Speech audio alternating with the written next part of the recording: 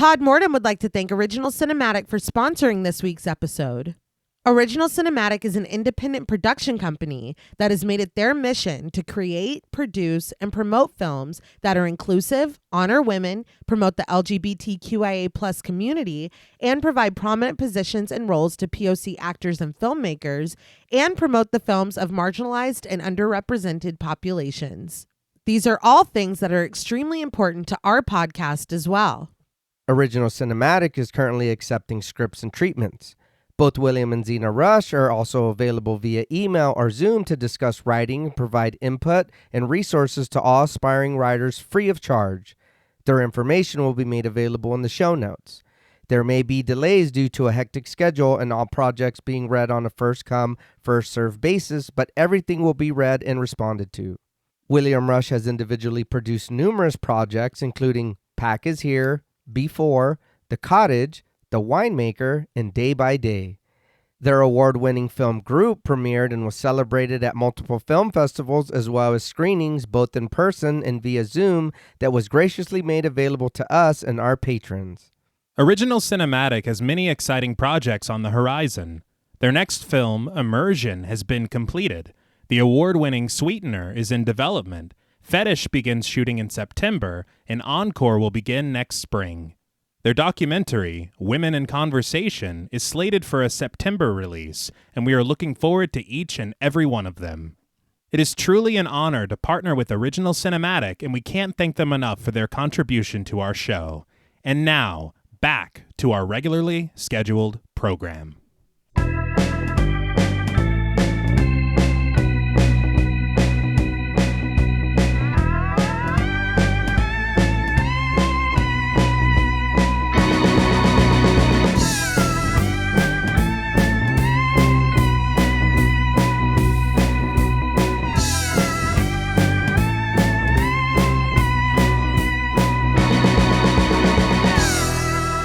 Salutations! Welcome to Pod Mortem. I'm Reneé Hunter-Vasquez, joined as always by my co-host, my husband, and my brother. Hi, I'm John Paul Vasquez. Hi, I'm Travis Hunter-Sayapin.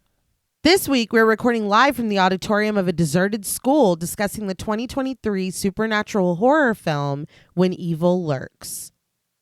This film was written and directed by Demián Rugna.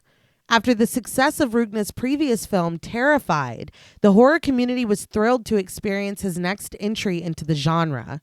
And for many, this film did not disappoint. Imbued with Rugna's now trademark unflinching violence, disturbing visuals, and compelling story, When Evil Lurks both rose to the expectations set by Terrified and became a favorite of the year for many horror fans. This film was requested to us by friends of the show, Skank Sinatra, Topher Williams, Eggy, Murder Stina, Beth Bauer, Mina Lobo, and Patrick Hoagland. We want to thank them all for their support as well as this suggestion. So, what did you guys think of When Evil Lurks the first time you saw it? I'm going to be honest, I don't remember. I know you told me about the movie, babe. I don't remember if I heard it from anywhere else or if I do apologize if anyone recommended it to us, and then I don't. I just we get so many recommendations or requests and whatever, and then we've got so much stuff we're doing. You know what I mean? Some stuff does get lost in the memory. I do remember though. I started it one night and I had got more than halfway through it, and I came and I had told you, babe, I was like, you got to watch this movie. I don't even care starting it over from the very beginning. Yeah, like I was really, really enjoying the movie. And we did. We started it over and watched it, and like I didn't mind. I think I watched it again sometime after, and I still watching it for the show. I still really, really enjoyed the movie. There was other things that I don't know how I continued to forget, even with like the 3 times that I've watched it. But it did again make me continue to feel like I was like, man, I'm watching this and I'm still very, very entertained and liking what's going on. I'm not sure if it's maybe the world building that was going on in the movie or what, but I did enjoy the shit out of this. This one came with a lot of anticipation. Okay. And I had heard a lot about it. I heard from both of you. I heard a lot online of people watching it and really, really loving it. Mm-hmm. And I loved Terrified. Yeah. A lot. And so I was really excited to see this one. I enjoyed a lot of it. Yeah. But I feel like, at least for me, I think anticipation and expectations kind of hurt it a little bit. Okay. It happens. It does, and it's unfortunate. Yeah. But there is a lot to really enjoy. I think that there is a vibe that I really appreciate that a lot of films don't have very much anymore, which is that of the fact that no one is safe. Yeah. And I really like that feeling in a movie where things can be so unexpected and you can be surprised. Yeah. I was legitimately surprised by this film no less than like 5 times. That was the thing too. Like I was saying, it is just watching it. I was like, how did I forget that? Or how did I not remember that? And I'm still surprised by this. Yeah. And I think that's something, I mean, that's probably what I take away the most is the kind of, and it's very brutal things that happen, but there is a joy of feeling that feeling. Yeah. Of being like, dude, I wouldn't have expected that in a million years. Yeah. To see that in a film. Yeah. But you do. And I did honestly feel the same way about Terrified. Yeah. See, your sister said we watched it. We did. Yeah, we did. You were there. We all watched it together. I don't remember anything that happened in that movie whatsoever. I promise you were there. But I am a bit envious of you because you get to watch it again for the first time. Yeah, well. No, but I think he's going to do the thing he always does and say, I don't remember anything. And then we're 5 minutes in. Oh, yeah, no, I remember this entire. I remember frame for frame. It's like, God damn it. He's quoting it, like mouthing the words.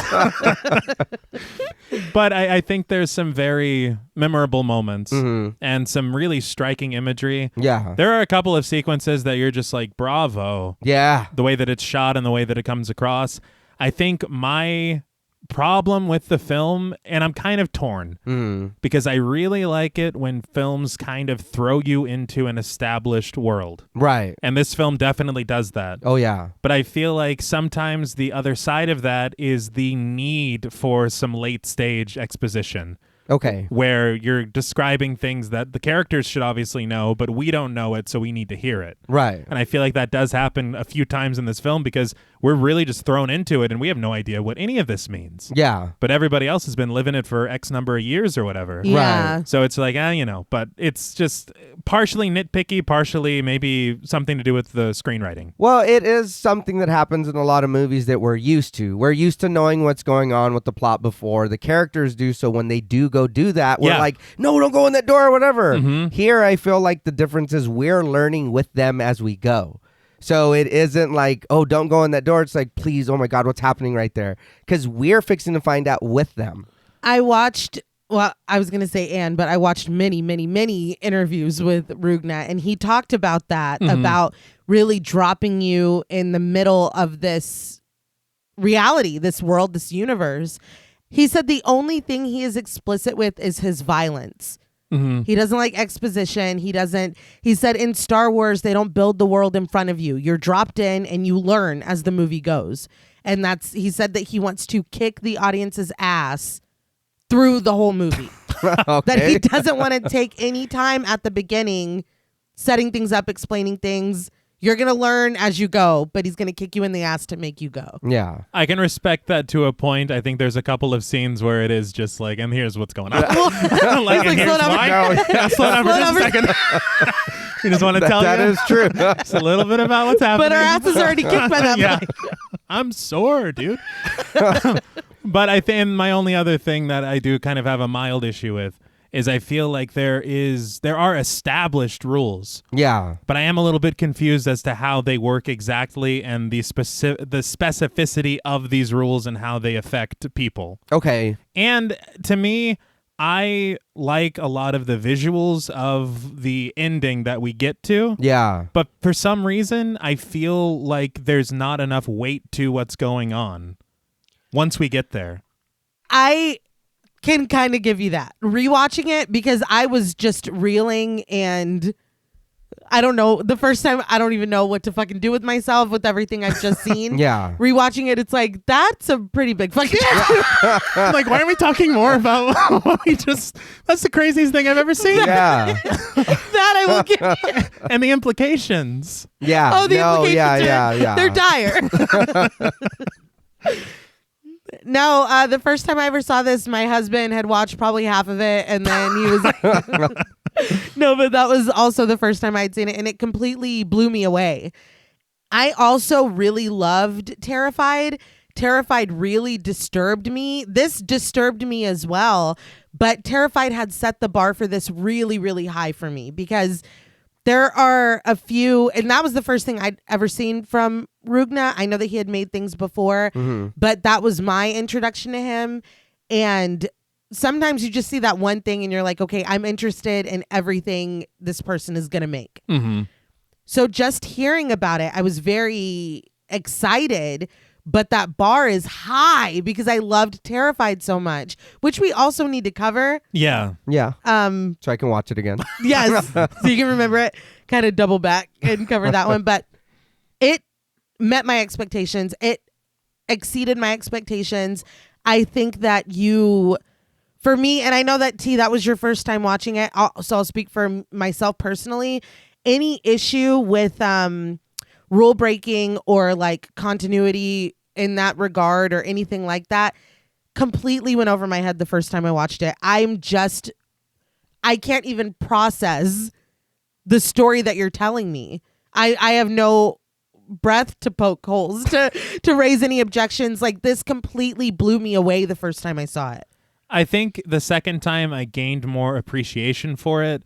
The first time I was watching it, and it's kind of setting it up in your mind as the viewer for some moments, and you're like, okay, so this means this. Oh, I hope so, because this happened, then that means he can't. I'm like, oh no, it's fine. So I guess I'm wrong. Yeah, and there are moments like that where I don't know if it's like subversion, where it's like, oh, you're worried over here, but don't look at my other hand. I don't know, but the first time watching this, it really genuinely to me felt like a roller coaster. Like, I just did not know what the fuck was going to happen next. Yeah.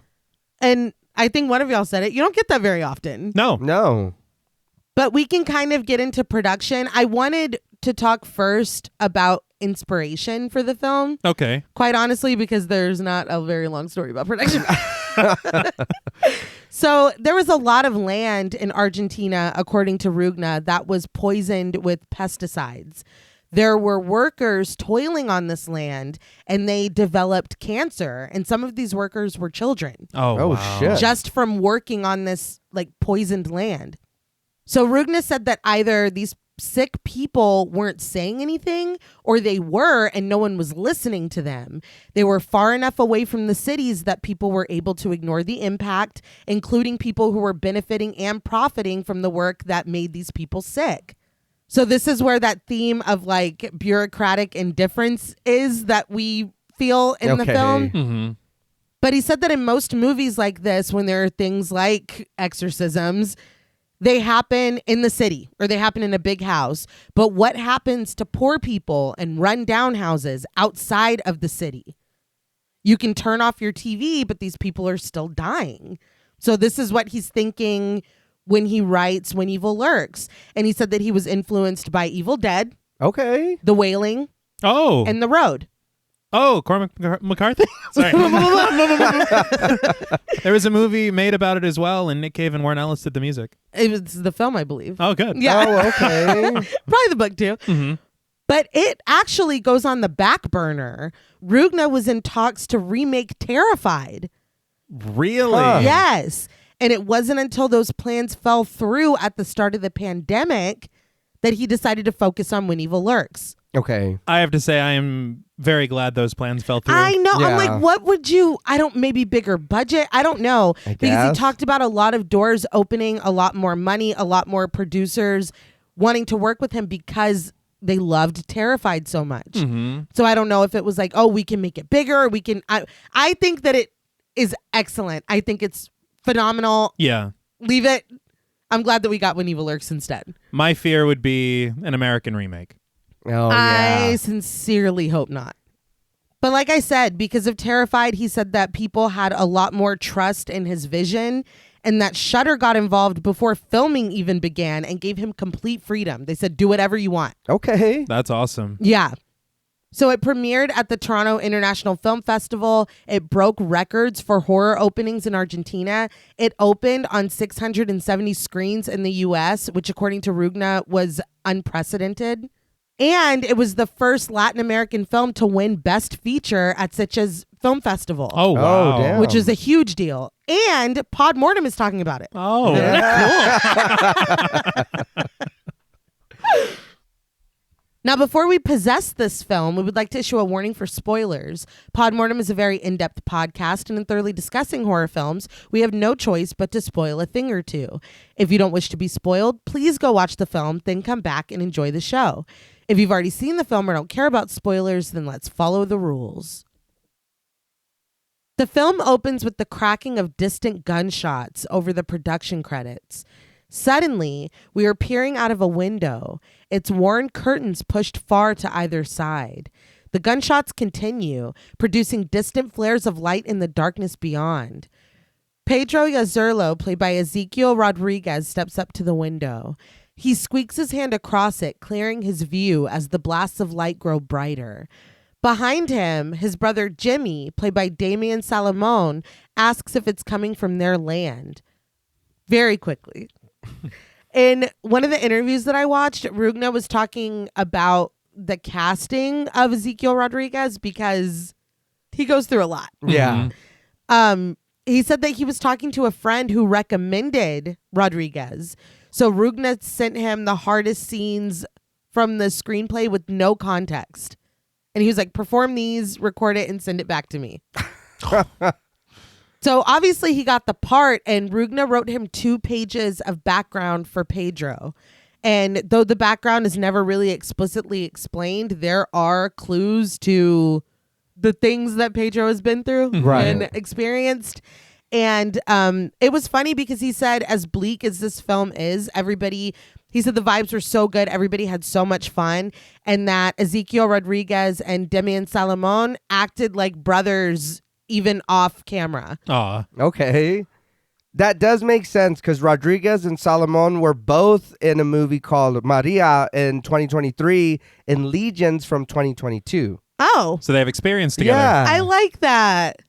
I also did see that Salomón was in Satanic Hispanics in 22 as well. I still need to watch that. Yeah, me too. Me too. If I'm not mistaken, it's a segment that Rugna has in that film. Okay, Very then definitely. nice. Yeah. So it's pretty cool too. Hell Yeah.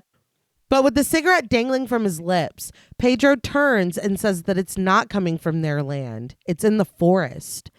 He walks away from the window to get his gun while Jimmy proposes that it could be someone named Ruiz or maybe a poacher.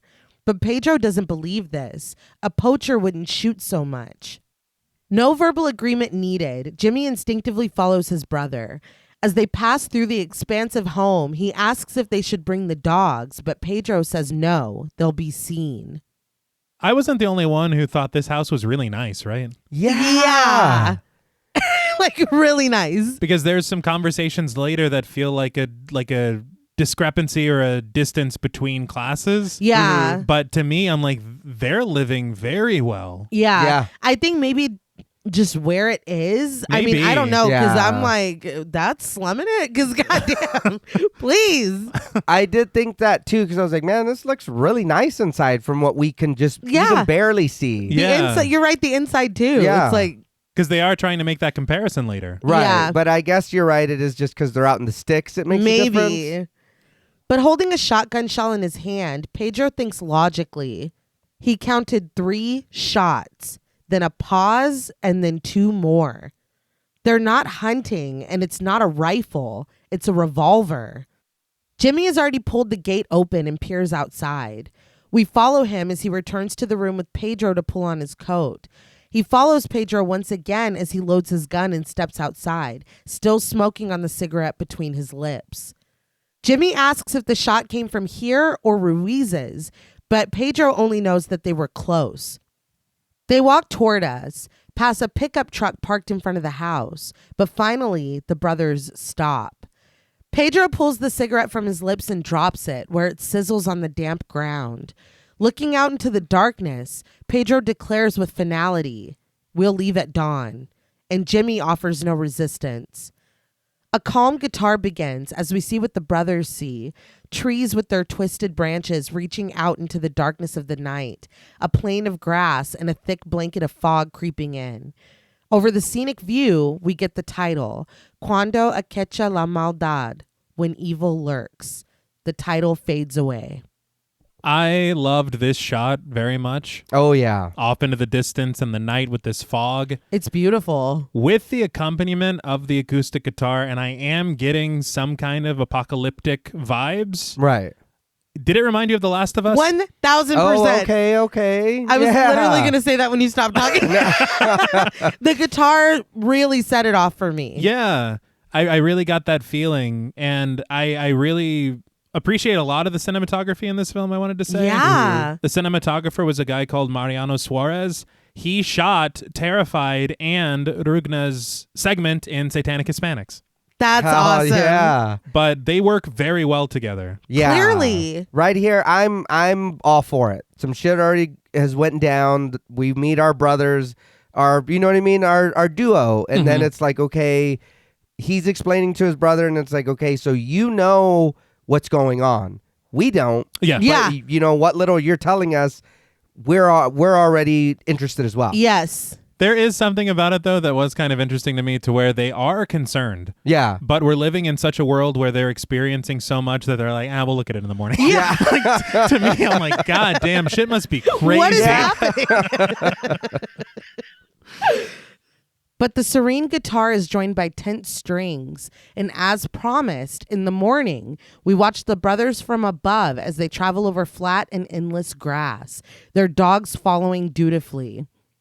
They make their way through fences and into the woods. And I did want to say, in one of the interviews I watched, the interviewer asked Rugna about if there was any symbolism in the dogs being black. We see black birds. We will see other black animals coming up, like if it's a symbolic. And he was like, no. He said that when a trainer tells you dogs are going to be X amount of money for what you need, you call your friend and see if you can use your friend's dogs.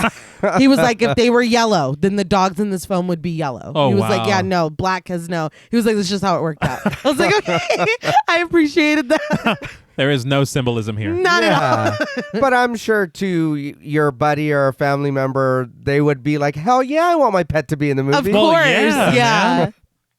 Twigs snap under their boots as they continue forward, guns slung over each of their shoulders. Once they pass the tree line, the dogs seem agitated. But when they run ahead, Pedro and Jimmy just watch. When the dogs alert on something out of view, the brothers investigate. To the accompaniment of buzzing flies, they spot a human hand torn away roughly at the wrist. And behind them, the dogs point to the bottom half of the unfortunate victim. Boots still unnecessarily protect the body's feet, and jeans are pulled up to the detached waist. But at the waist, entrails spill out onto the forest floor, bloody and glistening. I'm sure this is not what they expected to find. Hell no. No. I will say it looks fantastic, Yeah. Mm-hmm. but it is very striking to consider because the upper half is completely missing. Yeah. Yeah. And just what we stumbled across. Do we really want to get involved? Nah. It's Absolutely not. They're just like, fuck, dude. Like, Let's go back home. yeah. Jimmy wonders if it could have been a puma because there's a big one skulking around that ate Ruiz's goats. As they continue to look down at the mutilated remains, Jimmy questions, isn't that Ruiz? He reasons that he was hunting the pumas and lost to them, but Pedro disagrees. Pointing at the wounds left behind, he deduces that the guy was cut with something sharp. Well, the puma carried around. Yeah. It came prepared. It had one of those pendulum traps from Saw. Flies buzz loudly as Pedro turns away, and when one of the dogs lowers his face to the body, Jimmy nudges him away with his boot. He asks what they should do about it, and Pedro informs him that they have to report it, but he's distracted by an open wooden case that he's found away from the body. Inside are strange instruments of shiny gold. They all have cutout spaces within the box, but they are thrown around carelessly as if the case was dropped. Pedro picks up some of them, turning them this way and that in his curiosity. He hands something that looks like a large key over to his brother, saying that these are pieces of something. Jimmy looks at the key closely and realizes that he's seen this before. which I'm just now connecting. He has seen this before. Yeah. He has, but I would love for him to elaborate. Well, he's busy. Pedro asks what it's for, but abruptly dropping it into the case and walking away, Jimmy concedes that he doesn't know. Pedro stays kneeling over the case, but Jimmy changes the subject. He points out that they're at Ruiz's now. Should they talk to him or the police? But he wonders, what if the killer is Ruiz? Maybe he caught this man stealing and he killed him. They're changing their theories a little too much for my taste. It's like, man, this bisected corpse is Ruiz. Well, maybe Ruiz killed him. It's like, dude, you guys need to calm down a little bit. Let's talk about, you have a knowledge of this, and you dropping it the way that you did, did. Definitely know what this is. Yeah. Right. Well, that's how I took it. Was like, you're changing the subject. Why? And I want to know what the fuck all that is. So now we can't not get involved. We've got to investigate further. Yeah, unfortunately. Yeah. But leafing through a book that he found next to the case, Pedro tells his brother to shut up. Ruiz wouldn't cut someone in half. But Jimmy isn't convinced. Ruiz could cut him up and feed him to the pigs to make him disappear.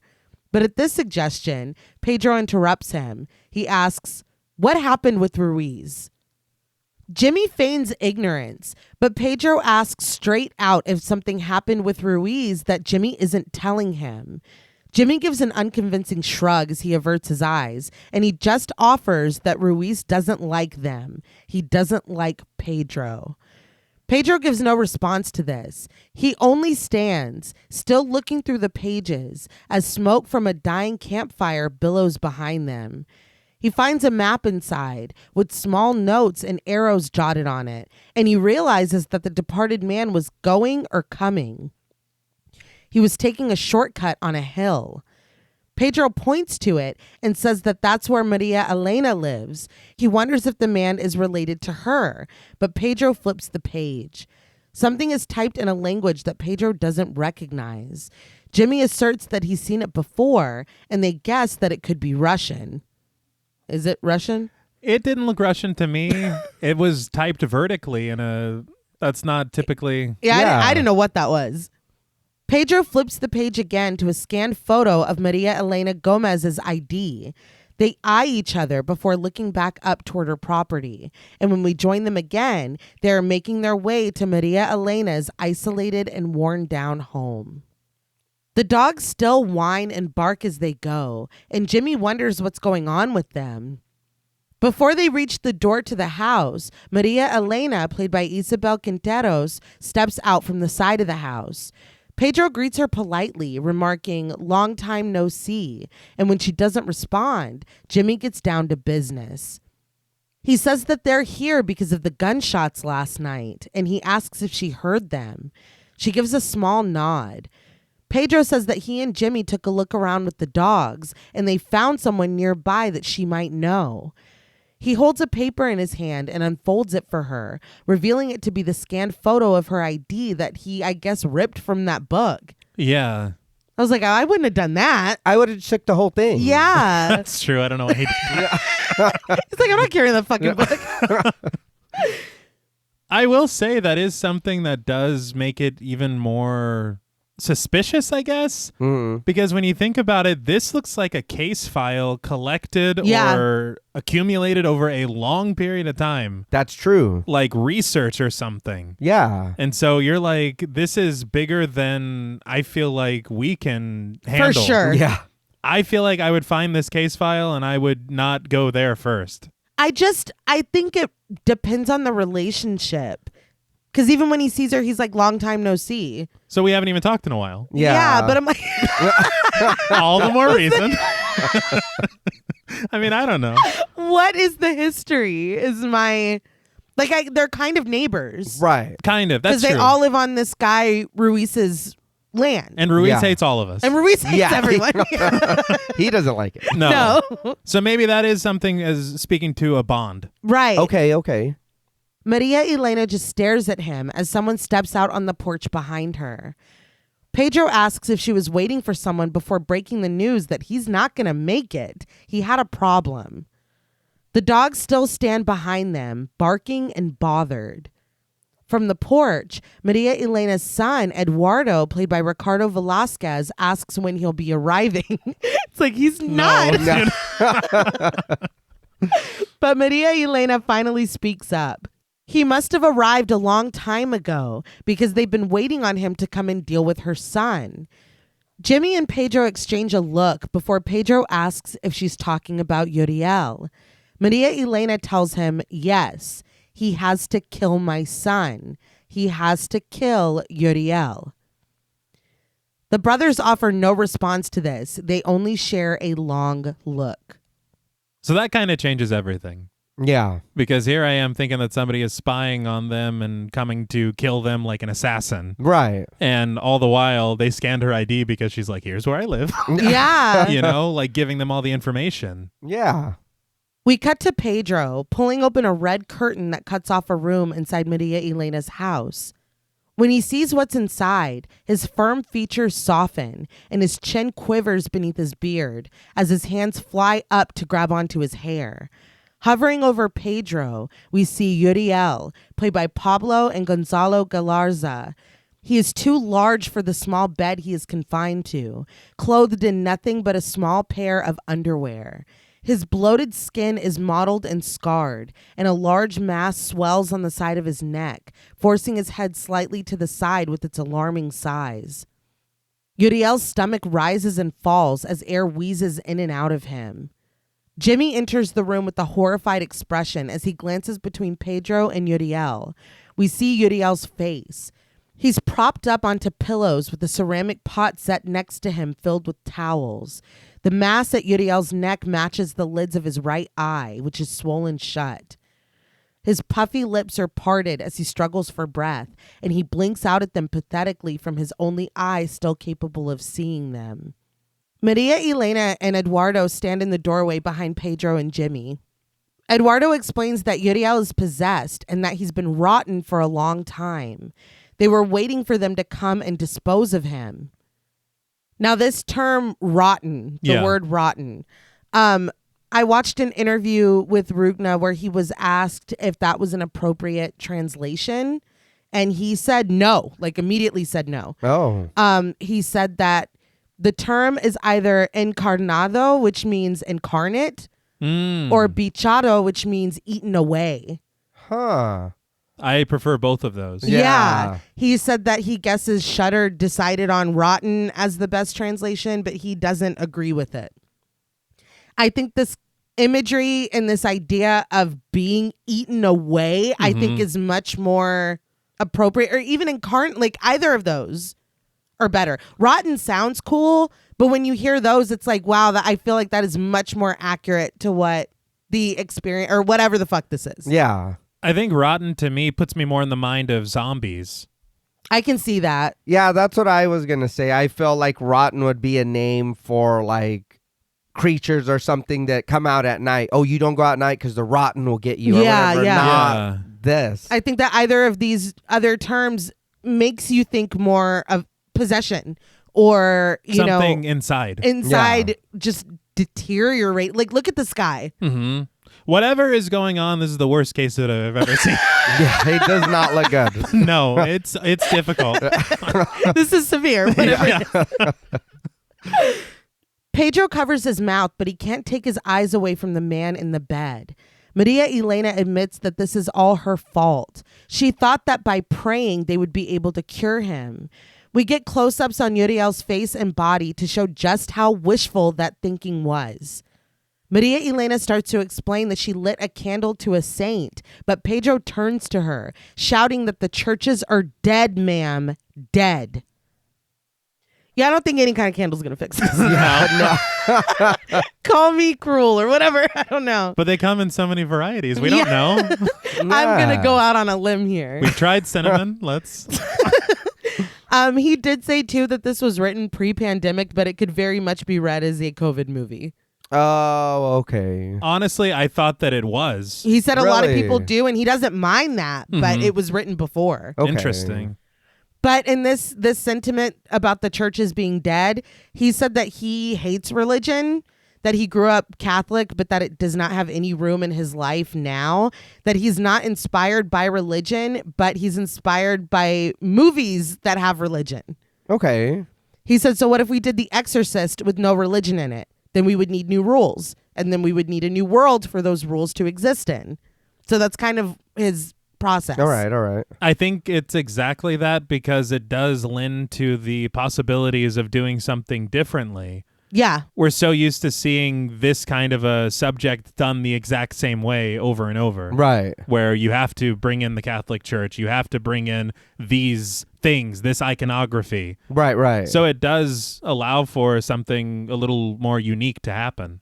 Yeah, I thought that was an interesting thing to say, because it did make me think, so we're not getting any help. Yeah. Like, this is just it. Well, and it does make it scarier, because when you're fighting something or like going up against something like this, it's like, oh, well, obviously God is going to take care of this one, but it's like, no, it's just us. And we're filing fucking requests for somebody to come and take, like, it's like a maintenance order. Yeah. Come fix my fucking toilet. Like, it's like, that's horrifying. Yeah.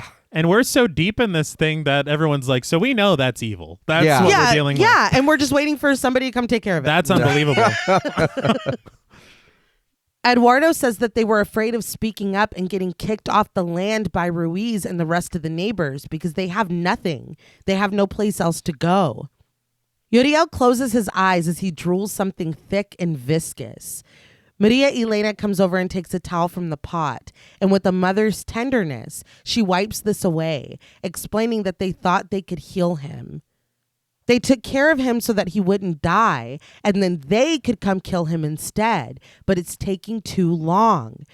She strokes her son's bald head, and Uriel's good eye rolls up to look at her. So this is a combination of many things, I would say. Okay. Because it is very sad to see a mother taking care of her son with this kind of a condition. Mm-hmm. It's also very, very repulsive to the human eye to see such disgusting fluids. And I remember asking before I had watched it if I could eat while I watched it, and you told me a flat no. Yeah, no, I wouldn't recommend it. But again, I gotta say and give it to the makeup work for this. Well, Rugna said that for a lot of this, Uriel was a big puppet. Really? And there were 4 effects artists inside moving him and squirting the liquids out of the face. Huh.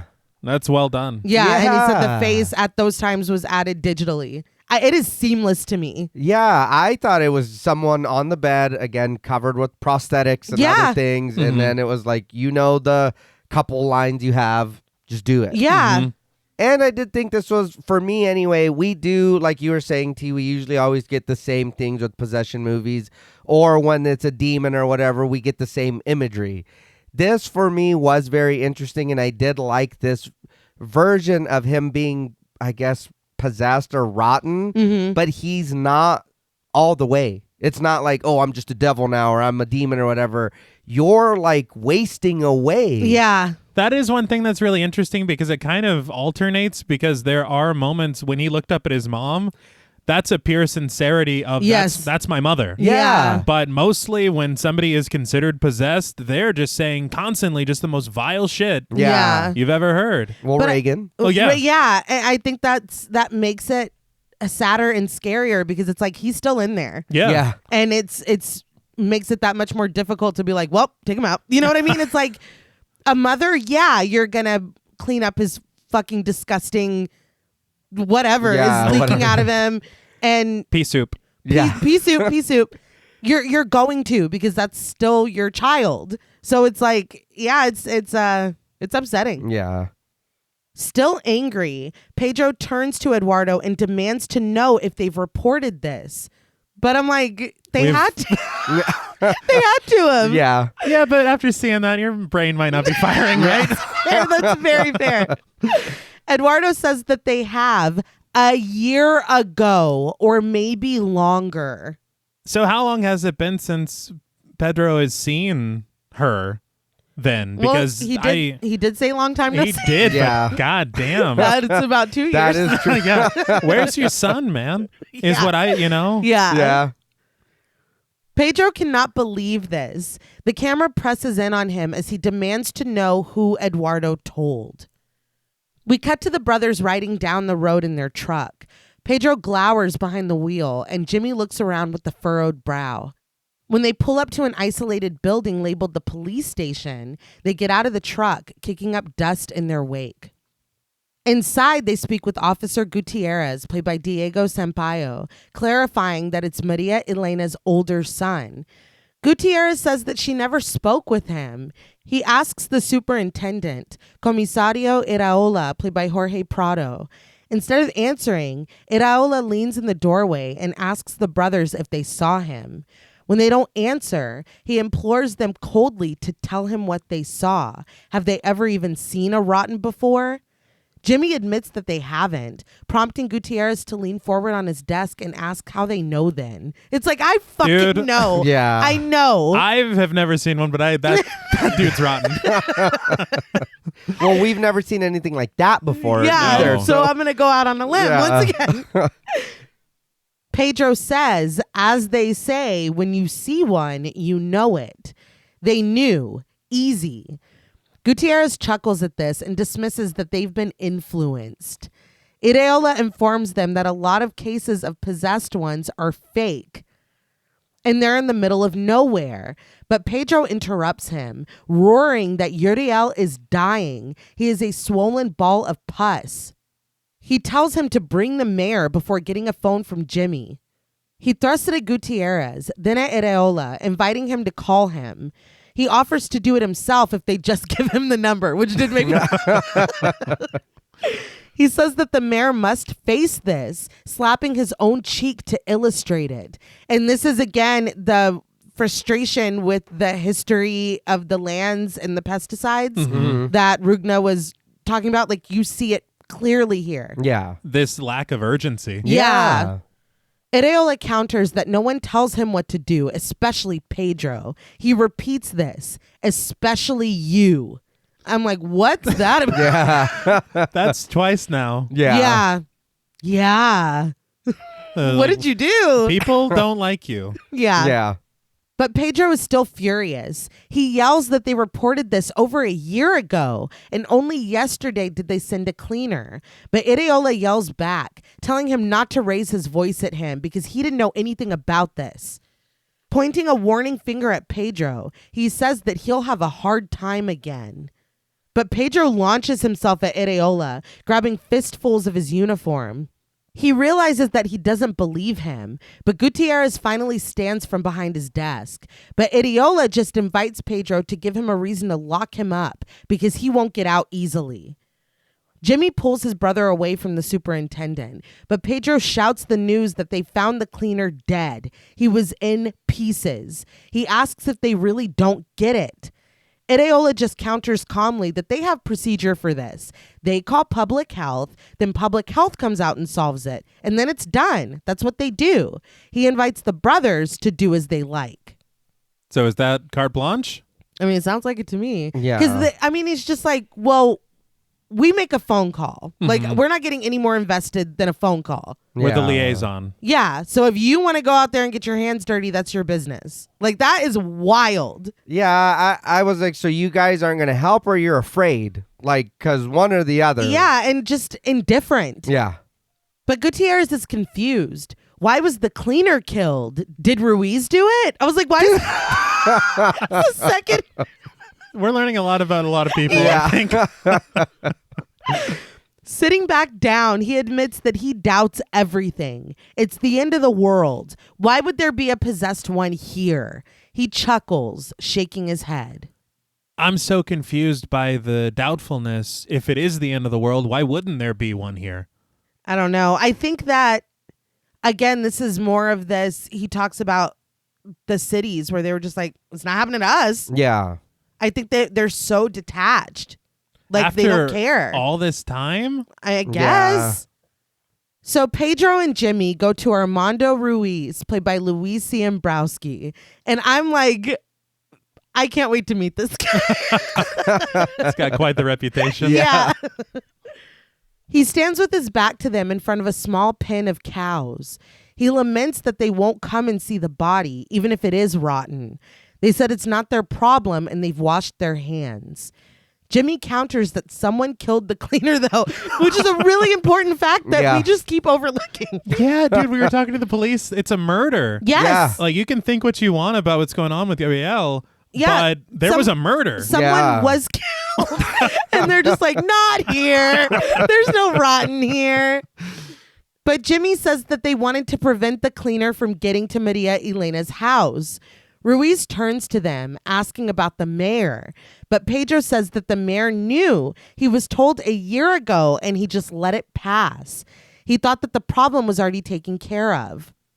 Jimmy adds that they told them not to speak, or else they'll be marked, and this place will be worthless. I was like, oh, fuck, I guess the conversation continues. Yeah.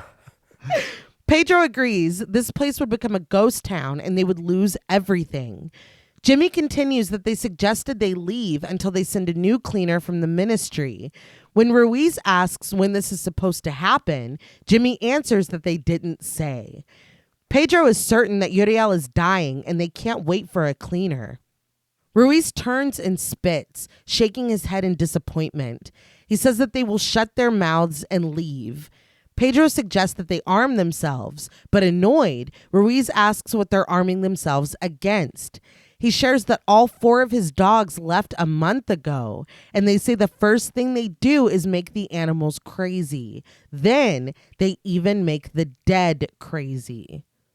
That's very interesting Yeah. and absolutely terrifying. Yeah. It is, but it just dawned on me then. If a month ago your dogs ran away, wouldn't you investigate your land or around or something? He's like, huh? That's weird. I'll be damned. All 4 of them? Yeah, maybe they had somewhere to be. I don't know. They'll be back. I know he was saying earlier he was having problems with a puma or some shit. Or Yes. I get it, but if they're just gone and you knew they ran away? Yeah, because I was like, did he think that the puma... Killed them? Yeah. But no, he said... That they all left? Oh, yeah. I don't know. But there's also, I mean, he doesn't like any of them that he's renting this land to or the Yeah. property. Yeah. So he wouldn't tell anyone anything. Yeah. That's true. So, geez, man. Yeah. Pedro asks what they should do, and Ruiz only knows that they have to do something. Pedro wonders if they should auction everything off and leave before it goes viral. But with simmering anger, Ruiz calls them the naive brothers. He insists that this was a setup. It was the state because they want his land. That's why they've been abandoned. They don't care about them. He steps away from them and lowers his voice, muttering that there's a possessed one here, and adding sincerely that he never imagined this. We're seemingly on the same side, even if you are getting a little conspiratorial with it. Yeah. He's like, my land is just so good, you guys. Like, this is all because they want my fucking land. They've dude. always wanted it. They've always said they wanted it. But at least you're going to do something. Yeah. Yeah. Well, I mean, it's this sentiment of it's up to us now. Nobody's coming to help us. Yeah. So now we have to figure this out. Which honestly is a very poignant Yeah. thing in these times. Yes. Yeah. That night, Ruiz sits across from his pregnant wife, Ximena, played by Desiree Salguero. She eats dinner while he sits pensively. Abruptly, he jumps up from the table and disappears into another room. Ximena stands, calling after her husband and asking where he's going. When he doesn't answer her, she begs for him not to do anything stupid. But it might be too late for that. Ruiz pulls up to Maria Elena's house in his truck, and when he hops out, he's holding a shotgun. We follow him, the camera movement shaky and frantic as he approaches the house and kicks open the front door. He came in hot. Yeah. Maria Elena screams at his sudden entrance and asks what he's doing. He passes Eduardo, who stands on nervous legs. Ruiz makes his way to the bedroom, covering his mouth and nose at the stench. When he sees Uriel, he reacts in horror and anger, telling them to look what they've brought to his land. They've brought the foulest thing. He raises his shotgun and stares down at Uriel with red-rimmed eyes. But Maria Elena stands in the doorway, crying and begging Ruiz not to shoot. Ruiz argues that he has to, but Maria Elena rushes to explain. You don't kill evil like that. It will only make it worse. Eduardo adds that if Ruiz kills Uriel, Ruiz will die. Maria Elena steps over to him, detailing that it will take their bodies. It will take their souls. Ruiz continues to point the gun down at Uriel, who is shiny with sweat and thick blood. New boils have erupted over his face and head. Maria Elena sobs, imploring him to please not do this. It will only make it worse. It needs to be done by a professional. Ruiz only tells her to shut up and reels on her, pointing the gun in her face. He tells her that he should have burned her house down when she came here with her filth. He tells her and Eduardo angrily that they contaminate everything. He goes to the other side of the bed, and our view of Uriel is in the forefront. He wheezes and struggles to breathe, his good eye looking out emotionlessly toward his mother and brother. Why would you say it that way? I don't know. I understand if you're angry and you're trying to blame them and like, oh, you guys were planted here to ruin my land. But if they've been here the whole time and this barely, and again, we don't know how long they've been living here. Mm-hmm. Yeah. But I'm assuming they've been here for some time. So Well, even if he's been sick for a year. yeah. then- So, but even if the year has passed, you were fine with them before. You didn't pick up on anything before. Everything was normal. Is it like a classist thing? That's what I don't maybe. understand. Maybe. Because the only other way that would make sense is if he knew that Uriel was rotten and they brought him Yeah. here when he was rotten. And I don't think that's I don't think that's the case. Yeah. no. So I feel like it's something more deep-seated. Yeah. In a rasping voice provided by Berta Muniz, Uriel croaks, "Kill me, Ruiz." He begs, "Please, you coward, kill me." I was horrified that he could talk. I'm not going to lie. Yeah, I hadn't counted on that. No. Because there was no, like, I mean, I guess there was some awareness when Pedro and Jimmy were here, but he was not communicating. Right. And so this, coming from him, startled me. Mm-hmm. But now it's like, you want this a little too much. Yeah. Well, Right. what happened? Yeah. Yeah. Well, and listen to what his mother just said. Yeah, and he's like, no. Yes. Do it. Yeah. I know why I'm a ghost. No. They stand at an impasse. Ruiz staring at Uriel with his gun raised and ready. Maria Elena and Eduardo staring at Ruiz, and Uriel continuing his taunts with raspy breath. He tells Ruiz to shoot before he moves to Jimena's belly and possesses the life growing inside of her. The score warps, dropping as Ruiz processes this threat. As Uriel continues, promising that Ruiz will be the first he visits when he is released, Eduardo's eyes scan over the clutter of the room to find a gun, half hidden in a pile of clothes. Ruiz looks from Uriel to his mother and brother. We cut to Ruiz's truck and watch from afar as he sits inside, burying his face in his hands as he cries. But as the contained pigs and chickens on the farm welcome the dawn, a car pulls onto the property and stops next to Ruiz's truck. Ximena gets out and rushes to his window. Ruiz still sits pensively inside as his wife bangs on the window, calling his name again and again. She asks him what he's done and pleads with him to tell her that he didn't hurt anyone. As she tries to speak with him, Pedro and Jimmy appear behind her. They only glance at Ruiz before hurrying to the house. In response to his wife, Ruiz sobs that he's just playing with them. He can do whatever he wants and he's playing with them. Ximena begs him to open the window, but he just repeats that he is taunting them. Pedro and Jimmy come back outside, reporting that Ruiz didn't kill Uriel. He's still alive. When they return next to Ximena, Ruiz finally rolls down the window. He tells the brothers that they need to leave. Pedro admits that they're thinking about it, adding, "Fuck everything, Ruiz." But Ruiz is adamant that Uriel is the one that needs to go, and they need to take him far away from here. He proposes that they take him 2 or 3 hours away, or as far as they can. Jimmy protests that it's too risky, but Ruiz maintains that what's risky is having him here. When Pedro admits that they don't know how to do this, Ruiz only calls them cowards. He finally opens the door to his truck and steps out, offering that he'll do it with the brothers or he'll do it alone. He reminds them that this is his land. The rotten must be removed before it rots the rest. He's been here for a year, so I think he's fine, really. I mean, if he was going to do something, the evil's already seeped in, I would imagine. Yeah, but he's like, now I know about it. It's new to me. I can't abide. But can you imagine this being your plan? We're going to take him and dump him somewhere else and make him someone else's problem? Yes. Yeah. He's right. He needs to go, but it is very dangerous. The consequences are they're too bad to move him. But I would honestly, we all live here. Whether it's my land, we're all here. We all have built a life here. I would feel the same way. We got to get him the fuck out of here. But again, we shouldn't be moving him. We shouldn't. It's a dilemma. Yeah, but he's not bothering people unless you go into his bedroom. He's only talking shit once we threatened to kill him. Once you had a gun on him. Yeah, That's true. because even Pedro and Jimmy came and he was just hanging out. Yeah. I would go back to that book that we found and be like, is this a manual on how to work this thing? Hey, Because the instrument is still here. And Jimmy said, I've seen it before. Did you see it put together? Yeah. That's Did you right, see it that's being right. used? What if Yeah. it's like a little like IKEA thing and we just Yeah, you follow just it? put slot A into hole B or whatever. Yeah. It might be pretty easy. You can't put a slot in a hole, actually. No, that's not how it works. Maybe rod A into slot B. I don't know. You're like, I've never built anything in my life. We don't have an IKEA here. So me and JP will be building the device. I'll supervise. But yeah, I think that's where my mind would go because like we said earlier, it's up to us and we're explicitly being told.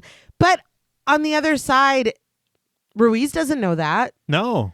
So, I mean, it's on one hand foolish. On the other hand, he can't stay here. You're telling me I can't kill him. We got to move this. Yeah.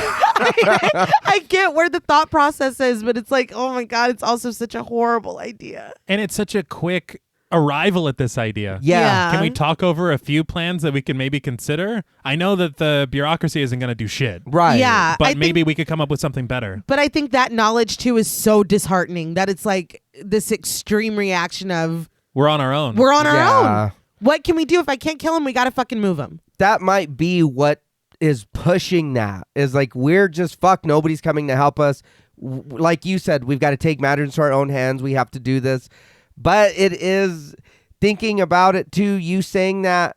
Why aren't we not going to look where the cleaner was first? Mm-hmm. Like I know we joked about putting it together or whatever, but you're right. Why aren't we? Look, let's go over there real quick. Let me show you all the shit that was there. Let's whatever. For sure. And then we can formulate a plan after that. Because that whole thing was just sitting there. Yeah. And honestly, what we come to learn, I'm a little pissed off at Jimmy right now. Yeah. Yeah. Yeah. We'll talk later. Yeah. But I also feel like we're forgetting the component of Uriel telling Ruiz that he's going to get his wife and baby. So I feel like that is probably fueling the desperation and the we got to do this right fucking now. Yeah. I get that. You know? Yeah, but again, it's been a year. We're not thinking about that. If you were going to get her, you would have got her. Well, you are right, but remember a month ago his dogs did leave. Oh, yeah. So maybe and that's now- the first sign. Yeah, maybe it's like fuck now we do have to do something. It's too serious. Yeah. Ruiz pulls on gloves and starts toward the house before stopping and turning on Pedro. He points out that Pedro has a family, doesn't he? He implores him to do it for them. Take the risk. Ruiz enters the house, and when Maria Elena approaches and asks what he's doing, he pushes her aside and ignores her when she calls out to him, begging him not to hurt Uriel. Ruiz's words clearly having struck a chord, Pedro follows him into the bedroom.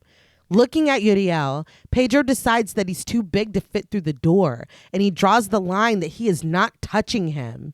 Ruiz suggests that they get a rope, tie his feet, and drag him like a pig. Maria Elena stands in the doorway with Eduardo behind her. I'm like, dude, his mom is right there. What does he expect? She's like, I'll get the rope. Yeah. That's not going to happen, dude. It is tough. It's your kid, but you do know there's something else there. Yes, yeah. And honestly, she's the one that put in the word with the cleaner. Yeah. So she really shouldn't be that hesitant. She's like, whatever you got to do. But she doesn't want like his body drag, like just take care of him. Just Yeah. do what you have to do at this point. And honestly, don't be dragging him around. Don't be shooting him. Don't. I think the other thing that we don't know regarding the cleaner is if you can get the person back yet. It doesn't sound like it. Oh, well then. But I mean, I don't know. Yeah, I don't know. Who knows? When you think of the word clean, it's not like you break a plate Yeah. and you can't use it anymore. Right. Yeah. I don't know. Because that's kind of what without saying an exorcism, what Yeah. you're doing anyway. Yeah. Oh my God. I just like assumed they would be dead. So I did yeah, too, please but- don't just leave him there. I get it even more now. Yeah. She asks again what they're doing. Jimmy has joined his brother in the bedroom and tells Maria Elena simply that they're taking him away. She begs to know where, but no one answers her. Ruiz is covering his mouth and grimacing at the smell in the room. When Maria Elena reports to Eduardo that they're taking his brother away, Pedro snaps at her to get a rope or a strap so that they can tie him. So I guess they are expecting to participate. But Ruiz says that they can just lift him up using the sheets. Pedro doesn't think that the sheets are strong enough to hold Uriel, but Ruiz insists that they are. They just need to lift him together at the same time. Pedro collects a handful of the sheets at Uriel's feet, and Jimmy and Ruiz each take a corner by his head. They count to 4 and lift together. I will be honest. I know, like I said at the beginning, I've already watched this at least 3 times. Watching this for the show, I was still like, dude, if we just take that wall down, we can just get the bed out. You're there. Yeah. I was like, no, don't do that. I can help you. Like, there's a better way. Yeah. The men cry out and strain, encouraging each other to lift as vile and discolored fluid leaks from Uriel's nose and mouth and gushes. This was a lot for me. Dude. Yeah. So is he just overflowing with it? Like it's like a toothpaste tube if you move him the wrong way. Sloshing it. Yeah. But they lose their grip and drop him, causing Uriel to fall face down on the floor next to his bed. Ruiz shields his nose again, commenting that Uriel is a nasty fucker. I'm like, it's insult to injury. Yeah. His mom's like, I'm still here. Yeah. It's like, you dropped him, dude. Yeah. That's Nobody not asked his you to fault. even move him. Eduardo speaks up from the doorway, warning that they're killing his brother, but Ruiz tells him to get out or he'll kill him. A man on a mission, he demands that Pedro and Jimmy grab the sheets and pull him. Jimmy spots a small box of bullets open next to Uriel's bloated hand, but they all get to work, clamoring and talking over each other, reminding not to touch him. But you have gloves on, Ruiz. What about us? Yeah. Yeah. You put on your leather gloves. You better go get us some more. I mean, and so and this is again, we're establishing these rules. You can't even touch them. Yeah. Well, I don't think it's a good idea. No. They manage to carry Uriel outside, using the sheet to hover him inches above the floor. Under Ruiz's instruction, they navigate down the front steps. Once they get onto the grass, the leaking sheet strains and finally rips. It put up a good fight. Yeah. I'm not going to lie. We can't even be mad. We're lucky Yeah. we got this far. Yeah, because they did get pretty far. Yes. Uriel crashes through it onto the ground. Ruiz declares that they need another blanket and yells at Eduardo to get one, calling him an asshole when he hesitates before disappearing inside. With this new blanket, and on Ruiz's count of 3, they haul Uriel into the bed of his truck and catch their breath as they close the tailgate. I was told there were a lot of risks with what's happening here. Yes. Yeah. I would just like to know how this evil spreads really, because we're doing a lot here. That was a question that I did have here as well, because he says about not touching them, but the sheet did break and he hit the floor. Yeah. So does They that would've- infect that spot? Yeah. Or the, like, And they would have had to move him to get him on another. right. So yeah. And so this is where I'm starting to be like, I don't know the rules. What are the rules? wash your Yeah. hands, dude. Yeah. Between here and the truck, wash your hands. Yeah. Nobody has hand sanitizer. We cut to them making their trip away from Ruiz's land. Jimmy in the back seat, Pedro sitting stoically in the passenger, and Ruiz driving, both hands gripping the wheel desperately.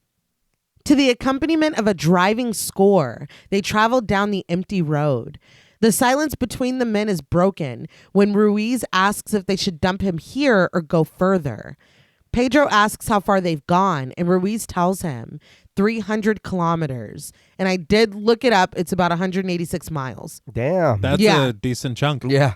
Pedro suggests that they go further, maybe even 100 more.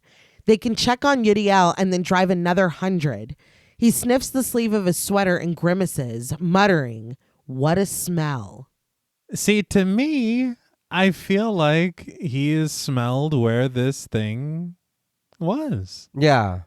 And I'm learning that doesn't fucking matter unless there's something else that we'll see. Yeah. Right. Instantly suspicious, Ruiz asks if Pedro touched Uriel.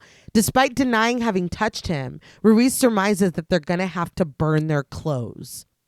As they continue down the road, Ruiz is struck with the realization that they did well. He turns to Pedro with pride and points at him, asserting that he did well. He tells him that this was the right thing to do, but he has completely taken his eyes off. I was like, dude, enough is going on. We don't need to add carelessness. We watch from the back window as he drives his truck directly toward a boy that is suddenly in the road in front of them, walking his bike. We meet a few kids on our journey, and I believe 3 of them are credited. Mm-hmm. And I believe this credit is Garcia Boy, played by Pedro Larabide. Okay. Jimmy yells from the back seat for Ruiz to watch out. And after some Tokyo drifting, Ruiz swerves out of the boy's way. And although the kid fell in the road, he was not hit. Ruiz wonders where he came from, and Jimmy assumes that the asshole was going to school. I'm like, why are y'all mad at me? I don't know why that was all you, dude. The kid does call Ruiz an asshole, though, which is great. He deserves it. Like you said, the boy calls them assholes, yelling after the departed truck as he pulls himself to his feet. Ruiz is pissed, muttering that this is just what they need and commenting on how dangerous this is. Yeah. Finally, they pull over onto a narrow dirt bridge, each of them slamming the doors behind them as they get out.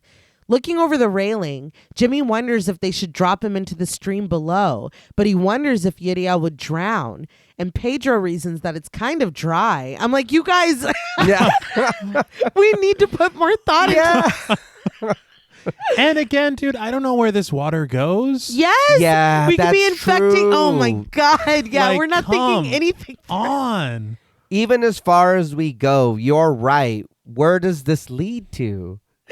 Ruiz has gone back to the truck, though, and exclaims, "Son of a bitch," once he looks inside. Pedro and Jimmy hurry over and we follow. We don't need to see the inside of the bed to know what happened. After questioning if he jumped before realizing that he couldn't even move, Pedro understands that Uriel must have fallen out when they swerved to avoid hitting the kid. No, he did not. No, because we saw the kid. Yeah, in the rear view. I don't know how this happened, frankly, other than like something really weird and supernatural happened. Yeah. Maybe, yeah. Or maybe it happened before. What? And they're just like, it was probably all that Tokyo drifting you were doing. I mean, I don't know. Because the he tarp wasn't was in the on. road. There was a Right. tarp on, and the bed was closed. Yeah. So I don't know what happened. I don't know. Yeah, it could have been any time. Yeah. Or anyway. Yeah. I don't know. He turns on his brother, reminding Jimmy that he was supposed to watch him. Jimmy admits that he didn't see this happen, and Pedro yells at him, asking how he could not see that. But Jimmy is adamant that he didn't. What he saw was them nearly killing a kid. Ruiz asks how long ago that was, and Jimmy reasons about 20 minutes, give or take. As Jimmy eyes the discolored mucus Uriel left behind in the truck bed, Ruiz decides that that's far enough. He slams the tailgate shut, declaring that it's not their fucking problem anymore, which is wild. Yeah. Because people who had the power saying that it wasn't their problem is what fucked you over. Yep. So now let's just repeat the cycle. I guess. It's like, Ruiz, you suck, dude. Yeah. He gets in his truck and starts it, prompting Pedro to follow him in. But Jimmy takes one last look at the road behind them before following suit. Later, as the sun sets, Ruiz drops the brothers off on their land and departs without a word. Pedro and Jimmy go through the fences again to get back home. That night, Jimmy surveys the contents of the fridge before deciding on a beer. He settles down at the dining room table with the bottle in front of him. Something small is wrapped in cloth, and with trepidation, Jimmy peels it open. A bullet stands straight up, and Jimmy eyes it before enveloping it in the cloth once again. Meanwhile, Pedro sits quietly in the bathtub before retiring to his room. He sits on the side of his bed and smokes a cigarette as he gazes out the window. After a moment, he opens it, inviting a chorus of crickets and cicadas to mingle with the score. He takes a pill off the dresser in front of him and dry swallows it before returning to his cigarette. But when he looks back up at the window, it's closed again. He opens it once more, propping a small case to keep it that way. In the living room next to the fireplace, Jimmy inspects the golden key-like piece taken from the case in the woods. As he works it back and forth, it creaks at its joint. So I'm like, they did take at least some of it back. Yeah. I feel like there are many moments throughout this film that Jimmy is thinking a lot of things that he's not saying. Yeah. And it does get a little frustrating to me because this is your brother. Right, Yeah. right. We can't talk about this, figure some shit out. Yeah. Or at least explain what I know where I've seen this. Right. And with the window, is that Evil Lurkin? Yeah, I think that the title really lets a lot get away with, because it's like, it's here. Yeah. So weird shit is going to happen. And it's all explained by that lurking of evil. Yeah. Because that, when I seen him open the window again, I was like, it's fucked. Yeah. And I'm like, Pedro, you should be more concerned about Yeah. I'll just prop it. Yeah, because he just put something there to hold it open. Yeah. He's like, stop it. Let's go to sleep. Yeah. Again, we'll deal with it in the morning. At Ruiz's house, he sits across the table from Ximena again. He stares contemplatively as she rises and clears her empty plate. She takes his as well, which appears to be full, and leaves the room. Distant thunder rumbles as a streak of lightning pierces the sky, birthing a sudden storm. Is that a reference to Nick Cave's Tupelo? Sure. I was like, very good. And outside, a goat cries out. I'm assuming the next day, because it's brighter and they're wearing different clothes, Ximena yells for her husband in a panic. It was an abrupt little transition. Yeah. I thought it was kind of neat, though. It was cool. Yeah. And again, just the sense of like, what is happening? Yeah. He jogs outside to find her, standing outside of the goat's pen. When he reaches her, she points at one goat specifically. Ruiz locks eyes with it and raises an accusing finger, declaring, "You." I want to know what this goat did to make Ximena yell for him. Because it really just seems like it's just hanging out. Right. He's just like, what's that? Like, did that goat just talk to me? would sound like to live deliciously or not? But if he's raising him, he would recognize him. Yeah. Yeah, true. As Ximena cries, Ruiz runs away, past his axe embedded in a log.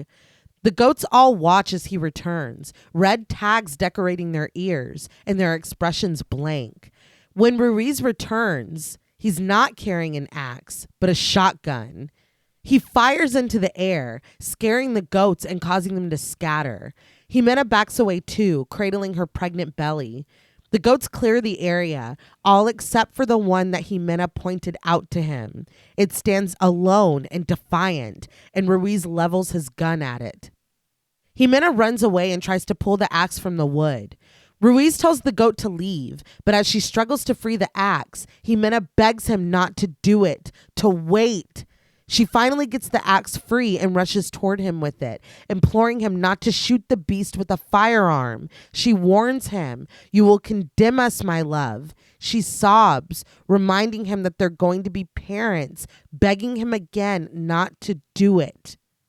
At her words, Ruiz closes his eyes and lowers his head. When she tries to place a hand on his shoulder, he roars at her to go away. She backs up, but she continues to watch as Ruiz warns the goat again to leave. But instead, the animal takes sure steps toward him, taunting the man by pressing his furry head right up against the barrel of the gun. Well, he's like, my cousin Black Phillip. Yeah. It's like, I'm not fucking scared. Yeah, you don't give a shit. I was like, oh my Yeah. God. Shouldn't this be the sign that you need to not do this? Literally. Yes. Upwanting it too much, just like Uriel was. He's Yeah. like, you're a little bitch. It's like, dude, I think I gotta kill this goat.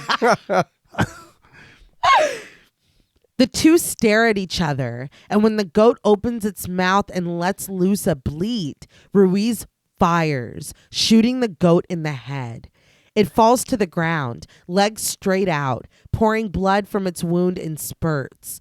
Ruiz can only stare down at this for a second before an axe is embedded in the side of his face, killing him instantly as his eyes roll back.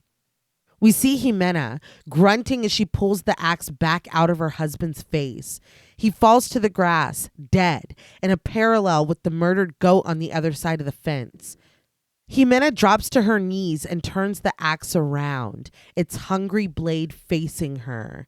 The music swells as she swings it, chopping herself in the right eye. She swings it again, blood pouring from her face. She swings again and again until she finally slumps over, still clinging onto the axe as both her life and the Ruiz family are lost.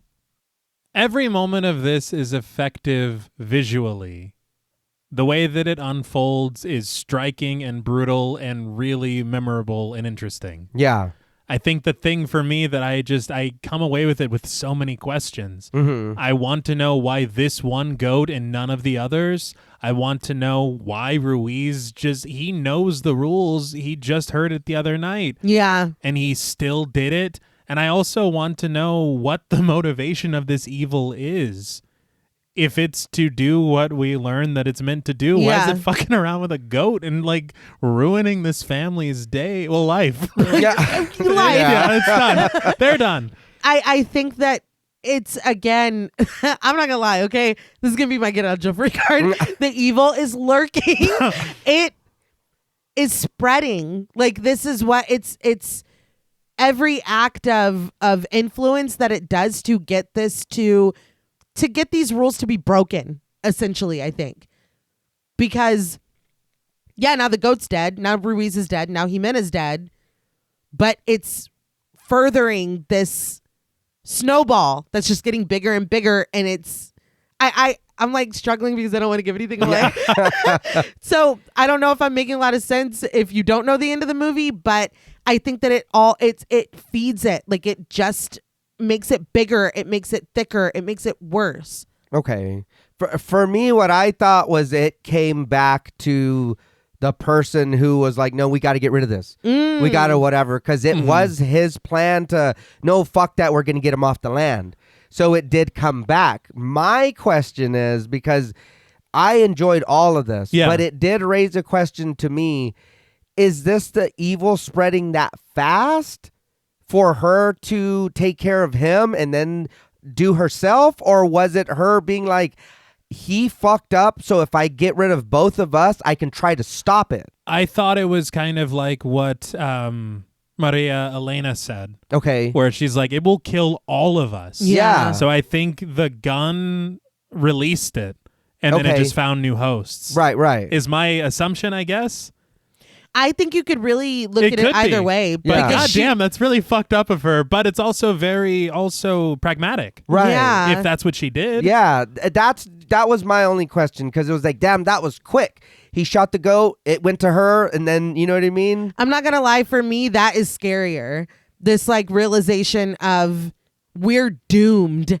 It's only going to get worse unless I take us both out right now. Yeah. Because it was immediate. As soon as that goat fell, she killed Ruiz. That's how I kind of took it, because it is scarier for me that way. Yeah. I think that another thing that is interesting is it is a bunch of misdirection. Yeah. Because when you think of exorcisms, you think of evil, A pregnant belly becomes a very meaningful symbol. Yeah. And so when you think of this, you're like, oh, Ximena's going to be very important. Yes. Right. And it's going to come into play in the third act. And you're like, oh, no, they're both dead. Yeah. It's so fucking jarring. It's disturbing and just unflinching. We're there for all of this. I mean, it was very impactful. Yeah. I mean, it is the cover. Yeah. Which I should have seen it coming, right? Yeah. I know. And I told him the same thing when we watched it. I was like, it's right fucking there. Yeah. I was like, maybe she's just holding it funny. I don't know. No, he meant it. Turn it around. Yeah. Come on. But Rugna said that he may one day love this scene, but right now he hates it because of how difficult it was to shoot. Oh, okay. He said that it took about 15 minutes to write and filming it was an absolute nightmare.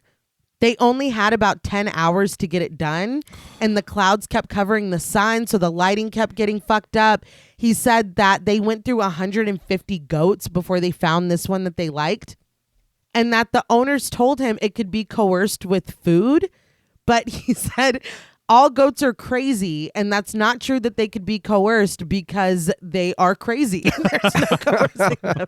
He said that the goats kept running away, like they wouldn't listen, they wouldn't follow instructions. It was incredibly frustrating because he said that they say not to work with children or animals, and he does both in this, and that he was like, it was a nightmare. All of it was a nightmare.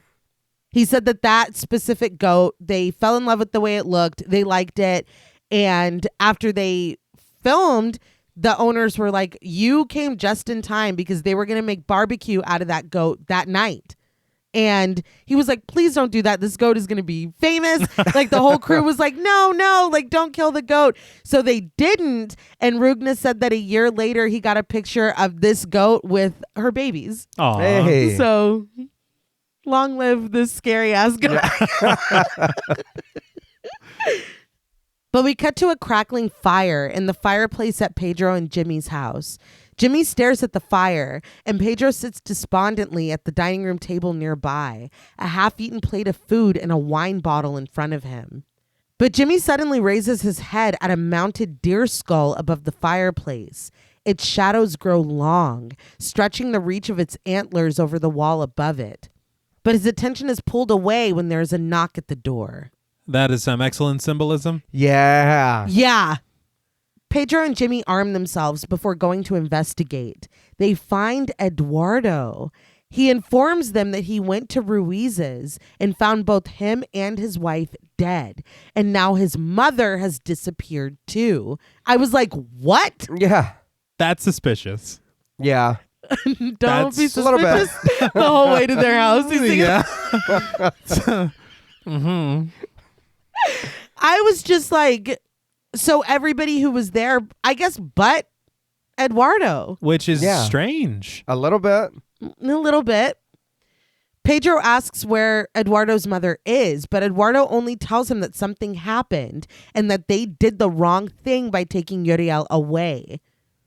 He's like, no, it was you guys. Yeah. Let's look at you. And dude, your only explanation is something happened? Yeah. Yeah, dude, What? go What home. something? No, we're not doing this. We'll do it at dawn.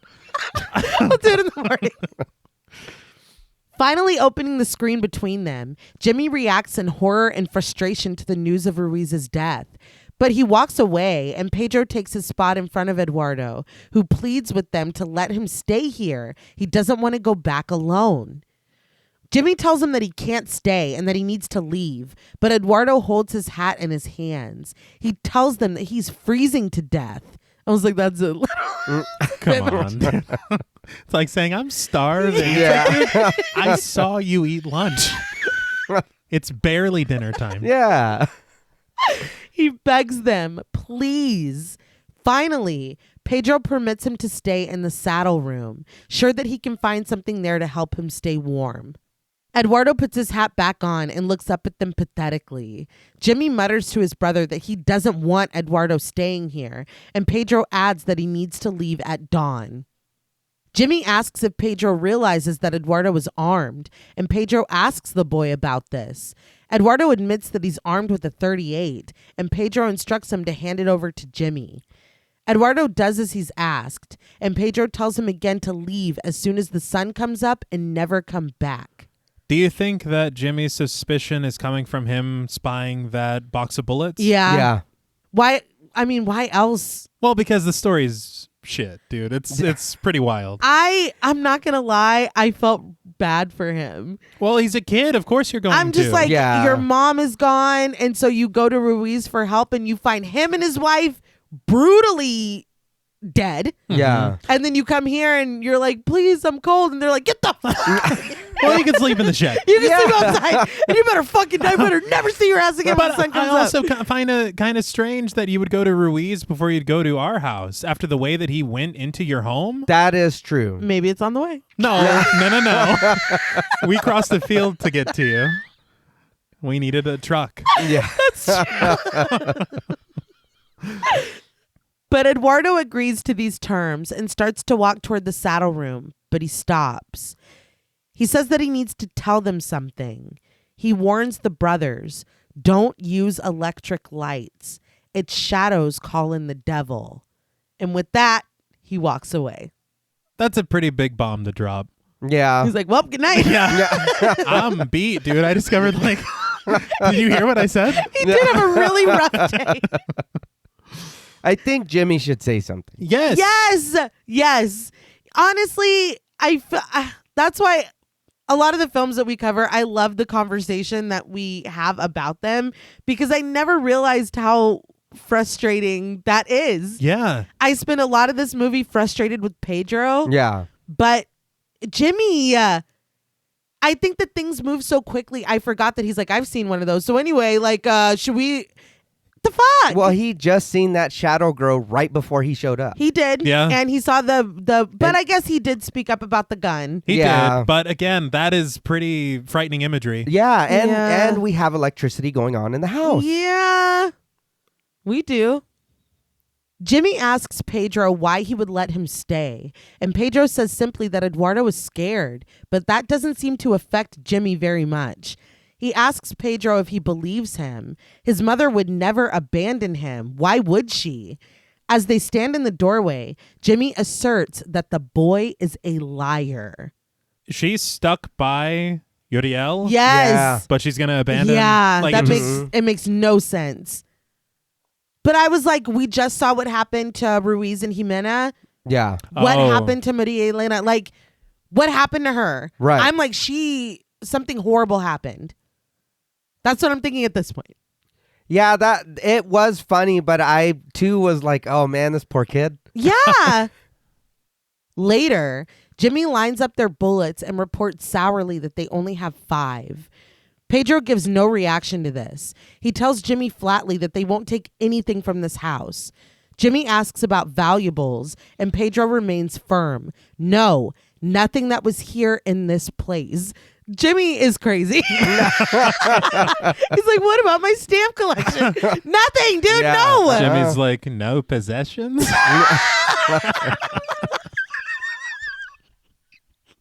It's like, really?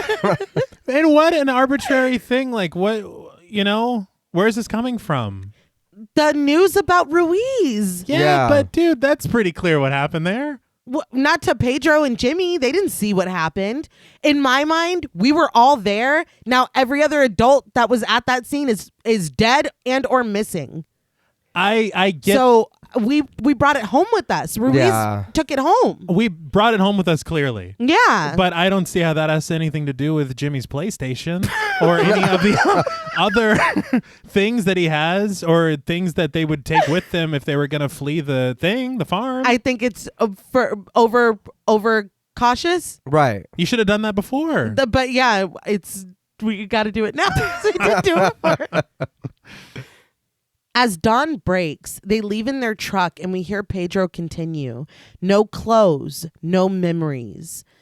Pedro swigs from a bottle of liquor as he drives them away from their home, and his voiceover details their plan. I don't think it's fair that you get to take liquor.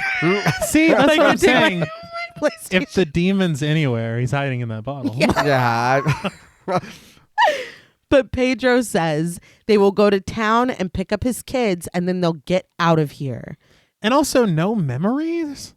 Yeah. How are you going to control that, dude? He's like, leave him behind. We've done a lot of things here. Following his plan, Pedro pulls up to a house. He gets out of the truck and Jimmy slides over behind the wheel. As Pedro approaches the front door, we hear a dog barking wildly. Jimmy watches, and it's not until Pedro turns his back to him expectantly that he drives away. Pedro has to knock on the door and ring the bell repeatedly before he gets a response. And it's not until he identifies himself and says that they need to talk that the door cracks open. Leo, played by Federico Liss, peers at him through the crack suspiciously. He asks what Pedro wants, but Pedro only repeats that they need to talk and he needs to let him in. Leo breathes a deep sigh and asks if Sabrina knows about this because she didn't say anything to him about it. Pedro repeats again that they need to talk and he needs to come inside.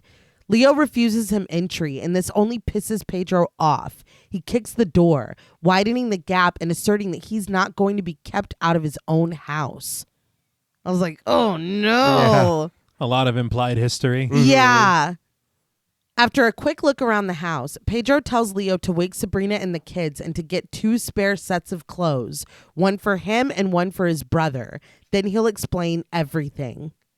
He steps into the next room and starts to take his clothes off as the family dog, Roger, saunters in, breathing heavily. Leo is like, what the fuck? Understandably. Yeah.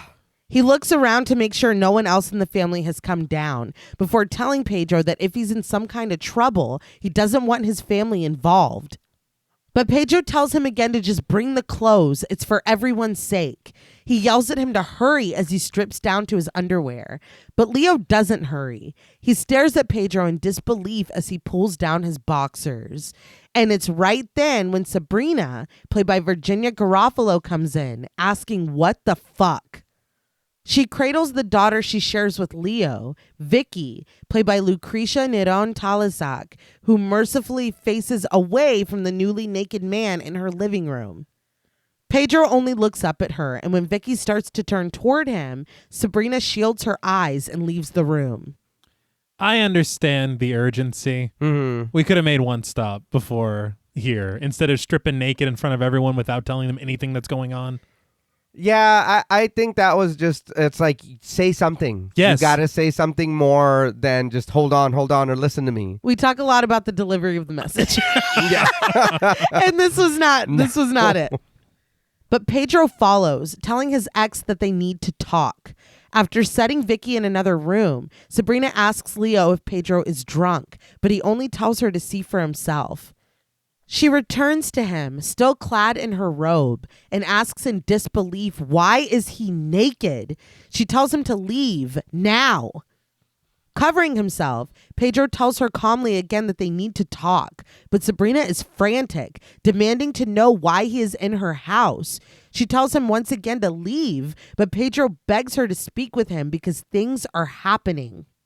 No one is paying any attention to Roger, who is nosing around the pile of clothes that Pedro just took off. Sabrina tells Pedro that he's insane, but he asserts that there's going to be a disaster. She refuses to listen, her voice mounting as she tells him again and again to leave, but Pedro insists that he needs clothes. We cut to him on the curb, wearing an outfit from Leo. He strikes a match and brings the flame to the pile of clothes, only for it to go out, which was alarming. Yeah. Leo and Sabrina stand in the doorway, watching, confused. He asks if they have alcohol, and Leo holds a bottle in his hand. When Pedro goes to take it from him, he tells Sabrina not to look at him that way because he's going to explain everything. He douses the clothes in alcohol, and Leo turns to the doorway, stroking Roger's head before the dog disappears back into the house. Finally, Pedro is able to set the clothes aflame, and he turns back to the couple, like, all right, let's go inside. It's like, wait. Yeah. No. Sabrina stops him with a small push, firm that he is not going back in her house. She reminds him that he's violating the restraining order and he woke up their son, Jair. She asks, what is this madness? Seeing that he's not getting anywhere with Sabrina, Pedro turns his attention to Leo. He invites him inside so that he can explain. Before Leo can respond, a little boy, Santino, played by Marcella Michino, comes to the door. He locks eyes with Pedro and is clearly thrilled to see his father. He rushes to him and throws his arms around him in a hug, but Sabrina tells her son to go inside because it's cold. Pedro is like, yes, let's just go inside. And he walks in with Santino. Sabrina is furious as she and Leo follow behind them, and she demands in hushed tones for her husband to do something. Inside, they pass Roger the dog, who watches them with interest as Pedro tells his son to pack a bag. He needs to get clothes, toys, and something warm so they can hit the road. Santino leaves to accomplish this, but Sabrina tells Pedro that Santino isn't going anywhere. Pedro is the one that's leaving, but Pedro insists that they will all leave.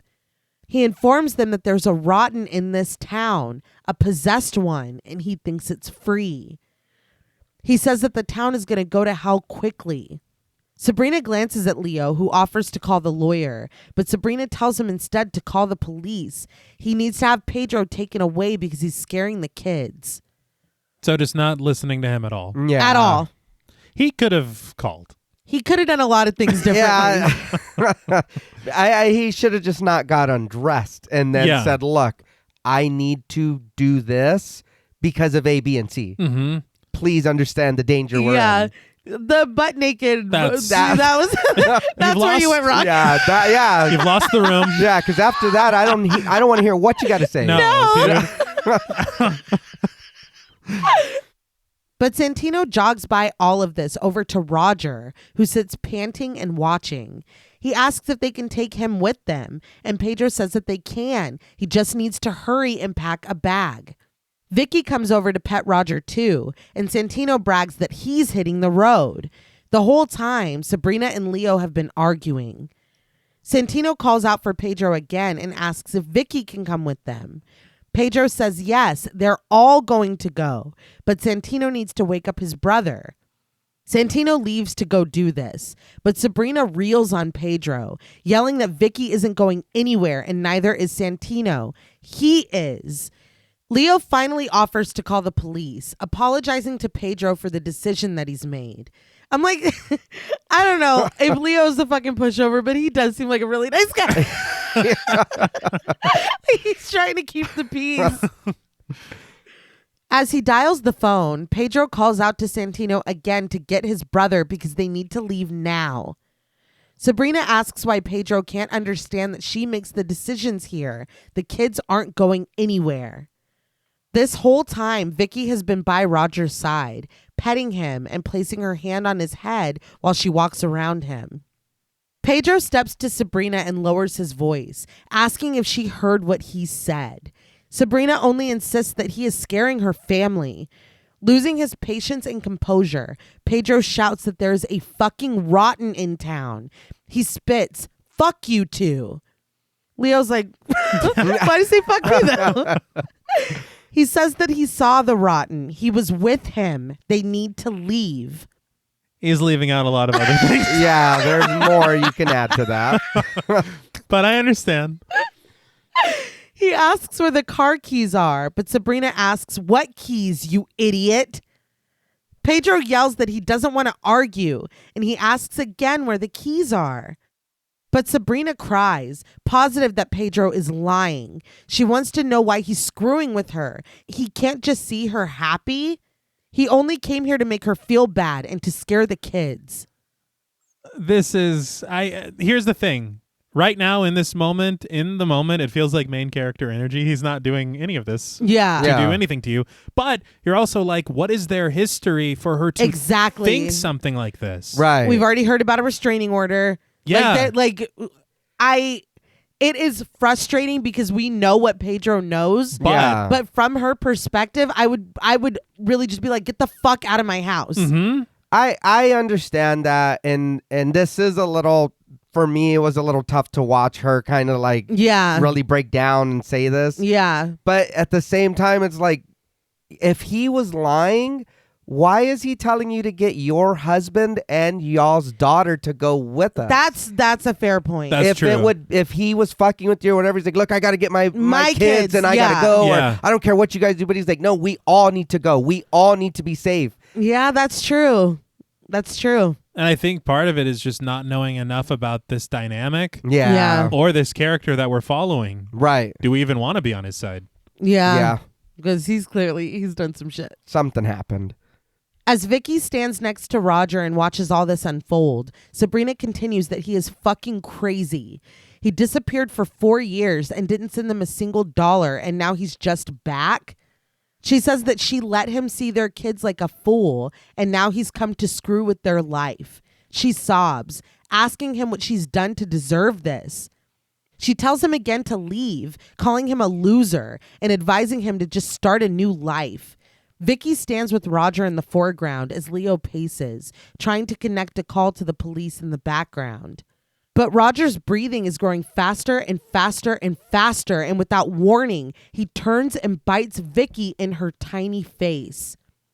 We hear the crunching and gnashing of his teeth as they fall out of frame, and we pan over to see Santino on the stairs, clutching a toy car and staring in horror. He drops the car and it clatters on the floor, stopping next to Vicky's small feet, clad in pink striped socks. She is pulled out of view as Sabrina continues to yell at Pedro in the background, reminding him of the restraining order and imploring him to come to his senses. We pan back up to Santino, who stumbles down the steps on unsteady legs and follows Vicky and Roger into the kitchen. He kneels beneath the table, where Roger is only tightening his grip on Vicky's face as he shakes her from side to side, her tiny body flailing limply like a rag doll. Santino screams for his mom, for his dad, for Leo. Leo is finally talking on the phone when he comes into the dining room, and he yells at Santino in a panic, asking, "What is it?" Santino screams that Roger bit Vicky and he's hurting her. We hear the dog panting, and Leo looks confused as he goes to peer under the table. But Roger comes out on his own, still holding Vicky in his mouth, the little girl nothing but a blur of printed pajamas and dark hair. Leo screams, pleading for his daughter, finally gaining Sabrina and Pedro's attention. Leo screams at them to grab the dog, but Roger just trots out the front door. Pedro runs after him, but Sabrina screams and collapses onto the floor. Pedro stands, scanning the area to see where the dog went, but he can't find him. When Leo springs out of the house and runs down the street, Pedro can only follow, calling after the other father as he turns the corner and runs out of view. Pedro stops to catch his breath before turning and running in the opposite direction. When he returns to Leo and Sabrina's house, she is hysterical and being assisted onto her feet by a neighbor, played by Cesar Lopez. She screams for her daughter, and when she sees Pedro, she demands to know where Vicky is. She clings to him, begging to know what happened, but Pedro pulls himself from her grip and runs back to the house. He told you what happened. Yeah. He finds Santino sitting on the stairs, covering his face and sobbing loudly. He grabs him, promising that they're going to leave. He tells him to stay here before running upstairs. He finds his older son, Jair, in bed upstairs. Jair, played by Emilio Vidanovich, has autism. He is understandably shaken when Pedro rushes into the room.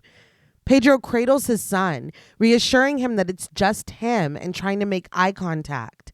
In his panic, Jair begins to bite himself, but Pedro stops him. He peels his son's blankets back, finally calming him down. Jair clings to his father as Pedro carries him downstairs and sets him in a chair at the table. But Leo has returned home, and he and Sabrina scream at each other, questioning where Vicky is. Leo tells Sabrina to call the police as he grabs his rifle. He slings it over his shoulder, and when he goes in search of ammo, Pedro calls out to him. He tells him not to use guns. But crying, Leo screams at him to help him find his daughter. Pedro warns him again not to use gunpowder, but Leo sobs, reminding Pedro that Vicky is his son's sister. He begs him to help. He starts to leave, but Pedro grabs him. He says that he's not going to find a dog. He's going to find a demon. But Leo pulls himself free and runs out of the house. And behind them, Sabrina screams hysterically in the kitchen. I don't know what Pedro is supposed to do here because I feel bad because it's pretty clear what's going on is done. It's happened. The evil is here. Yeah. Yeah. Poor Vicky, poor this family. Yeah. We kind of have to do what we need to do, but then also it's like, well, it's instinctive to want to help. Yeah. So I don't know and what he ran outside before Leo even did. he did. Yeah. So I mean, I don't know. We don't even know where the dog is. No. Like, I don't know. Pedro takes another look at Jair before running outside. He barely catches Leo as he pulls away in his truck. He begs him one more time to drop his gun, but Leo just speeds away. Neighbors gather outside now, but Pedro runs off, and when he sees a police car, he flags it down, which is funny because it's like, they're here for you, dude. Yeah. He's like, oh, thank God. It's like, no. Help has arrived. But he is still trying to help. He is. It's just funny. It's Gutierrez behind the wheel, of course. Could have been anyone else. God damn. He is nonplussed when he asks Pedro what's going on now. Catching his breath, Pedro tells him that a dog attacked his ex's daughter. The policewoman in the passenger seat, played by Selena Carvajal, looks between the two of them as Gutierrez pulls off his sunglasses, annoyed. He asks Pedro if he really called about a dog, but Pedro stresses that the dog took the little girl. The policewoman calls it in on the radio as Gutierrez gets out of the car. He asks Pedro what happened. Did he make another mistake? Thanks for stopping. Just go. Just keep going.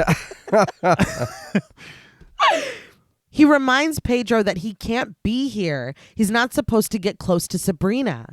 But Pedro is just staring up the street. And when Gutierrez tries to get his attention, Pedro only warns him not to shoot the dog before running off.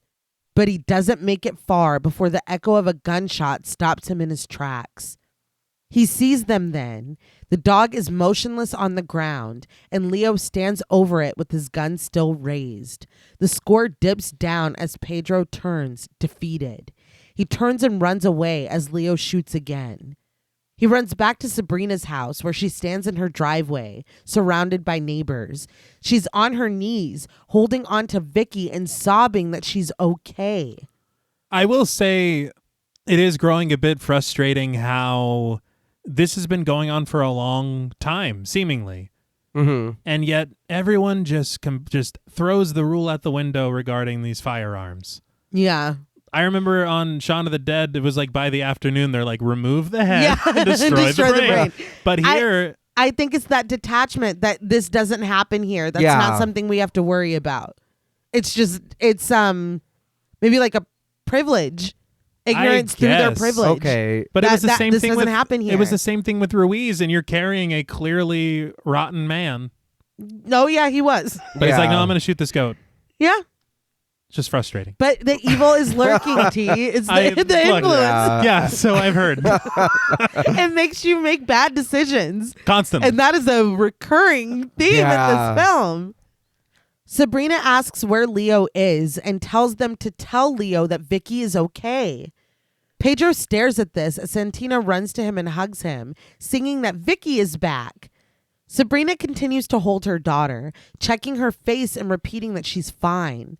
Santino runs over to them and watches with a smile, but Pedro snatches him out of view. We finally see Vicky's face, completely unmarked or hurt in any way. She smiles at her mother, and when Sabrina asks if she was hurt, Vicky shakes her head. She allows her mother to wrap her up in a hug again.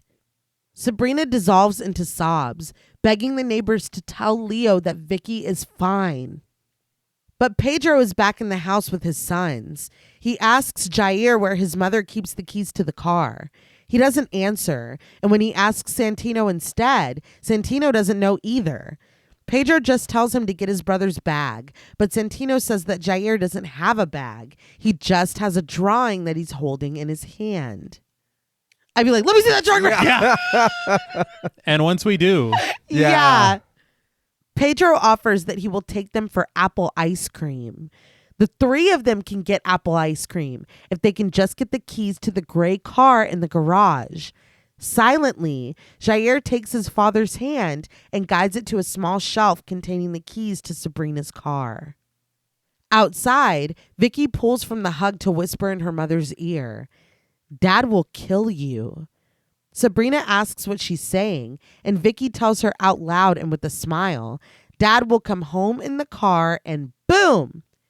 She claps her small hands together, but Sabrina just cries and pulls her into another hug. this is chilling. And she's like, yeah, sure, baby. Come Yeah. here. No, dude. What did she just say? You're not listening. No. And you haven't been. To nothing. Yeah. I think right here would be when it sunk in everything that my ex has been saying. Yeah. Everything that's happening. Ugh. Hearing my kid, I just watched you get carried away. Now you're back unharmed. No marks, no nothing.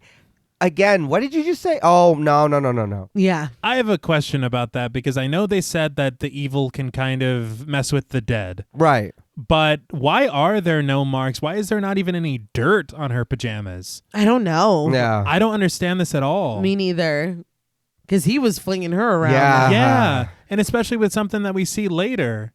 Yeah. It's Okay. like, why is it so... I don't know. Yeah, I don't know. Meanwhile, though, Pedro has gotten his sons into the back seat, and we watch as he opens the garage door and backs out. He starts to drive past Sabrina, but he stops when the two lock eyes.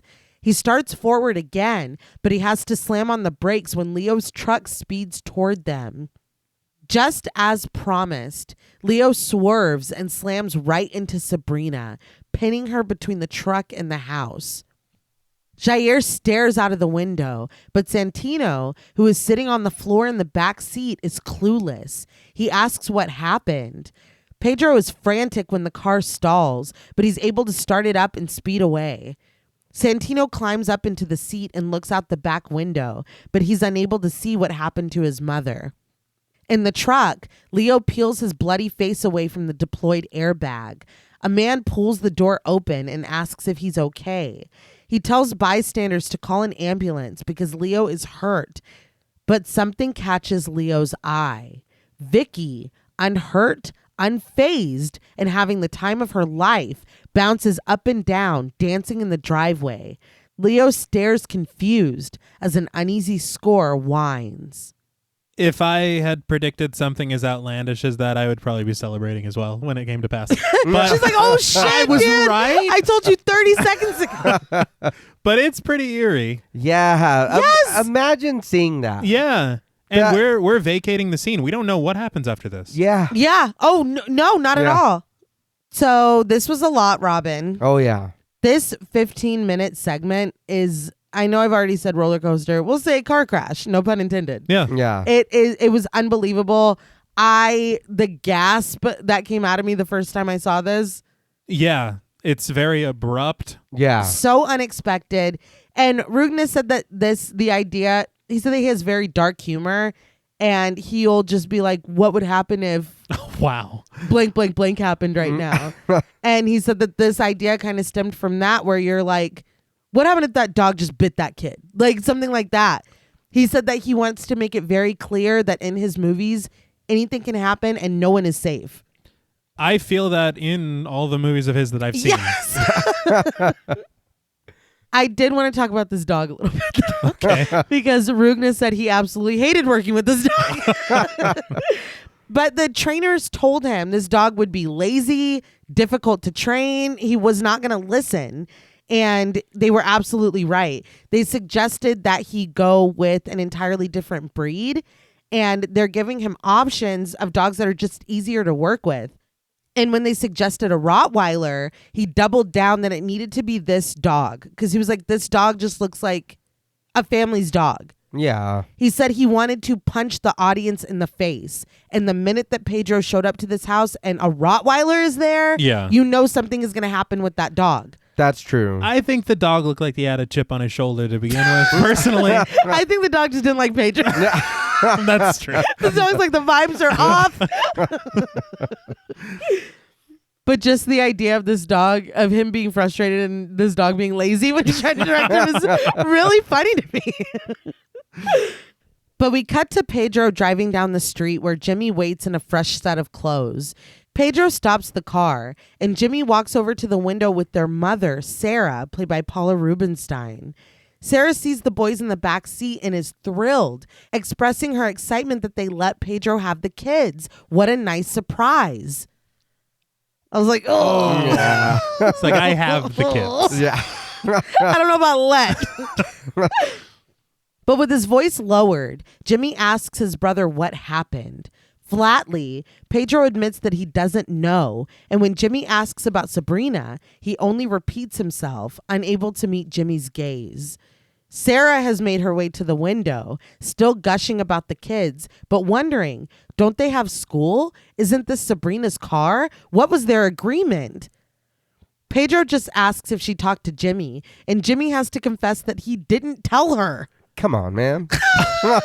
Part of me is like getting more and more pissed off at Jimmy, but also, Pedro, you're not telling him anything of what just happened with you. No, Yeah. but I know it's also, fresh, but the kids are in the car. Santino's Yeah, yeah. But you gotta, I mean, come on. because Jair saw, but Santino doesn't know anything. Yeah. And Mom, just get in the car. We'll talk Yeah. about it when we just get in the car. I'll answer every question you have. And I'll be honest, I love this lady. She was so nice, and it seemed like she was genuinely happy To see the kids. So I was like, Mom, just come on. We'll tell you in the car. I'll break your heart in a second. Yeah. But confused, Sarah asks what happened. Did someone die? They're not going to a wake, are they? We cut to the car traveling down the road where Sarah sits in the back seat with her grandsons. She asserts that they're too far away for that to happen. Things like that don't happen in the city. She is sure that her son saw something they didn't understand. They got scared and they were manipulated. But Pedro asserts calmly that it's happening. I feel like By who? she's like, honey, you're just stupid. It was a dream. It's like, come I'm on. like, Mom, listen, Yeah. please. I can't have one more person not believe me about this. Sarah strokes Santino's hair as he lays in her lap and asks what a possessed one is. But Sarah doesn't answer. She counters that Pedro can be sure, but he can also be wrong. But Pedro insists that he's not. Sarah sits trying to process this, and when Santino continues to call after her, Jimmy tells him to stop. Sarah asks Jimmy if he's sure too, and getting frustrated, Pedro answers for him. He is. Jair sits with his head against the window, muttering the word possessed again and again. Concerning. Yeah. Yeah. Sarah turns to look at him while Santino continues to call for her, prompting Pedro to tell his son to stop. It's like, dude, you gotta give me that. Yeah. I just saw some. Please just be quiet for 2 minutes. Sarah asks again what agreement Pedro made with Sabrina, and when he doesn't answer, she points out that they're leaving town. She's like, Sabrina knows, doesn't she? But Pedro just continues to grip the wheel and drive them forward. Jimmy fills the silence by turning back to Sarah, asking if she's ever witnessed this. Has she ever known someone who saw a possessed one? Sarah wears a necklace of stick figures holding hands, and fiddling with it, she admits that she hasn't, besides Pedro and Jimmy, who are just making a fuss. I will say, you may think so. This is not merchandise from the motion picture Us. I think that this is a repeated symbol that Yes. we have seen already and will see again. And Yeah. I did not catch that when I watched it the first time at No. all. Yeah, Me I didn't neither. either. As Jair's repetition falls away, Santino asks again what a possessed one is, and Sarah finally answers that it's something really, really bad. It goes into a person and uses its body to be born. Santino wonders if it's like a disease, and Sarah asks if he doesn't know the famous song. The song is crazy. Yeah. No, it's a bit much. When he says that he hasn't, she sings a bit for him. They get into your body. They infect your mind. They take the most valuable thing in your life. Your body is no longer your body. Oh, All right. let's go ahead and sing this to a child. Yeah. Like, that didn't even rhyme, Mom. Yeah, what are you talking about? Who wrote this? Yeah. At the sound of the lyrics, Santino agrees that that is really bad, but Sarah says that it's not if you take precautions. Pedro eyes them in the rearview mirror, but Sarah continues that there are 7 rules to follow and remember when dealing with the possessed one so that they don't get into your head and make you do things you don't want to do. And luckily, Sarah rattles some of these rules off for Santino and us. Don't use electric lights. Don't stay close to animals. Don't take anything that was close to them. Don't hurt them. And a very important rule, never ever name the evil by its name. Santino doesn't understand that evil has a name, but Sarah tells him of course it does. Lucifer, Azrael, Beelzebub. Mom!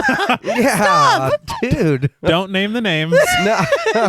Proceeds to name I'm the going to name the names. names real quick. Wow. Jimmy lowers his head into his hand and Pedro tries to get their mother to stop, but she doesn't until Santino points out that now she's naming them. She chuckles and tells him that he's right.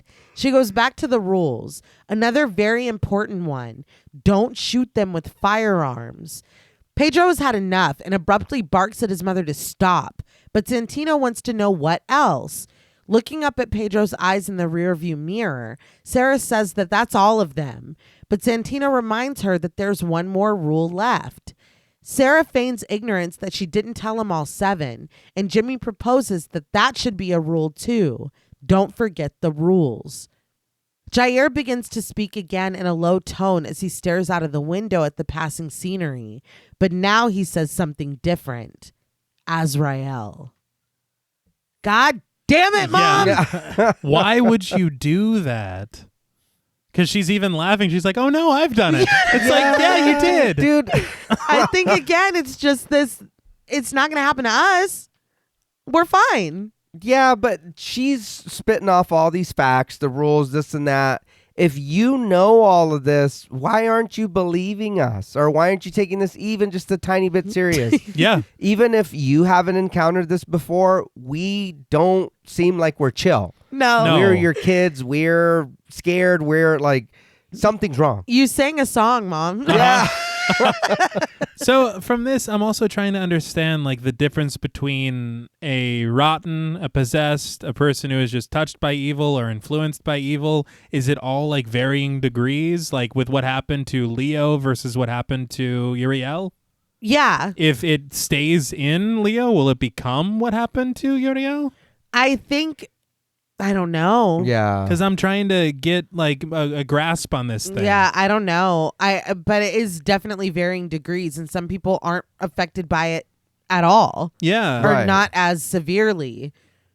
We cut to Pedro leaving a store in frustration. He leans in through his open window and reports that they don't have any apple ice cream, and he doesn't have enough money anyway.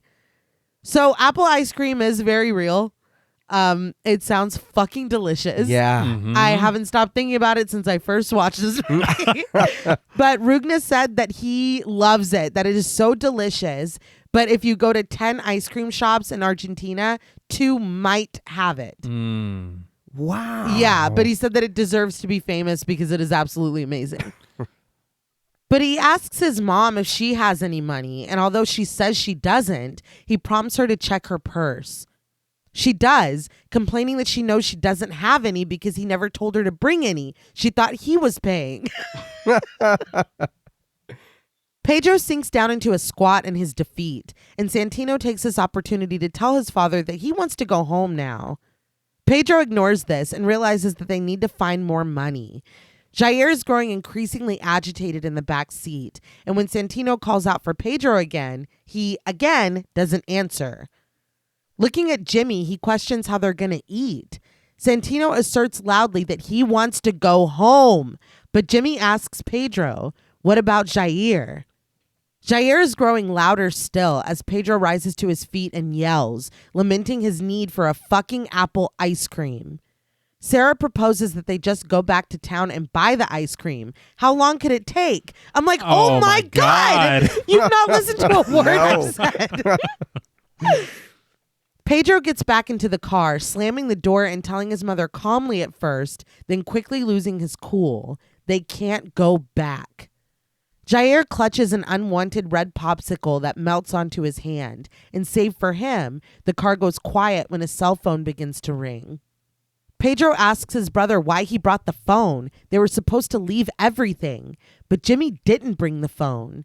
Sarah speaks up, delving into her purse again and announcing that it's hers. She pulls out her phone and says it's Sabrina calling. Pedro perks up at this, and when Sarah hands the phone to Santino so he can talk to his mom, Pedro snatches it away from him. Santino whines that he wants to talk to her, but Pedro just stares at the ringing phone in his hand. He mutters his certainty that it cannot be Sabrina calling him. Santino lurches into the front seat, trying to pry the phone away from his father, but Pedro won't let go. He snaps at his son. It's not Mom. Santino settles back into his seat, and Jimmy asks if he should answer it. Pedro exits the car without a word, as Santino reminds everyone one more time that he really wants to talk to his mom. It's like, poor kid. Yeah, I know. As Pedro walks away from the car, Jair's cries are overtaken by the persistent vibrating of the phone. Pedro finally answers and brings it to his ear with a cold, "Hello?" Sabrina's voice answers him, accusing him of taking her children. She wants them back. That was a rule. Yeah. Oh, shit. He responds that the kids are fine, but her voice rising to a yell. Sabrina reminds him that Jair can't be far away from home. Pedro needs to bring him back. He needs his medicine or he'll decompensate. Pedro only repeats that the kids are fine. Jair is fine. They're fine with him. Sabrina sighs. She tells Pedro that he needs to realize that his sons don't love him. They don't see him, and they never want to go to his house. They don't live with him. Doesn't he get it? Pedro calmly repeats her name, but nothing is stopping Sabrina's voice as it turns cruel. This is why she cheated on him, why she fucked everyone, because he's no one. I was like, God, God damn. Yeah. Jeez, dude. You knew right where to fucking... Yeah, you can hang up now. Why are we staying on this I know. you know it's not her. That's true, too. It's like, Sabrina, please. You better be going somewhere with this. But she refers to Jair cruelly, reminding Pedro that he's the bastard that wanted to get rid of him.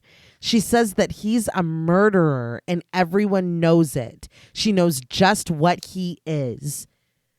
She threatens that she knows where he is and she's coming to get her kids back.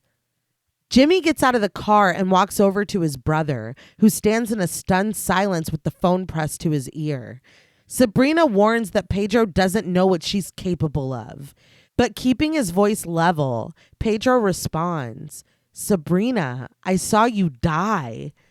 Sabrina continues to yell that she's coming for her kids, but Pedro throws the phone to the dirt, stomping down on it before throwing it into the road where it shatters into pieces. He loses his footing and crouches down as Jimmy hurries over, asking him what happened. With his head lowered and tears falling from his lashes, Pedro finally tells his brother that Sabrina is dead. Leo hit her with his truck and killed her. That wasn't Sabrina. I feel like Pedro should give more context than that. Yeah. Because it sounds like Leo just mowed her down. Yeah. It's like, as soon as you drop me off, dude, I don't know what happened. Right, they gave me clothes and shit went crazy. Yeah, doesn't matter who got naked where. But Jimmy is in disbelief and crouches down next to his brother. Pedro sobs that Sabrina is dead. He saw her die. He doesn't understand what's going on, and he worries that he's going crazy. Through his sobs, he admits that he's a coward.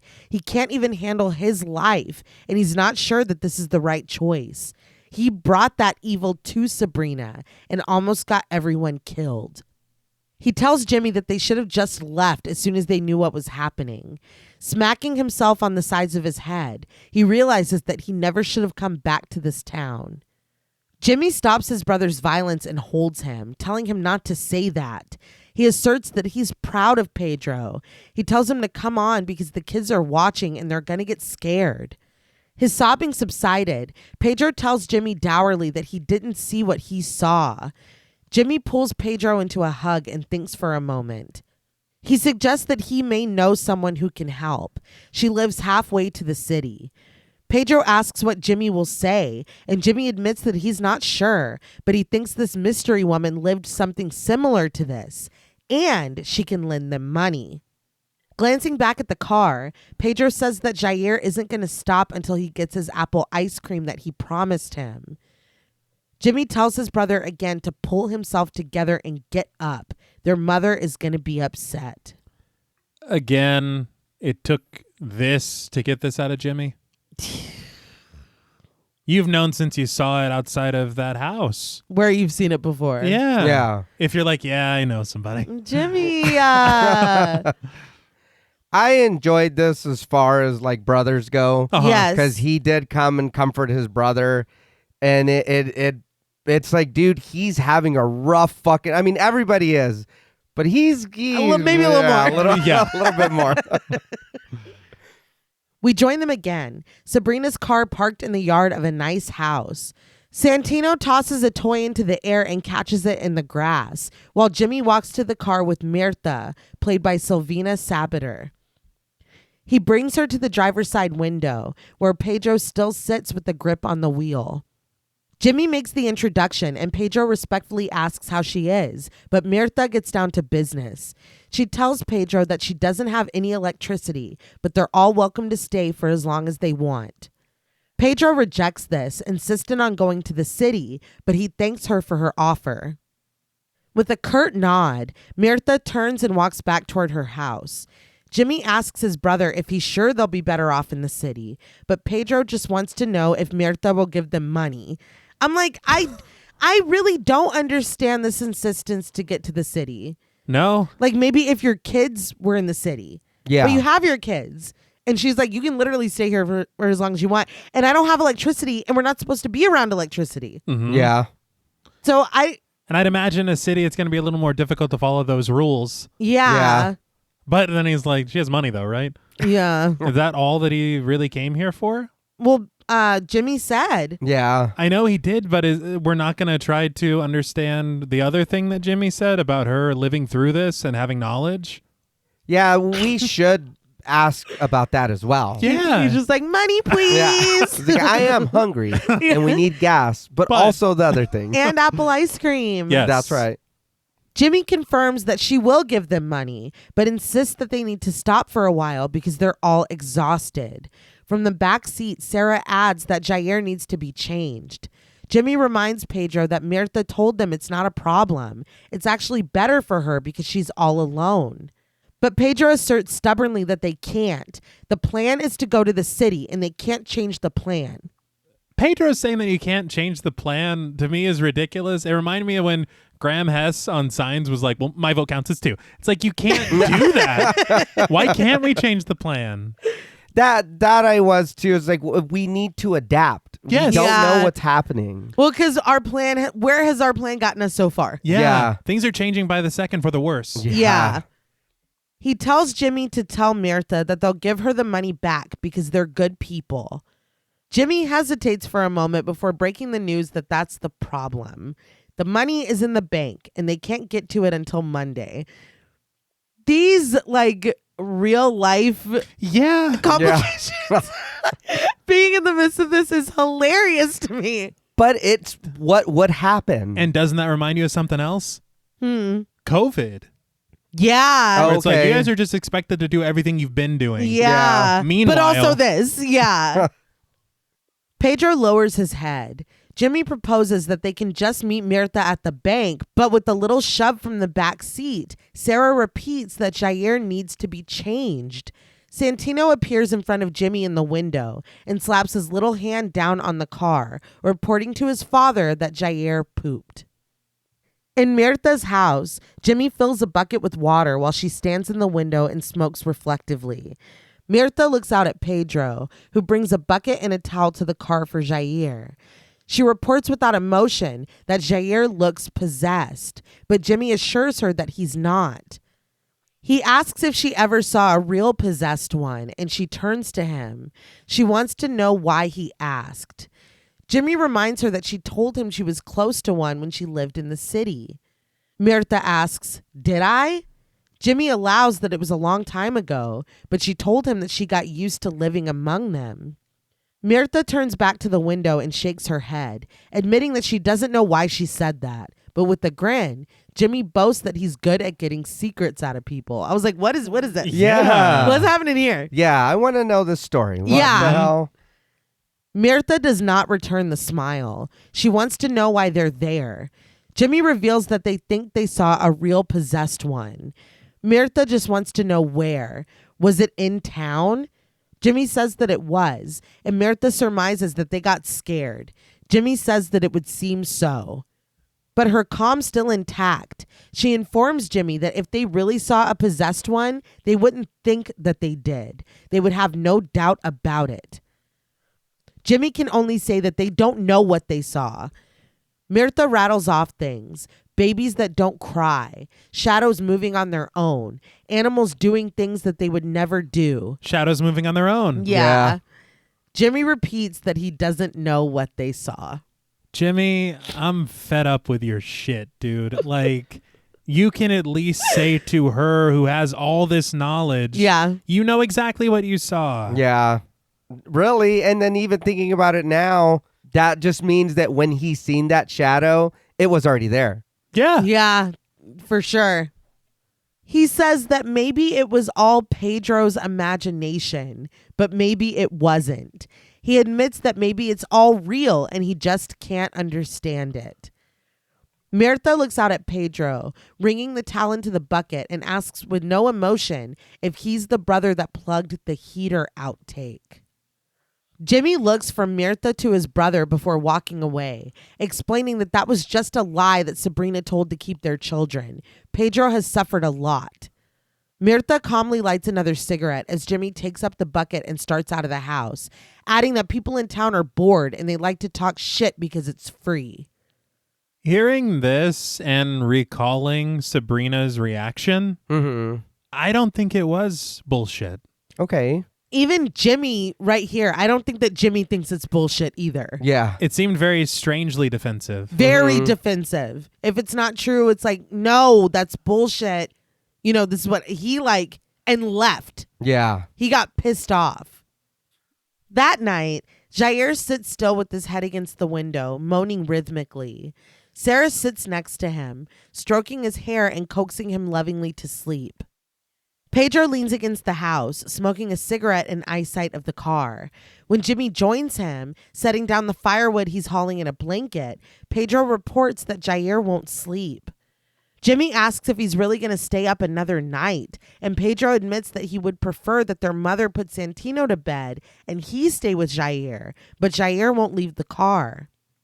Dogs bark wildly in the distance, and Jimmy offers that they take turns. Pedro refuses this and changes the subject. He says, "So this is the famous Mirta." Jimmy goes on the defensive immediately, asking his brother why he's smiling. Pedro shrugs that he isn't as smoke streams from his lips. Jimmy turns away and admits that it was a long time ago. He was younger and so was Mirta. Pedro reasons that Jimmy was always a lovebird. Every year he would cry like a pig because he missed his teachers. Jimmy eyes his brother with annoyance as he picks the wood back up, but Pedro only places a gentle hand on his brother. He tells him that he loves him and shares a lingering look before walking back to the car. Jimmy heads inside. This is very interesting information to have. Yeah. Oh, the vibes were there, though. Oh, yeah. We could kind of tell. Yeah. It is very interesting to me that Pedro is like able to have this moment with his brother right now after everything they've witnessed today. Yeah. Yeah. He's like, so this is right? It's like, dude, I'd be crying all night. Yeah. He's like, I see you. It's like, what? There's a lot going on, dude. And the dogs are screaming out there also. Yeah.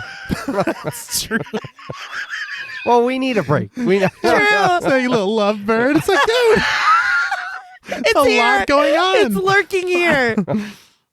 In the car, Pedro reclines the passenger seat so he's next to Jair in the back. Jair is still agitated, but Pedro assures his son that he's here and that nothing's going to happen to him.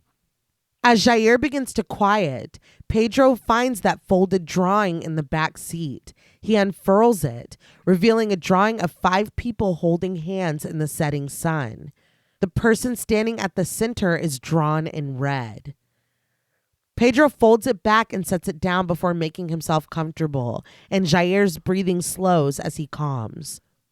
I feel like even out of context, this drawing's a little peculiar. Yeah. Yeah. Within context, it's pretty cool. Yeah. Yeah. Inside, Jimmy sleeps on the couch in front of the fireplace. Mirtha lies in her bed, sleeping. Sarah and Santino cuddle in a bed, the protective nightlight in Santino's stuffed bear casting a comforting glow of stars against the ceiling. The electric light. Yeah. Yeah. I don't even know what to say. As soon as I seen it, I was like, you fucked up. Yeah. It is beautiful, but you've murdered us all. You've murdered us all, Santino. But in the car, Jair is wide awake and his breathing quickens as someone approaches the car. They're unidentifiable through the fogged windows, but long hair hangs over their face. When they reach Jair's window, they slam a bloody hand against it. It oozes red against the glass, and when they pull their hand away, they leave a trail of bloody fingerprints. This is pretty fucking cool foreshadowing. Yeah. Yes. Ah, yes. Yeah. Mirtha wakes up in her bed and immediately turns toward the window.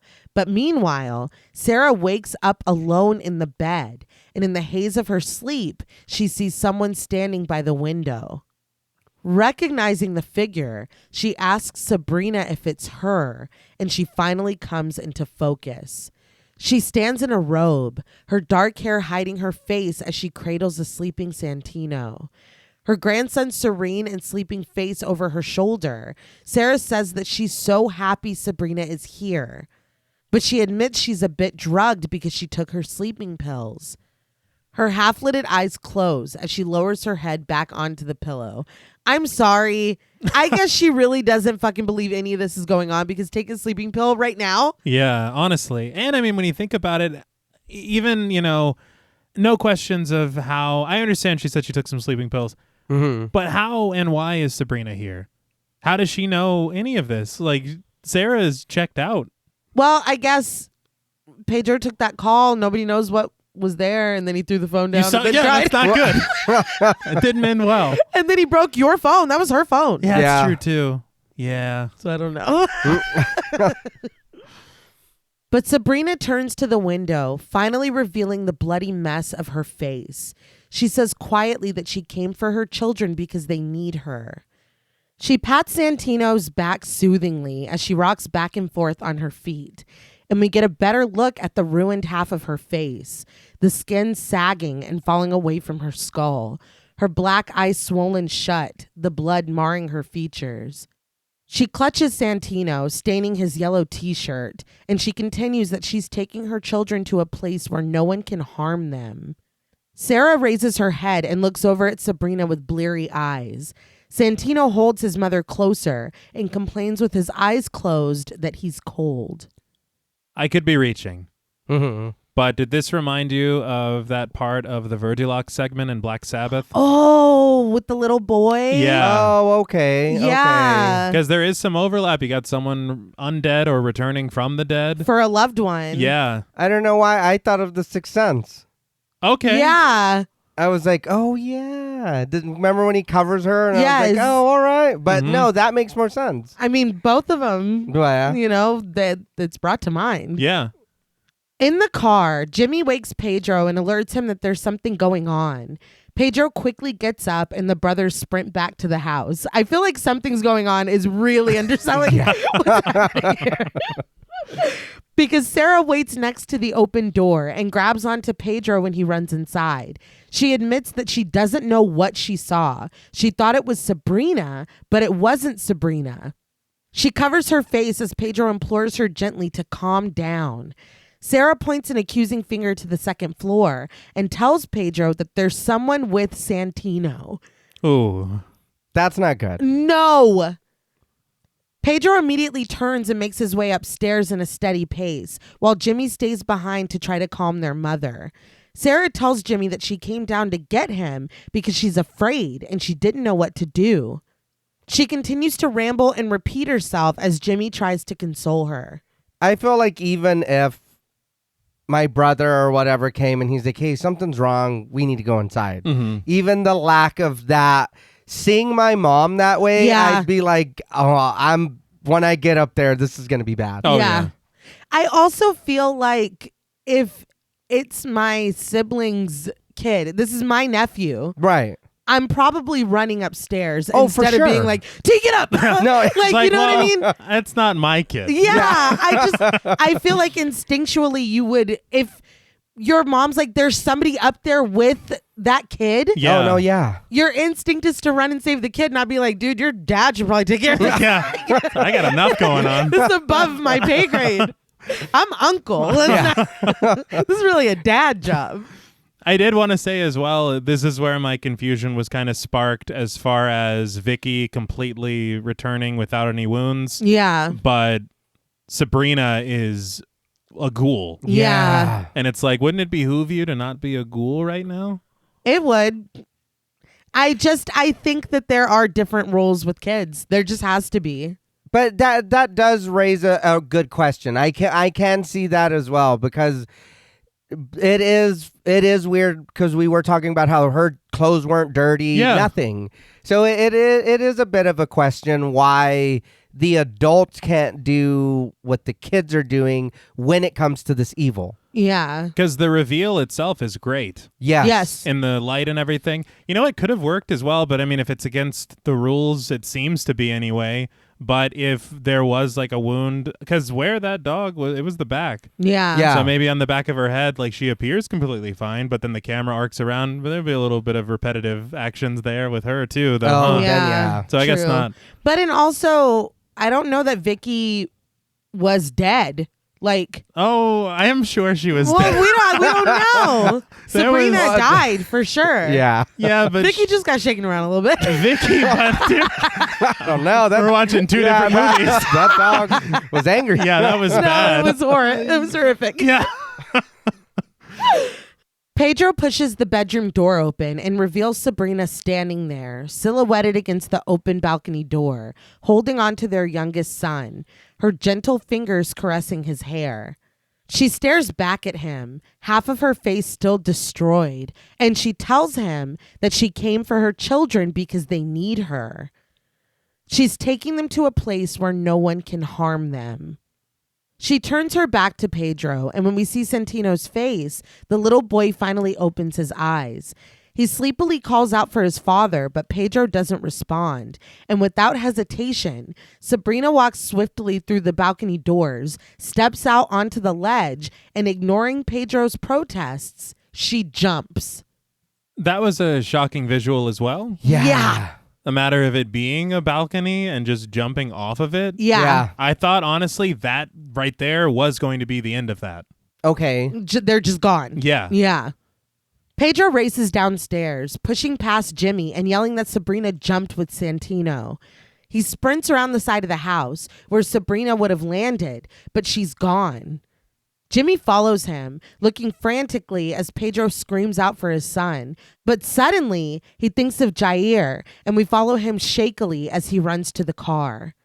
As we get closer, we see that the top of the car is covered in viscera, leaking down onto the windows. Pedro reaches the car and bangs against the blood-stained windows. Jair sits inside, but the doors are locked. Pedro runs around the car, banging on windows before shattering the passenger window with his elbow. He reaches inside and unlocks the door, letting himself in to check on Jair, who seems to be okay. Yeah. Yeah. He turns to Jimmy as he approaches, reporting that Jair is fine and asking in a panic, what's with all the blood? Where did it come from? Jimmy has no idea, but Pedro has gripped him by the shirt and now pushes him away, tasking him with getting flashlights. Mirta has joined them outside, and when Jimmy rushes away, she calls after him. We watch from inside the car as Pedro runs away, still calling out for Santino. But Mirtha's attention is on the car, and she walks toward it trepidatiously. Jimmy comes back out with flashlights, screaming questions at her. Are there any more flashlights? Is there anything else they can light? At what point do we start listening to the rules that we've discussed? Yeah. Yeah. Because I actually know we need more electric lights. Yeah. It's like, what part of electric lights are bad? There's in a minute too, I was like, what the fuck are you doing, dude? Like, it's egregious. You remember on The Mist when they're like switching them on? Yeah. And shit? It's like, dude. It's like 2 movies going on at once. What is going on? I'm sure it's panic, but it is. We've got to remember. Yes. It's important. Yeah. And there's been such a stress on remembering the rules. Yes. But Mirtha ignores these questions and tells Jimmy with some certainty and concern that there is a demon. But Jimmy knows this. He adds that the demon took his nephew as he reaches into the back of the car and searches through an emergency kit. But Mirtha isn't talking about Sabrina. She reiterates that the demon is inside of Jair. Exasperated, Jimmy asserts again that that's just how Jair is, but Mirtha implores him to shut up and listen. She invites him to come over and look at his nephew. Jimmy opens the door and does as instructed.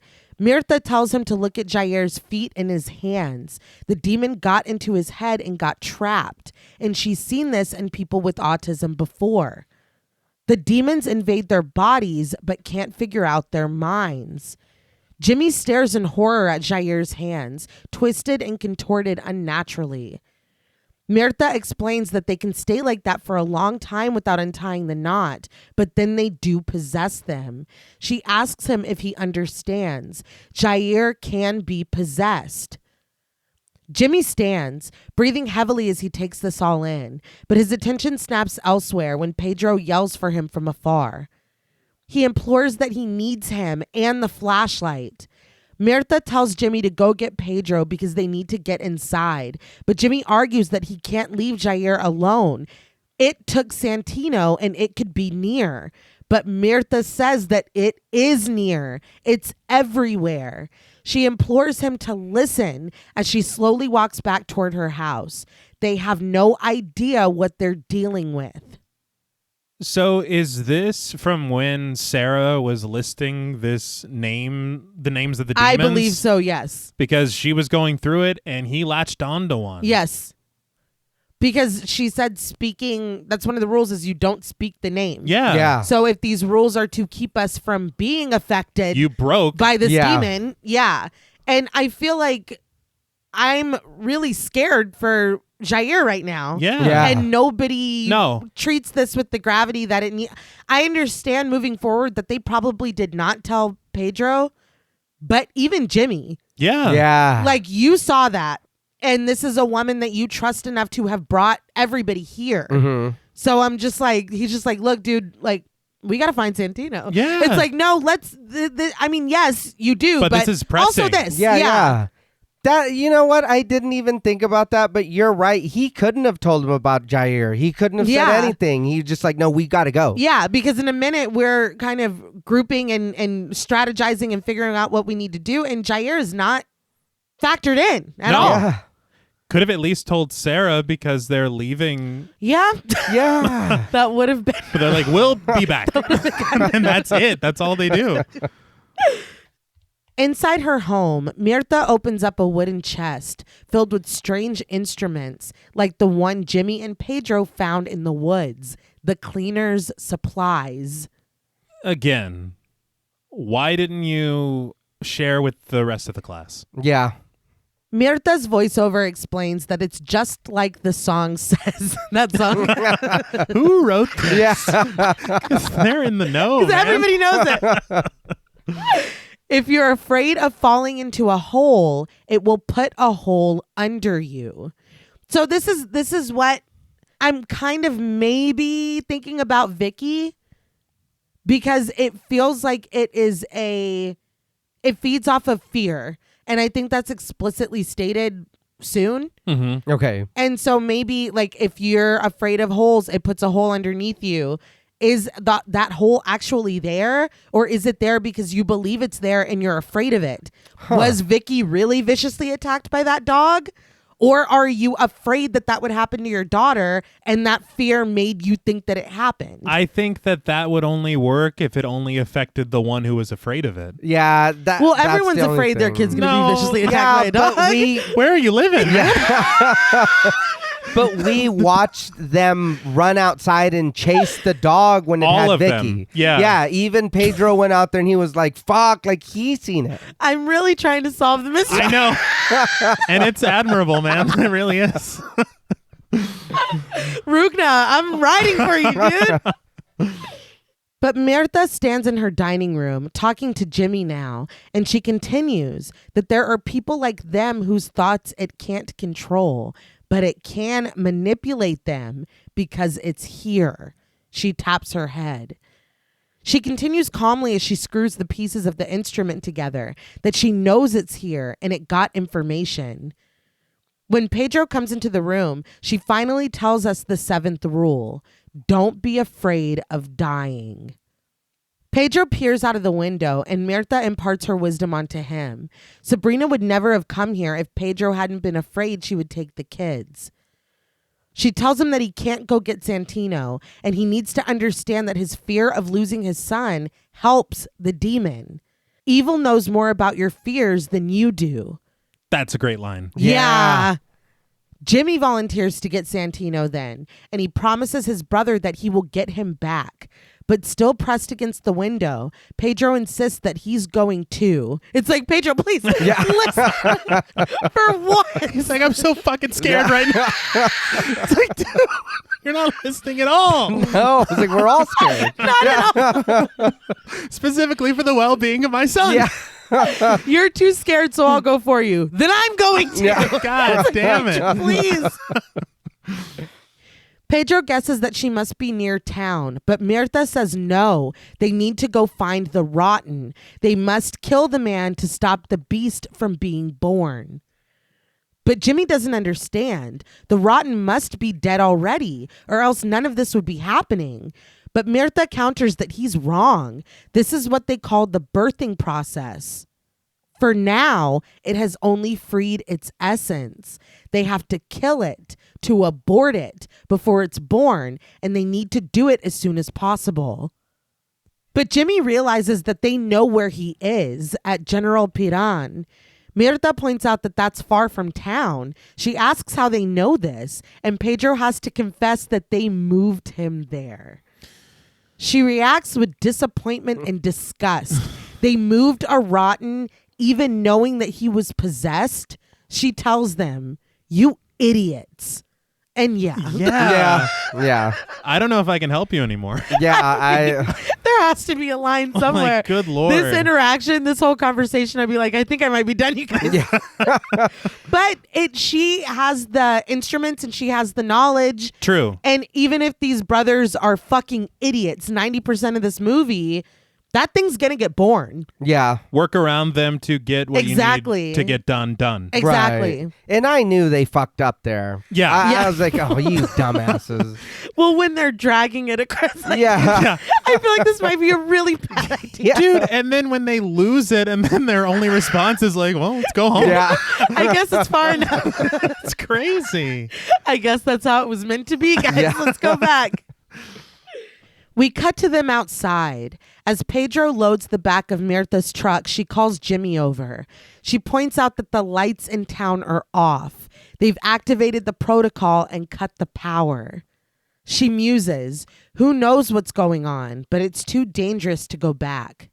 And I'm like, y'all brought that there. Yeah. Yeah. But again, I think how big this is that it doesn't, and I know it's happening in the background. The whole city, Yeah. a protocol. Yeah. Mhm. What do you mean they shut the power off? What is happening over there? Yeah. And it's just like, oh, damn. Well, anyway. Yeah, we got find Santino. Yeah, my nephew though. And something else to consider. This whole film so far, it's kind of been like evil is almost a disease, really. Right. And that's all I've been thinking. That's all I've been really focused on. But then there's this whole thing going on in the background that it's like, oh, by the way, the Antichrist is going to be born. Yeah. Yeah. That's Yeah. It's a lot. Yeah. And I feel like we're so far gone at this point that it's just like, wait, what? Because she just says it's the part of the process. Everyone knows it. Like that song. Yeah, it is that. Can That's what I'm saying. Yeah. Can we hear the song? Yeah. Where's the rest of it? Maybe fill in the gaps a little bit. She warns Jimmy not to use lights and, pressing a hand against his chest, bids him to be careful. When Pedro gets behind the wheel of the truck and tries to start it, Jimmy leaves Mirtha and jogs away. Though it takes a couple tries, Pedro finally gets the truck started, and Mirtha joins him in the cab. He glances up at his mother on the porch. Sarah holds Jair, who is safe with a blanket draped over his shoulders.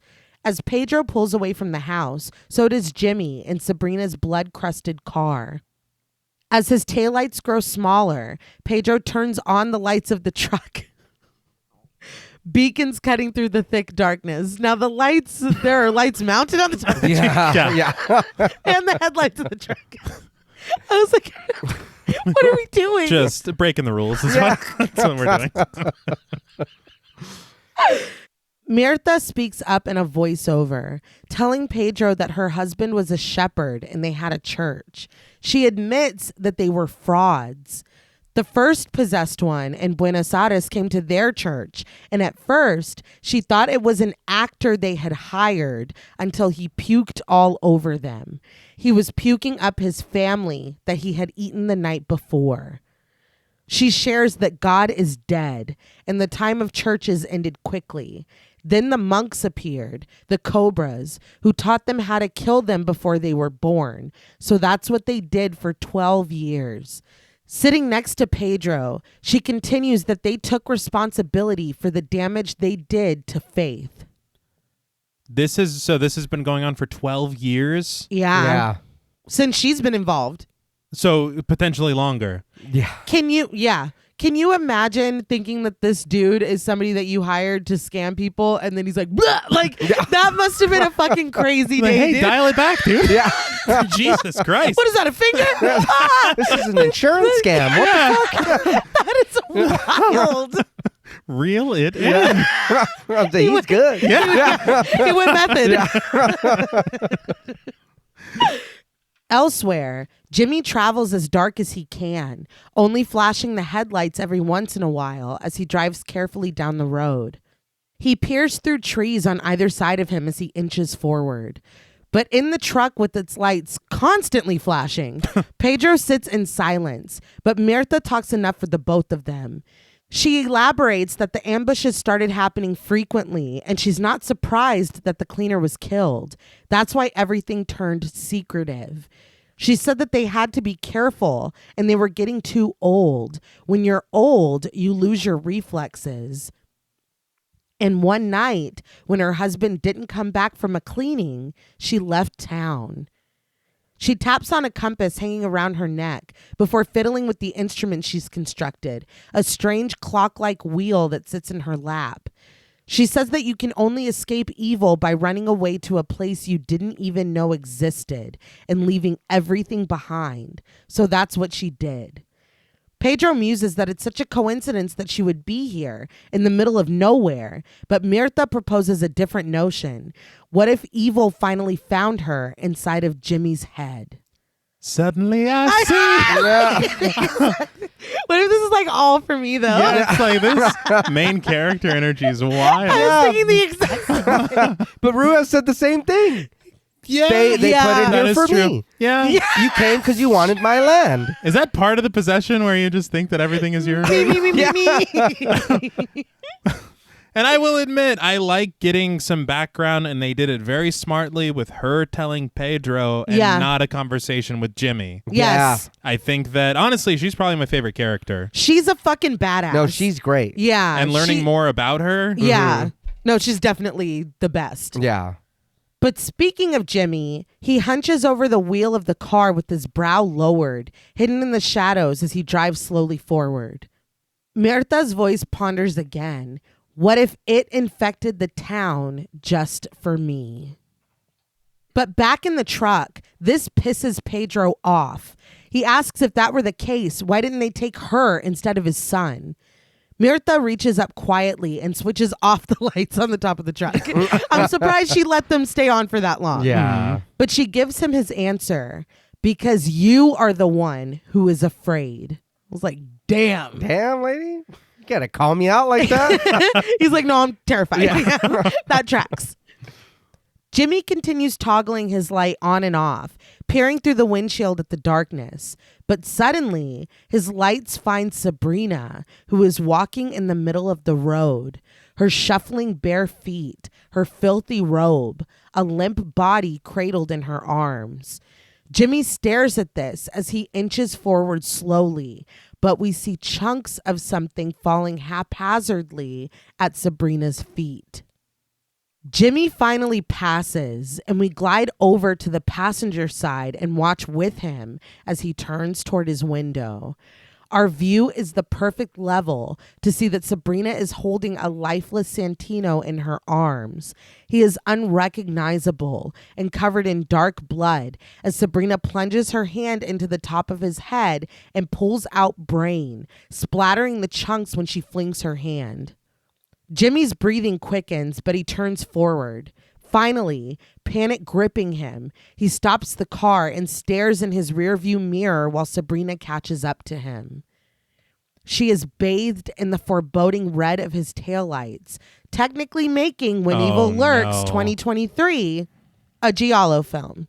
I think it was a nod. It wasn't full red light, but It was enough. yeah. You have to, it's like very subtle, but like when you're an expert, you can tell. I apologize. It's okay.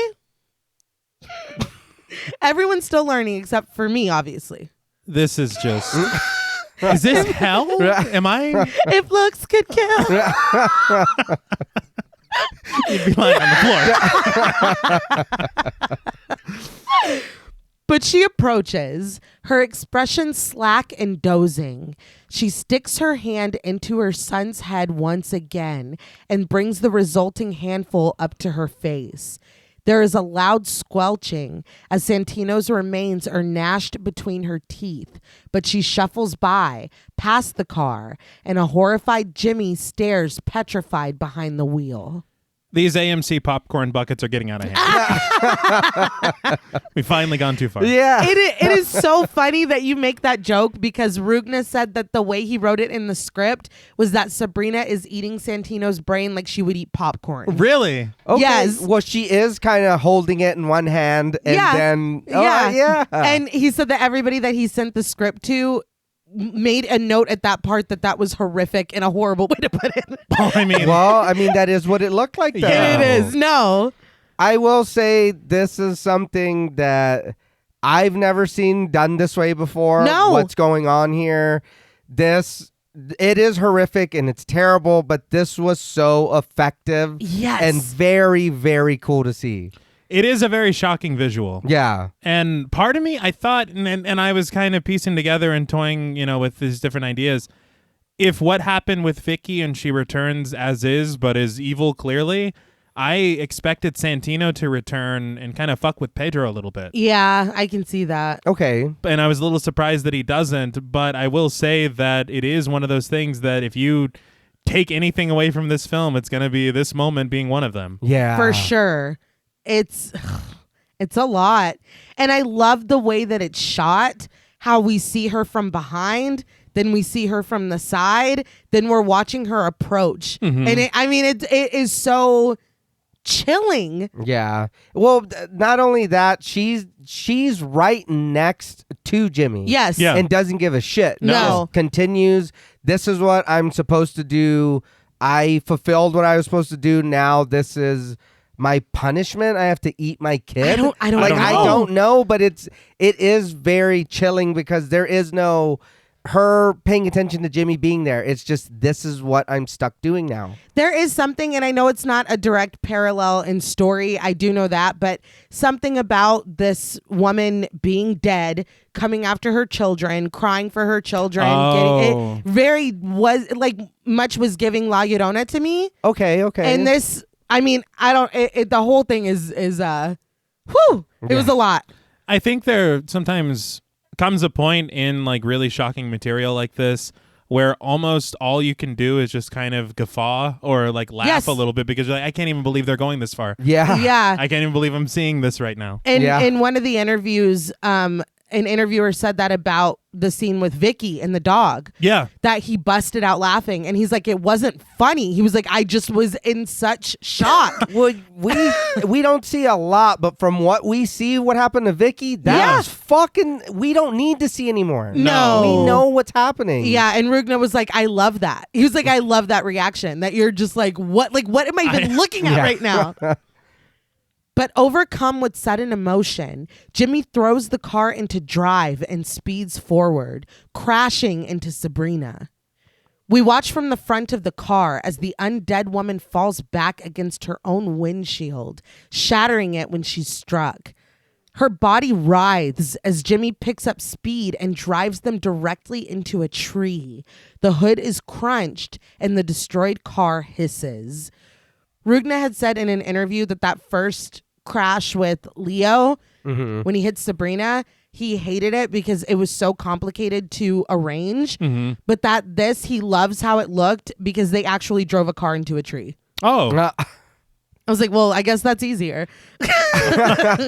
I was worried. I know this isn't a firearm, but it is a car. Yeah. So I mean, I don't. I think just the presence of, but she's not rotten. But neither was that go. I don't know. Yeah, I don't. Yeah. I don't know. Wait, so what the hell does rotten even mean? Yeah. Because is rotten only what Uriel is experiencing? Yeah. I think Then so. Is this just like a bit of like a little like taste of evil? Yeah. So this well, would just be influence. Yeah. exactly. Yeah. Wait, It's- she's dead. What? Oh, so yeah, no, I guess she shouldn't be killed with anything that's not one of those things. Then Right. maybe I'm confused. I'm a little confused too. It's okay. Meanwhile, Pedro and Mirta have made it to the bridge where they stopped with Ruiz. He breaks the news that they're going to have to go on foot from here, but if he moved or was moved, he's going to be impossible to find. But before they've even gotten out of the car, Mirta decides that she knows exactly where he is. She points at a sign for a school, resorting that he has to be there. And it is an RURAL school. We wasted a lot of time right now trying to get that out, and it's not happening today. So it's a school that's way out there, an isolated school, A rural school. A rural one school. of those. Yes, thank you, gentlemen. Yeah, it's those. It's that. But she continues that evil likes children, and children like evil. Pedro only contemplates this for a moment before following the sign's directions. As he drives away, we see that blanket that Uriel was wrapped in stuck in a barbed wire fence. I feel like if he didn't want that scene, he wouldn't have left it. Okay. So it's a lot like, almost being baited in by the evil, because you would think the evil would be more cunning than to leave a blanket behind. Yeah, but I don't Yeah. even think they saw it. I think that we saw it. Oh, well, then the cinematographer did us a solid. Yeah. He's like, that's for you guys. Yeah. Thank you. They're on the right track. But at the crash site, we travel up the car, past oozing blood and Sabrina's twitching fingers, inside where Jimmy moans. Blood pours down his face and drips into his eyes as he tries to regain his faculties. But he pauses when he looks at the windshield. It has shattered, and the top of Sabrina's body is crashed through. She writhes very slowly, her eyes still blinking. A new hole in her head lets loose a stream of chunks and blood. In a croaking voice, she reminds Jimmy that he told her he loved her. She gasps in a raspy and desperate bid for air. Now, what? He was always a lovebird. Yes. Yeah. I know we talked about this off mic and you guys had a different idea of what was going on. I never seen it that way, but I mean, I guess as we go on, maybe. I saw Rugna ask this about this in interviews several times. And the clearest answer that I got from any of those was him saying that Jimmy has his own past and that guilt is a theme of this film, and that Jimmy carries a lot of it. Huh. Her saying it to him, it felt like one of those things where we were talking about evil kind of targeting you specifically. Yeah. And for her to say that in that moment, it did feel like, oh, so you slept with your brother's wife. Yeah. Yeah. And I have seen on the internet a lot of people point out Jair's resemblance to Jimmy over Pedro. Okay. There is a moment earlier, I even wrote it in my notes, because they show a shot of Jair and then they show a shot of Jimmy like immediately after. And the way that they do it, you're like, oh, their bone structure is very similar. I mean, And I know it's family, Right, of course. right. but at the same time, it's just like, that's really close. and this Okay. isn't in here for no reason. Yeah. This line. Yeah. So, I mean, I don't know, but I am side-eyeing Jimmy a little bit. It is like Mirtha's the only one that it's like is not, but like I know she was scamming people. Yeah. Their mom was cool. She was. Yeah. Well, until she wasn't. Well- Yeah, well. So maybe everyone kind of Back at Mirtha's house, Sarah sits in front of the fire, nervously working her necklace between her fingers. She looks up in fear as someone enters the house, but it's Jair. He walks in by himself and tells his grandmother, "I'm hungry and cold, Grandma." He asks if she'll make him something hot to drink, tea or something. He takes a blanket from the back of the couch and walks through the room, reasoning that he doesn't want to get sick. But Sarah sits horrified and frozen. I did see someone, I believe on Reddit, because you know I'd be lurking on Reddit sometimes, say that it's like a lambskin Blanket. and him like kind of alluding to him being a wolf in sheep's clothing. That's pretty cool. Yeah. When Pedro and Mirtha pull up to the school, she warns him to turn the lights off, and he obliges. How many times do you need to be told this? As he gets out of the truck, he asks how she knows it's not too late, and she tells him, which is another great line, because what evil eats first when born is the sound of nature, and the birds and crickets are still chirping. That's great. Yeah, So good. That was very, very interesting. I was like, oh yeah, everything just dies. Mhm. Yeah. Pedro scans his flashlight across the building, but Mirtha warns him, no more lights. It's like, why don't you go back to my house? Yeah. Dude. He's like, just this one. Right? But this is different, right? Yeah. He's like, there's a candle in there. Yeah. Pedro immediately switches it off, but she continues, don't use anything electric. Pedro sets the flashlight down before he and Mirtha approach the small school. But as they wander around separately, something inside watches from one of the windows.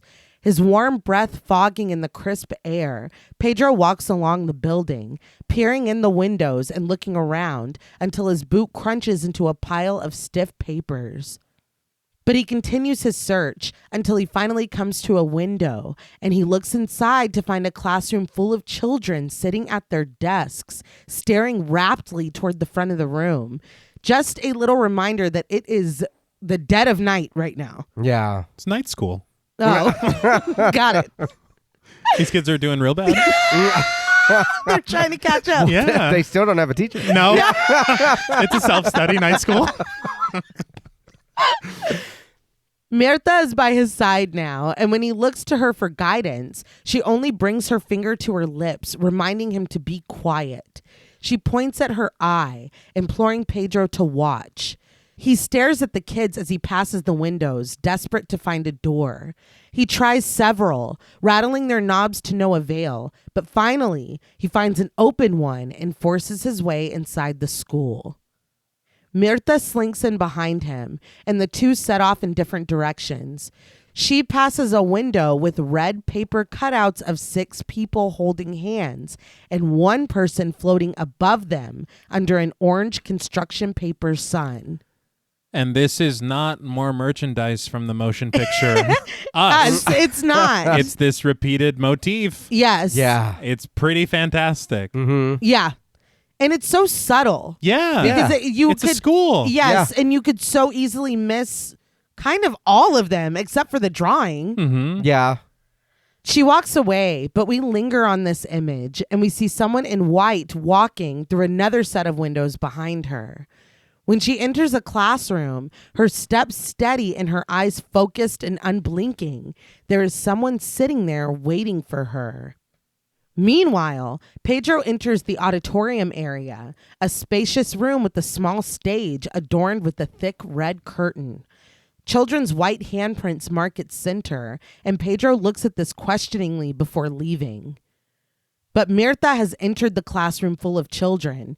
When Pedro joins her, they look at the kids, their hands clasped primly in their laps and their heads lowered. Mirtha approaches the girl in the front row.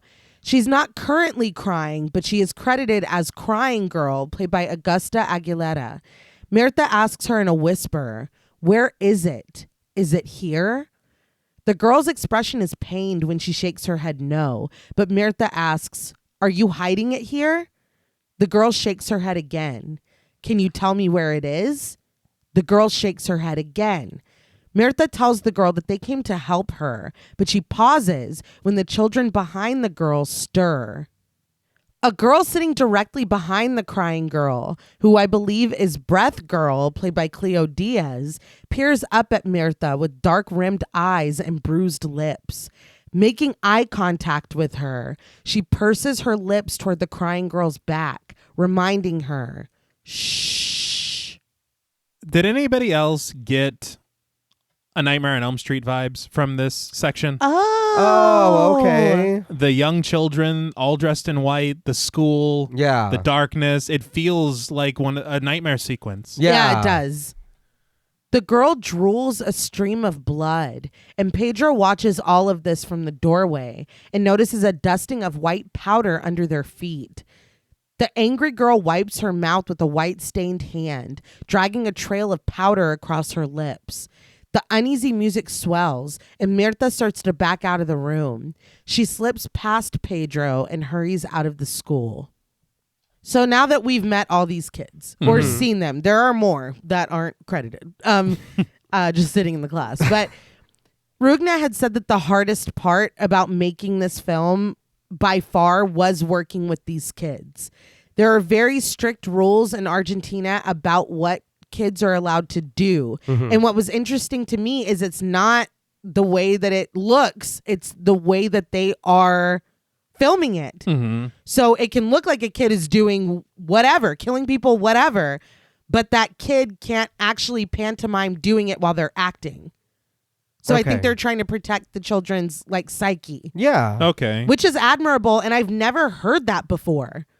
I've heard of different films that we've talked about where maybe it was Pet Sematary, where Mary Lambert kind of went out of her way to make sure that Miko Hughes was not fully grasping what was going on. Yeah. And even Stanley Kubrick. Yeah. With Danny Lloyd. He thought he was making a comedy. Yeah. But But to have it be like exactly the rule, that's this is the first I've heard that. Yeah. care and empathy on behalf of the directors. This is like, no, these kids are not doing this. Yeah. He said that they can't hold fake guns. They can't be like doing anything violent in violent situations. They can't be bloody, which we will touch on something in a little bit. But he said that it was so difficult.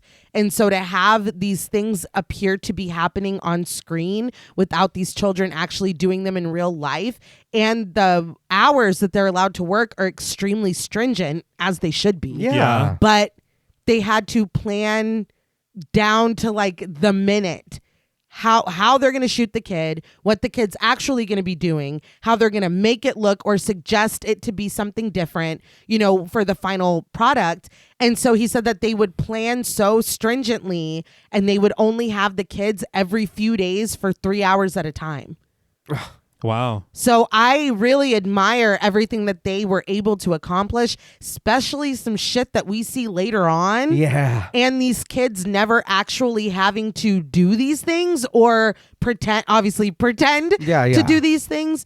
But he said that he was extremely nervous to show the parents the whole script. Yeah. Because for obvious reasons. Well, yeah. But he said that he was like, there's no way that we can ask these parents to allow their kids to be a part of this and them not know the full story. Mm-hmm. So he said that every parent that read it was like, oh my God, this is great. Like they were so excited for their kids to be doing this. Yeah, he's like, you guys okay with them being around antique machinery? Like, He loves it. But Mirtha coughs as she chokes on the fresh air, stumbling out into the cold night. Rasping for breath, she stumbles into the grass and doubles over. Pedro follows and asks what's wrong, and bringing the back of her hand to her mouth, she asks him, "Didn't you smell it?" When Pedro is still confused, she tells him it was the breath of those kids. She knows now that the kids won't help them. Pedro reminds her that she said the rotten was here, and looking out into the darkness, she reasons that they could be hiding it somewhere. She admits that she has never seen anything like this, and she doesn't know if she can deal with it. She laments all those kids together. But out of the darkness and the trees comes a little boy walking his bike toward the school. The same boy they almost hit on the road at the beginning of all of this. I'm like, you little motherfucker. Thank you. Because I was like, is that Yes. fucking kid? Yeah. He was a little rough before, though. You assholes. Watch where you're fucking going or whatever. But now it's like, oh, full circle. Yeah. Pedro asks if he's coming this way, and Mirtha tells him simply that kids protect the rotten. The white moon shining above them, Pedro mutters that this is crazy. He breaks into a jog toward the boy, and Mirtha warns Pedro not to scare him. I will say this concept, kids protect the rotten, it is something that has sparked ideas into my head about another kid that we met previously, maybe? Okay.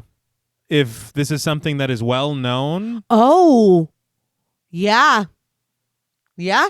And Abby, I will say it is a little odd to be learning this late in the game, but... Well, we're momentum. Yeah. It's like, by the way... Yeah. Oh, did I not say that earlier? That kids love the rotten, dude. Oh, don't trust any We're kids. learning with them. Yeah, exactly. But once he reaches him, Pedro asks the boy if he's going to the school. The boy doesn't even break his stride, only continues to walk his bike, and it forces Pedro to hurry alongside him. Pedro asks if he, or maybe his friends, knows about someone who's hurt or injured near here. The boy eyes him before quickening his pace and running to the school. Pedro screams after him that he's talking to him, but the boy disappears inside. I'm like, she specifically said not to scare the boy. Yeah. And Pedro's like, do you want some brownie before you go to bed? It's like, dude, stop yelling at him. And it only gets worse. Dude. I know. Yeah. Still angry, Pedro tells Mirtha that he's going inside and he's going to make them talk. I get it, but we still don't understand fully what we're dealing with. No. You just heard about the kids protecting the evil or whatever. What do you mean you're going to make them talk? And she's the expert and explicitly said, I have never seen anything like this before. Yeah. So maybe let's slow our roll a little bit. Mirtha is certain that is not a good idea. Shouting, Pedro asks if there is another idea, any good ideas at all. He promises to make the boy talk. He doesn't give a damn anymore. But Mirtha stresses the importance of them not making a mistake here. They can't make a single one. Their lives are at stake. She looks around, the comforting chorus of the cicadas punctuating the silence. She reasons that they shouldn't rush and they have to keep an eye on each other. But the bike boy runs back outside. The cicadas, I thought they were gone. I thought all the... No, they're not gone. That's why there's still time. Oh, they're like the clock for us? Yeah. For us. Yeah, because once they all die, then it's that's like, fuck. When they're quiet, it's too late. The evil has been born. Oh, okay. The boy asks Pedro casually if he's looking for Uriel. Like, you fucking... Pedro leans down and tells him yes, and the boy reveals that Uriel is at their teacher Cortez's house. Pedro asks desperately where that is, and the boy seems taken aback that Pedro doesn't know.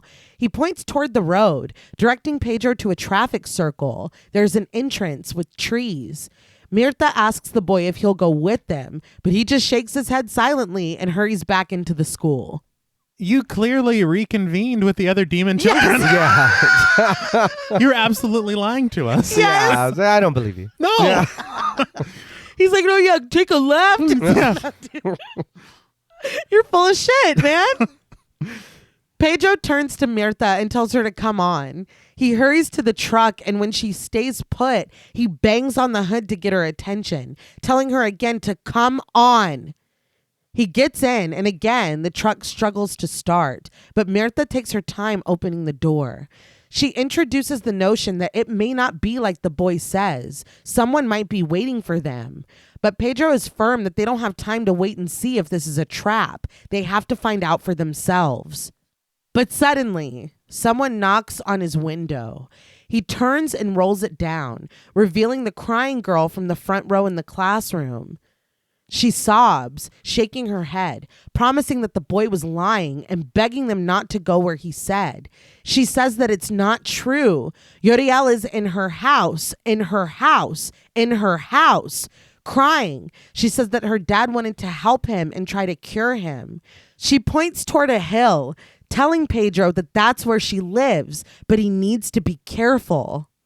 Suddenly, Pedro opens the door, slamming it into her, and the little girl goes down like a sack of bricks. I am ashamed to admit I could not stop laughing that this is his reaction. It feels like that riddle where it's like one of them only lies and one of them only tells the truth. Because it's like, okay, who the fuck can I trust? Can I trust anyone? It's such this dilemma of a moment that there is at least some of these kids working against us. But the fact that he doesn't even take a moment to be like, what could be true? He just fucking slams his door into this kid. It killed me. But it was just the harsh reaction and the difference between the two. The little boy's like, yeah, it's at Senor Cortez's house. And he's like, thank you, young boy. and then this to her, it's like, what the fuck? You know one person you can trust? Mirtha. Yeah. Then none of these kids can be trusted. And he's like, let's just see first. Yeah. He said it was just around the traffic circle. I think that the boy at least gave him a goal, gave him something to go investigate. And this girl coming and being like, no, that's not true. He's like, I can't take anymore. The boy can't take anymore. But the girl falls to the ground and Pedro yells at her, calling her a liar, a son of a bitch, a lying motherfucker. He straddles the little girl, wrapping his hands around her small throat. Crying, he shakes her, telling her that they took his son. He just wants his son. He slaps the girl across the face, and when she screams, he only pulls his hand back and slaps her again. I will say this part wasn't funny, just the going down like a sack of bricks. Yeah. Right. Something else, though, when she approached the window, her mouth is like covered in blood.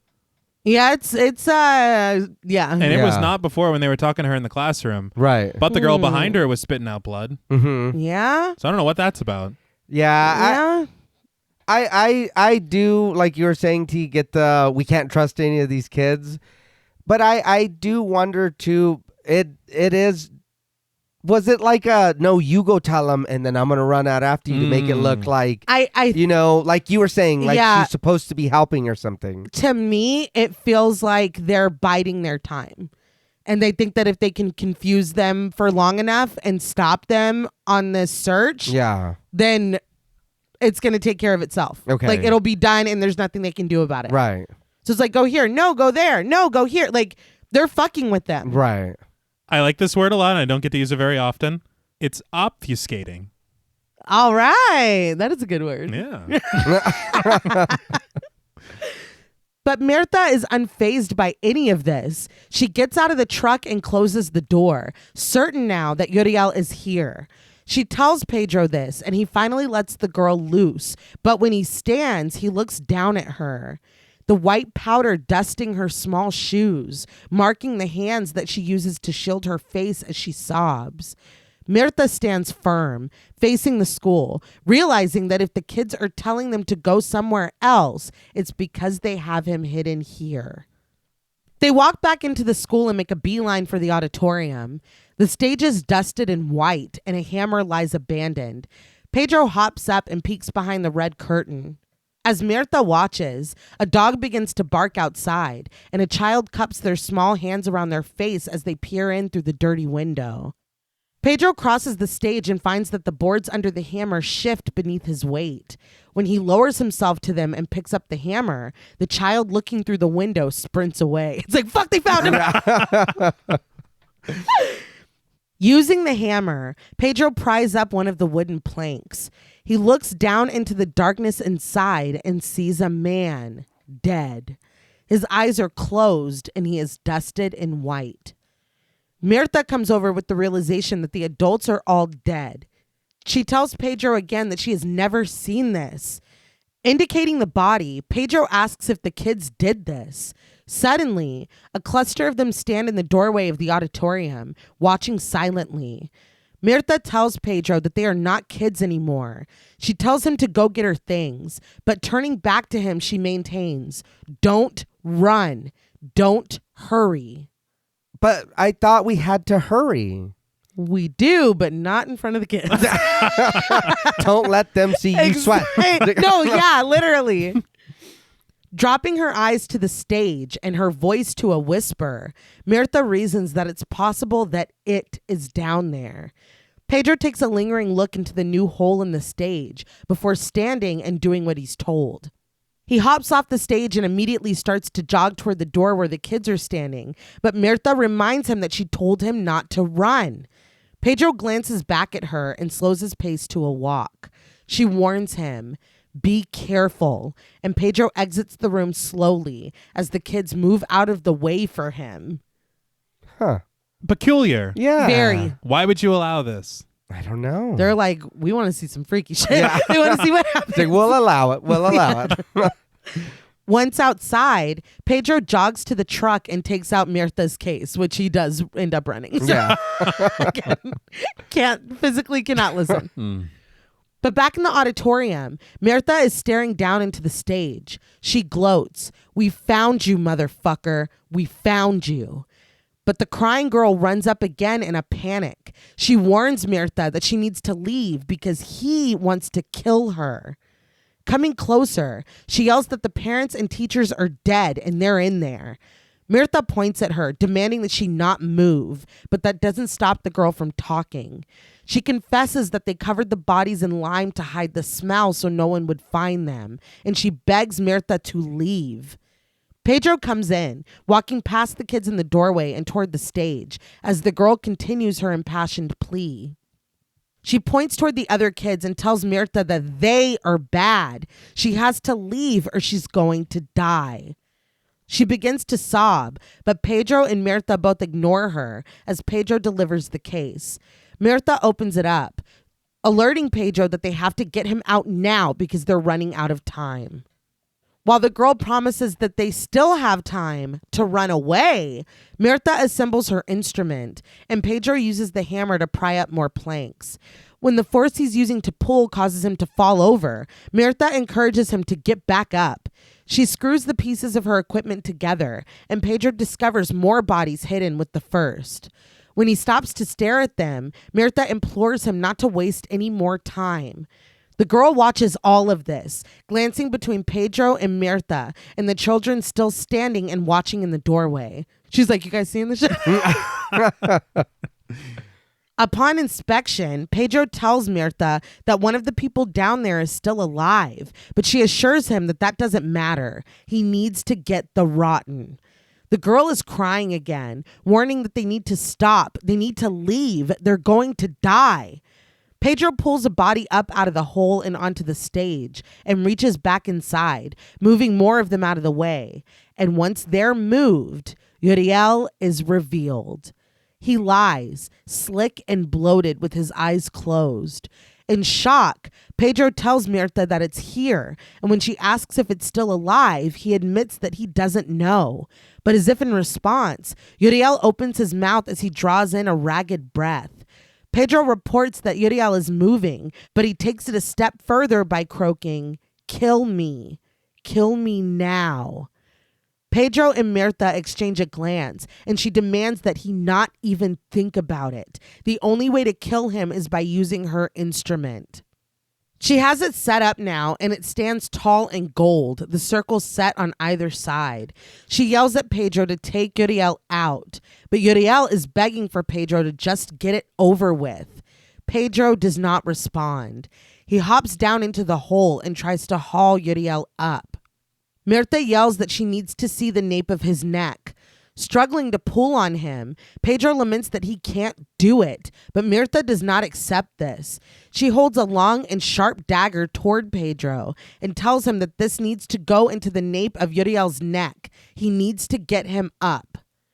Pedro turns to the crying girl and tells her to help, but Mirtha refuses this. That's fucking hilarious. Yeah.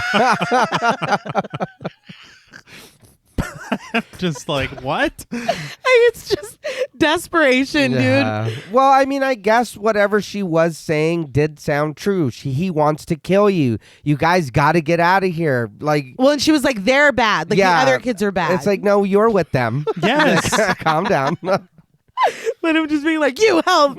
I was like, dude. Just refuses to. Mirtha tells Pedro to keep the girl away, but he repeats that he can't do this alone. He turns to Mirtha, realizing that he's going to have to dismantle the stage. She bids him to do it then.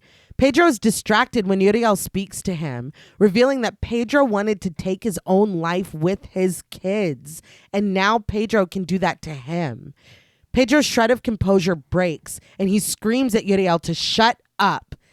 This is a lot. Yeah. Especially what Mirtha had asked Jimmy earlier about is that the brother that plugged the... Yeah.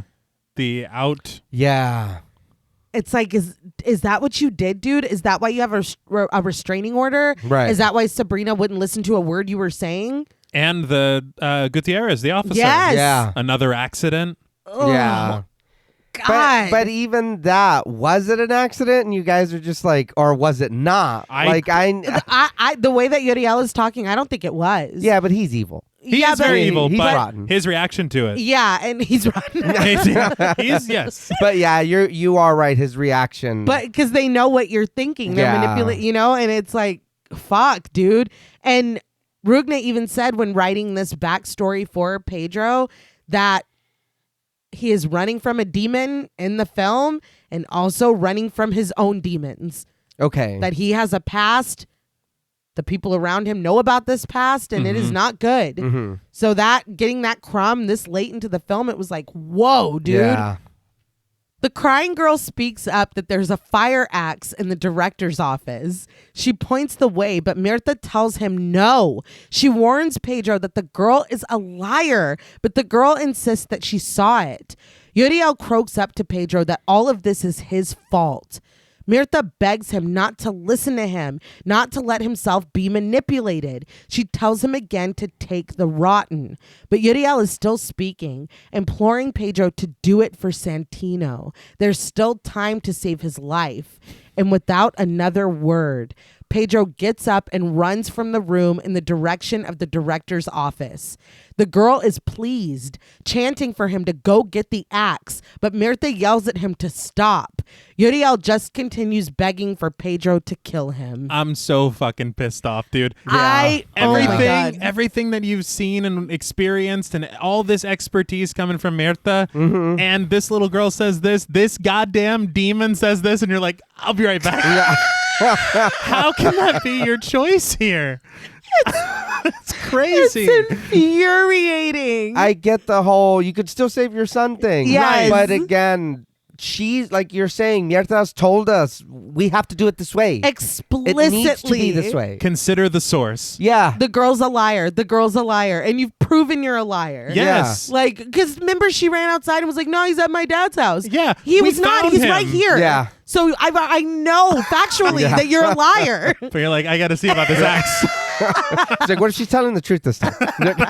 Nobody can lie All the time.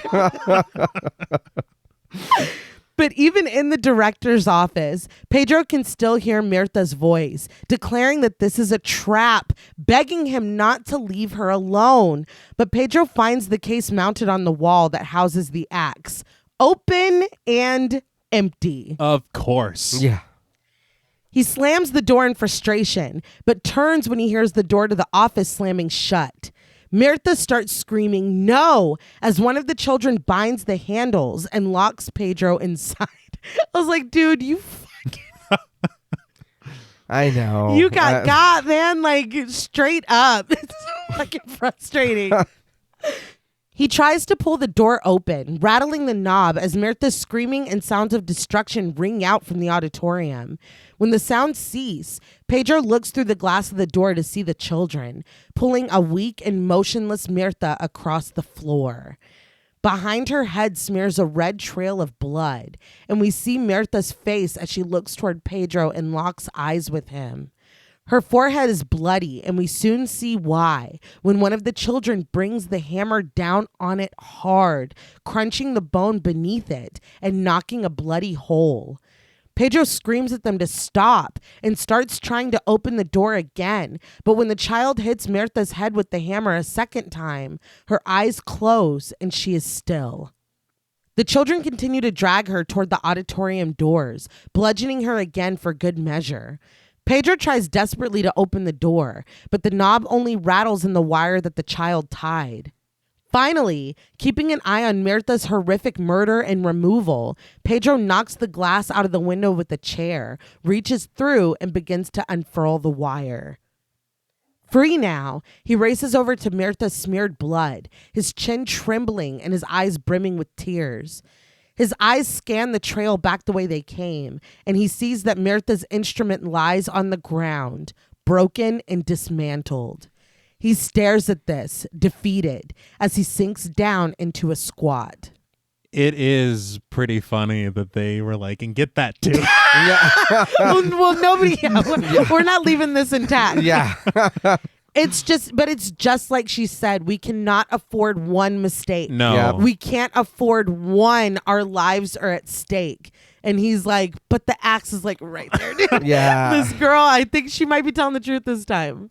They fucked her up, and that straight up, like you're saying, that's Pedro's fault. Like Yeah. that's 1,000%. your fault, Absolutely. dude. And she was the only hope. Yeah. But Pedro is brought back when Uriel calls for him. He looks up to see the top of the Rotten's head poking out of the hole in the stage now, staring at Pedro, his right eye still swollen shut. Incensed, Pedro jumps up and grabs a large gold piece of Mirtha's equipment. He runs to the stage and bashes Uriel right in the center of the forehead. The skull gives way quickly, but this doesn't stop Pedro. He continues to bash him, smashing his head, his face, and when he pulls the instrument away from Uriel, there is nothing left of the top half of his head. This looks very, very cool. Yes. And it's so clearly practical. Oh, yes. It looks fantastic, but the whole time you're like, you stupid motherfucker. Oh, well, yeah, that too. But I mean, he did use the instrument to kill. No. I was just hoping, and I know that it's broken and dismantled, but if that sharp piece was still there, she told him this needs to go in the nape of his neck. Yeah. I was hoping that he would at least try to do that. No, Yeah. not No. him. His Yeah. anger. He has his done anger nothing. just- Yeah. Right. Why start now? Pedro backs away unsteadily, splattered in the blood of the rotten, and he collapses to his knees. The children gather again in the doorway to watch. When they came back and be like, oh, I helped them. Okay, cool. That's good to know. When Pedro looks over, some of them are smiling.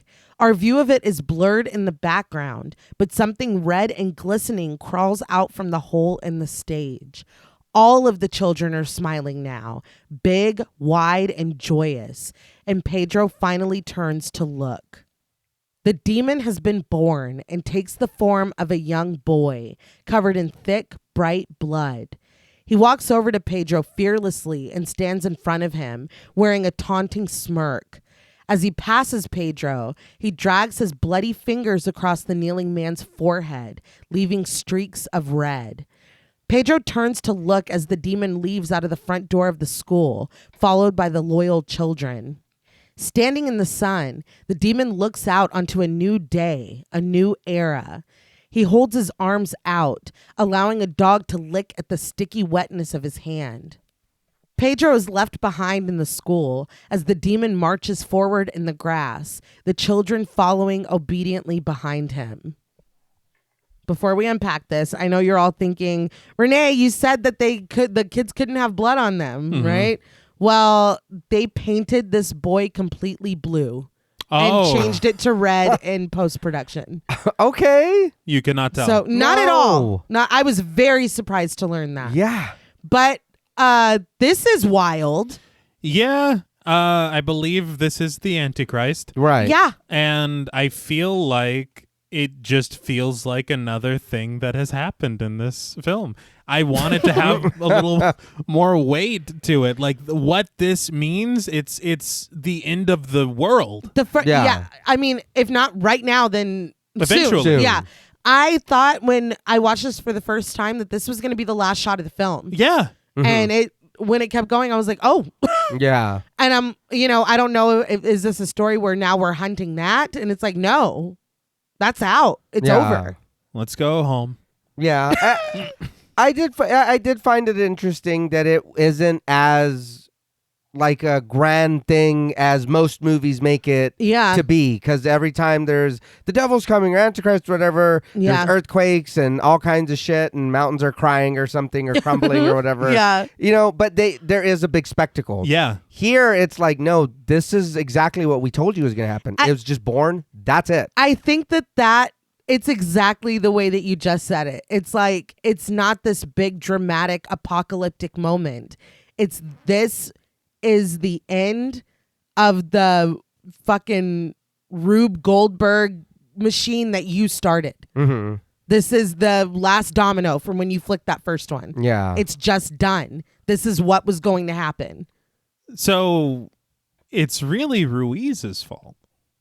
Or the government structure. I think the government structure, it's the bureaucratic indifference. Yeah. And then it just trickles down. Yeah. I feel bad for Maria Elena. Yeah. Trying to do the right thing, trying to get help, keeping him alive. And then when she's finally getting help, this cleaner is mysteriously killed. Mm-hmm. Yeah. And then it all snowballs from there. She did everything she was supposed to do. Yeah. Right. And Ruiz really did. His inclusion in this started a fucking domino effect of destruction. Yeah. And Pedro did not help. No. No. For sure. And neither did Jimmy. No. Yeah, because he could have said, hey, this kid belongs to a cleaner. Yeah. I think there's a rotten nearby. The terrible night finally concluded. Pedro returns to Mirtha's house. As he gets out of the truck, Jimmy crosses the yard over to him, and we watch from above while a gentle guitar strums, and Jimmy throws his arms around his brother, pulling him into a tight and desperate hug. We can't hear him, but Jimmy weeps openly, his body heaving, and Pedro raises his limp arms to return the hug briefly before jogging past him to the house where Jair stands waiting on the porch. After shots of still plains, frolicking sheep, and unimpressed goats, we join them again back at their house. Inside, they find the house as they left it, the bullet set upright on the table next to their empty beer bottles, and Jimmy looks at this with disdain. 4 bullets. Yeah. Interesting. Yeah. Mm-hmm. This reminds me of, like, are you ever, like, in a hurry to get ready to go to an event or something, or, like, you leave for vacation or whatever, and then you come back and you're like, damn, I was fucking like... It was like a tornado. Yeah, I was ripping and tearing to get out. I left it. We're going to hedonism. Yeah. God damn. It feels like that vibe where he comes in and he's just like, fuck, man. But Pedro goes immediately to the freezer and takes out a container of apple ice cream. He sticks a spoon inside of it and serves it to a quiet Jair, placing his son's hand on the container and leaving him at the table. In the shower, he scrubs himself before standing under the steady stream, willing the water to wash away something that cannot be cleaned. Once he finishes, he swipes the fog away from the mirror to find the red lines where the demon had touched him are still there, tattooed on his forehead. He wipes at them to no avail. I thought this was a really cool moment because he kind of wipes the window at the beginning the same way when they hear the gunshots and they're looking outside. So that felt like a kind of cool like repetition of that moment. It's also insult to injury to kind of. Oh, yeah. Now I have this. Yeah. Awesome. Isn't that kind of biblical as far as like the mark of the beast? Ooh. Oh, okay. Yeah, that's just there now. Outside, Jimmy walks around, pausing when he finds Eduardo lying on a high wall next to the ladder. I completely forgot about this kid. Yeah. Has it only been the one day? Oh my God, I think so. Oh, wow. Because they went into town, they went to Mirtha's, and that night Is when Sabrina took Santa. Yeah, Yeah. dude, it's So tomorrow. he's stuck to what they told him. Yeah. Fuck. But Eduardo looks exhausted and worse for wear. And as soon as he and Jimmy lock eyes, he begins his confession, clutching a gun in his hand. There was a voice in his head that forced him to kill the person who was going to help Uriel. He says that he cut his body into pieces and fed it to the pigs, and he ate pieces of his body. Jimmy stares up at the boy with his jaw clenched before asking what happened to his mother. Eduardo tells him, the same thing that happened to your mother. Jimmy's features twitch under a cascade of emotion. So Eduardo killed the cleaner, Yeah. which I did not have on my When Evil Lurks bingo card. No. But inside, Jair stirs his apple ice cream, the spoon squeaking against the styrofoam. Pedro sits nearby, tending to the fire, but this fleeting moment of normalcy is broken when we hear Jair begin to cough. Pedro warns him to slow down, but when he finally looks over at his choking son, he sees the spoon sticking out of his mouth and the ice cream dribbling from his lips. He pulls it out and pats Jair's back as he continues to cough, and when he doesn't stop, Pedro reaches into his son's mouth. And I gotta be honest, scripting this next part, I was struggling like D. Reynolds. Okay? I was fighting for my fucking life. This is terrible. Oh. Jair gags and retches until he coughs up blood onto his father's hands. Pedro stares at them before reaching back into Jair's mouth and pulling loose a clump of hair, a piece of scalp still attached to the end.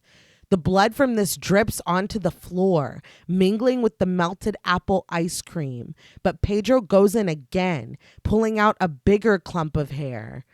Jair finally starts coughing and sits quietly, blood streaming from his lips. But there's one last thing in his mouth. Sarah's necklace parts Jair's lips and spills out chain by chain, collecting in the disgusting heap on the floor when it falls. Jair's eyes flit to his father before gazing forward again. Pedro glances down at the mess, just in time to recognize the interlocking stick figures of his mother's necklace before it's absorbed. He gapes at this, his eyes full of tears. Pedro walks outside in a daze, aimless. Jimmy comes toward him, placing a reassuring hand on his brother as he continues toward the house. But Pedro grasps out at him as he falls to his knees.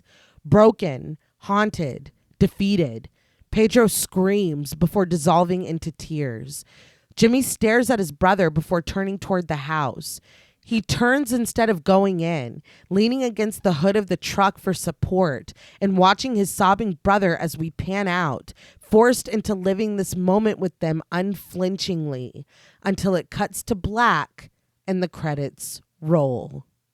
So, what did you guys think of When Evil Lurks? Before that, though, what a fucking ending. That was a lot. Yeah. I don't know if I expected a little more, but this is very like, oh my God. You mean as out of the end? Yeah. It's very, I mean, it just unfolds. It's like a bomb that doesn't stop exploding. Mm-hmm. And I feel like, I don't know, I want it. There is a lot of weight here in this situation with what has gone on. on this land right now. Yeah. But I also feel like it's very important that the Antichrist is also walking Yeah. into the sunset with an army of like Children. demon children Yeah. or Yeah. something. I feel like there needs to be, because for Pedro, I understand he needs to get home and he has to continue with whatever life is from this point forward. Right. But what is life from this point forward? Do you think he told Jimmy? I would hope that my brother would be like, "Hey, your kid ate mom." Yeah, but like, no, I mean about Oh. the Antichrist or the demon being born or whatever. Well, he's like, so Mirtha's dead. yeah. I mean, he's got a lot to tell him. Well, maybe save that because he's gonna get mad. That's true. He's like, I got to start the lesser blow. The Antichrist is among us, and also your like flame, maybe. Yeah. You might want to sit down for this. Next Yeah, one. your previous love or whatever. Yeah. I just feel like, I don't know. And maybe it is what JP said, kind of just expecting a little bit more in that regard. Yeah. But I mean, it is kind of wild that I guess Eduardo was protecting the Rotten this entire time. Yeah. But it is a little confusing to me because it's so off and on. It's like a switch on his back, like he's a doll or something. Now you're infected by the demon or affected by the demon. Now you're fine. But now you're gonna. The influence isn't around. But the influence is so off and on for him specifically. Well, because he's got a lot going on. Yeah. Also, too, thinking about it now, that was his brother. Yeah. So I'm sure that helped. I don't want to lose my brother. His fear of losing his brother. Uh-huh. The whispers helped. Helped Flame for him to go and get rid of the cleaners before they showed up. And for sure, I totally agree with that. Yeah. I think my issue is like, okay, you've killed the cleaner on behalf of protecting your brother because a demon whispered that to infect your mind. Right. Yeah. And then you've also eaten a little bit of him, and you tried to cook a little. Yeah. I had the exact same one. And you threw it to the pigs or whatever, and then you're back to normal, and enough to put on enough airs for Pedro, Jimmy, and Ruiz when they show up. Yeah. But then you also murder your mother and eat her, maybe? No, he ate her. That's how I took it. Yeah. Because he said the same thing, right? Right. Yeah. And then you're fine again because you have to go back to Pedro and Jimmy to say, hey, my mom's gone and I found Ruiz and his wife and they're dead. Yeah. And then you're back to being bad with Well, he's Jair. just telling the He's truth. like, now let's eat your grandmother. I got a taste for it now. It's not even a demon in me. Well, yeah. It's just a lot of off and on. It's like Right. the evil Krusty doll Yeah. from the Treehouse of Horror. Yeah, no. I But got it. didn't he have a good switch? He eventually did. Yeah. Yeah, he just had to find it. Maybe that's what we need to do. Find the good switch on the kids. It's like, no, you can't be bad. Yeah. Because Did anybody even bother to look? No. And then it also comes out from Mirtha that she's like, oh, kids just love demons, dude. Yeah. Which I feel like comes a little late. We should know that. Right. We should, especially when we're traveling with two kids. But Yeah. I love that aspect, honestly. I do too, because it also kind of plays into what we've already see in other movies. The younger kids they're more susceptible to being possessed, or they're seeing ghosts and the parents are like, get out of here. It's like, Jody made me do it. No, she didn't. Yeah.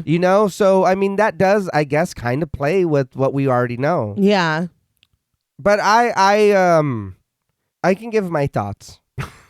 I really enjoyed this movie. I think it did a lot of things that I wasn't expecting. And I know that the ending is very just like, oh, well, we're just fucked. You know what I mean? It's just what it is.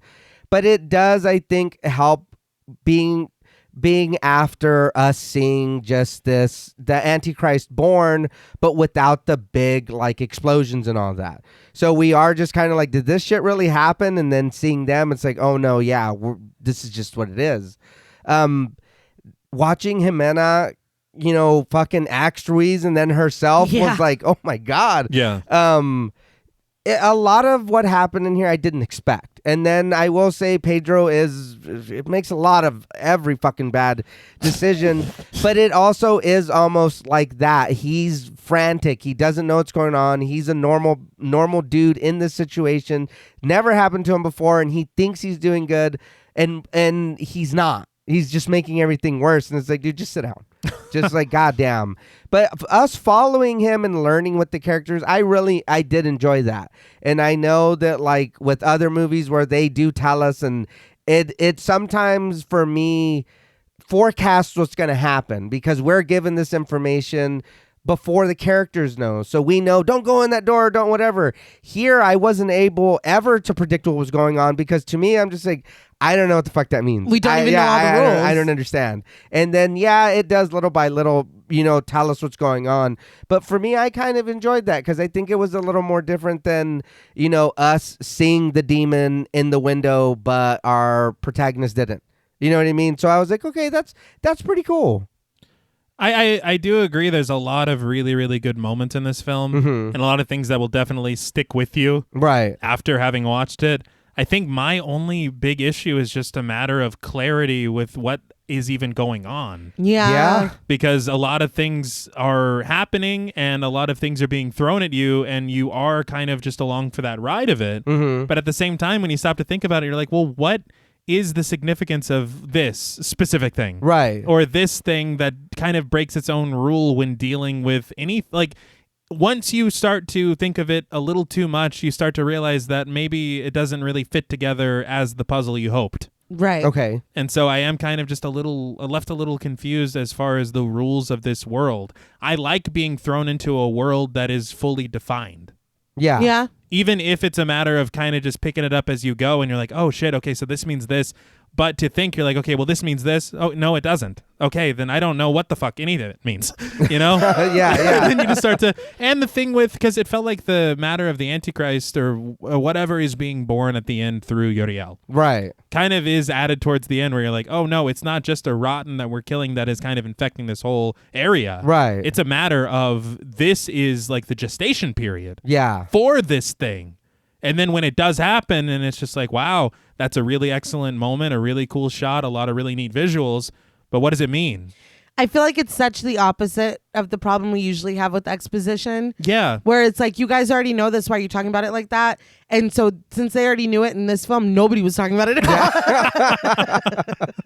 So, and I think that's the other thing is that all the potential rotten folks that are around the area, period, every single one is the attempt of this demon to be born. Yeah. Right?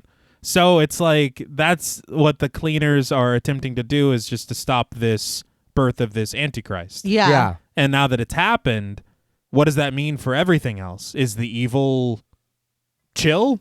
Well, I mean, what? Because he's like, no, I got what I wanted. Now I'm going to ruin the entire world. It's that. Yeah. To me, because I think it is very open for interpretation the way that this ends. Yeah. I feel like if this is what was happening when just its essence was released. So what's next? We're fucked. Yeah. It's born. It's out. It's over. Like it's the end of days. It's over. That's what I think. No, yeah, that's kind of what I took out of it. Like I said, because we follow after that, and that's him going to try, I guess, to like cope with what happened, and then coming home and being like, "Oh, you ate your grandma, dude." Yeah, and my mom. Yeah, Yeah. It's like, what the hell? But I will say that I see where you're coming from because a lot of the questions, again, watching it again, I was like, well, it does spark a conversation. Why is that happening? Why is this happening? What does that mean? And why? But I think that there's enough of it for me anyway to not question a lot of it because we all hear about devils and antichrists and monsters and this and that, and then they do give you so much information in movies that again we know what's going to happen with this. I don't know what the fuck's gonna. I don't know. Like you said, I don't know what it means. Yeah. So to me, in a way, it is effective because it's like, okay, so is there gonna be another one of these? Are we gonna see what's gonna happen next, or do we just no? This is it.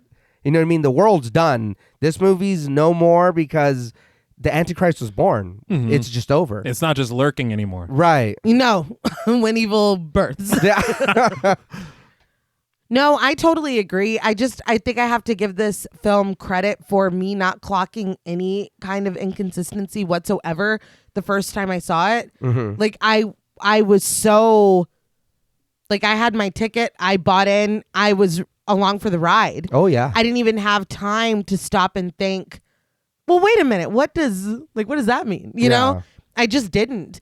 It almost feels like the when you learn that this thing is, the whole point is it being born, it's like, okay, great. What else? Like, it's just the fucking cherry on top. Like, I think that this is such an interesting watch. It's such a frustrating watch at times.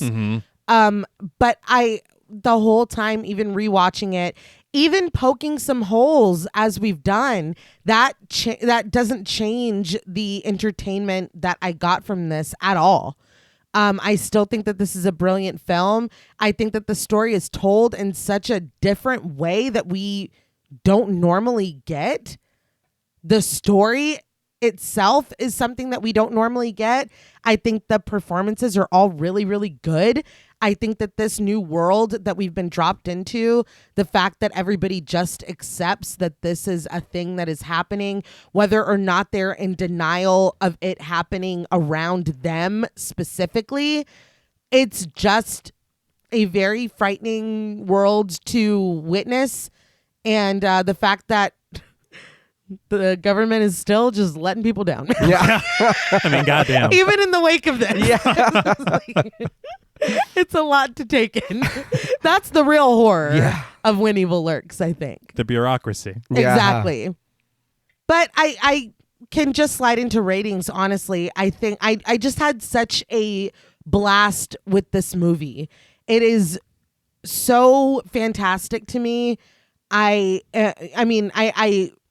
personally think it's pretty brilliant.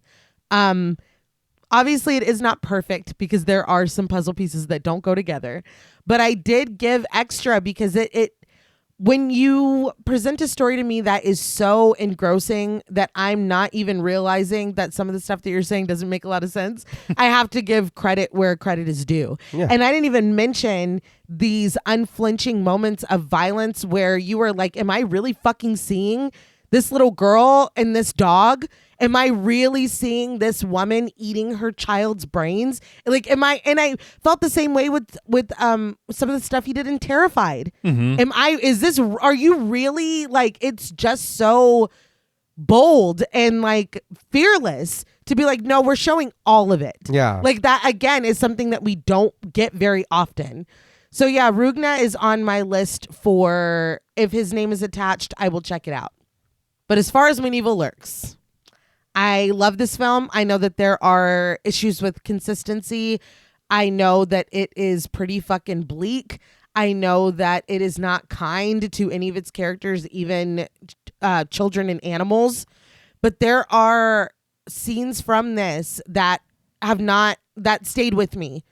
Like I said, the Sabrina and Santino moment, the Vicky and Roger the dog moment, and the entire sequence with Ruiz, Ximena, and that goat. Brilliant. So on a scale from 1 to 10, monumental and mortal mistakes. And you can say that again. Yeah. I am going to maybe generously give When Evil Lurks 9 out of 10 monumental and mortal mistakes. I really, really love this film. Honestly, flaws and all. And I think that it is an extra gift for us to be able to sit here and be like, but wait, what does that mean? Yeah. What does this imply? What did this have to do with this? I like that conversation that can be born, no pun intended, from a film. So 9 out of 10, I will now open up the floor to you. No, I agree. I think that with the holes we did poke, and like I said, I agree with you, T. A lot of the stuff and the complaints you have, I can honestly see all of that, and I understand, because there was times on the third and working on it for the show, I did have questions. I did kind of was like, well, why did that happen, or why is this one way and that's not? But I think it is, and maybe it might be. I'll be honest, a little biased because they are speaking Spanish, and you know what I mean? Their mom does remind me of my great grandma. And I was like, okay, I was like, I'm fucking here for this. They look like me. Fuck yeah, dude. But it's really good, and it is the not shying away from the violence, and it's done so good that it's not just, and I don't want to make anyone upset, but it's not just like a Terrifier movie. if that makes sense. Yes, the first one I did enjoy, but it is just gore to be gory. You know what I mean? There was points to this gore. There was points to us seeing and things happening. So we aren't just like, oh my God, there's shit on the wall. Get out of my pizzeria. It's, you know what I mean? There's a reason why you hear, oh, the same thing happened to your mom that happened to mine. What the fuck does that mean? Yeah. Oh my God, she got eaten. You know what I mean? It isn't just there for nothing. And that seed was planted about the eating a long time ago. Yeah. Mm-hmm. And it is little things like that that kind of paid off for me. But I do understand your point. And because like I said, the third time that I watched it and doing it for the show, questions did come up and I kind of did scratch my head a few times. So I do get it. But like I said, for me, I really enjoyed this for the reasons that I just stated. And on a scale from 1 to 10, monumental and mortal mistakes, I'm also going to give When Evil Lurks a 9 out of 10. Oh. I know this isn't perfect, and I'll say it's not perfect. But what they do and having to sit there and live with what's going on and watch and be angry at these brothers for what's happening, but you're still hoping at some point you're going to make the fucking right decision or you're going to fix this. No, they just never do. And you're just living with it. And it's like, how real it really is that, though? We don't know what's going to happen next. So we just have to live with whatever decision we just made. And I definitely see that, and I see how this could be like a really surprising and striking film to witness and to sit through. Yeah. There are some real moments of brutality that are shocking to even see, period. I think there is a difference regarding things done for shock value and things that are done that actually have thematic weight. Yeah. And things that are set up in a way to where they actually make sense in the world of the film that we're in. Yeah. And I do feel like, because there are some films that we have not talked about yet, and some that we have, that I do feel like it's like, oh, you're just doing this to shock people. For sure. And there are some moments in this film that are shocking, but they don't feel the same way as that. Yeah. And so I do feel like, I mean, while it is absolutely surprising some of the things that we see in this film, I feel like it does make sense in the world that they've created for this film. Yeah. But then there are other things that it's just like, man, I would love for this to reconcile with itself. Mm-hmm. Right. To make sense with that world that you've created, or for me to at least understand more of the world you've created. Yeah. And I think I do appreciate a lot of what this film has to offer, but I think that some things just have not, maybe not yet, gelled with me completely to where I'm just like, I feel these things kind of sticking out for me in a way that I would rather they did not. Okay. I get that. And I have to say, performances, fantastic. Everything on the technical side, wonderful. Yeah. The score of this film. Yes. Yeah. Good Lord. Yeah. And I think as characters, goddamn, is Pedro frustrating. Oh my Yes. God. Jimmy pissed me off more than I realized. And then we started talking about it, and it's like, goddamn. Yeah. You fucked up there. You fucked up there. I really like Mirta as a character. Yes. I would have preferred people fucking listen to her. Yeah. Especially for her expertise and everything. I guess it can be excused away and say, hey, they're under the influence of the demon to be this fucking mistake laden. Yeah. And maybe we are too when we don't understand everything. Hey, shit, yeah. It's if you talk about it on a podcast, it also that's rule number 8. But no, I mean, I do appreciate a lot of what this film does. I think I really wanted to love it, and I end up liking it instead. No. Okay. Yeah. But I think that for me, it does. I think the issue is just a matter of screenwriting.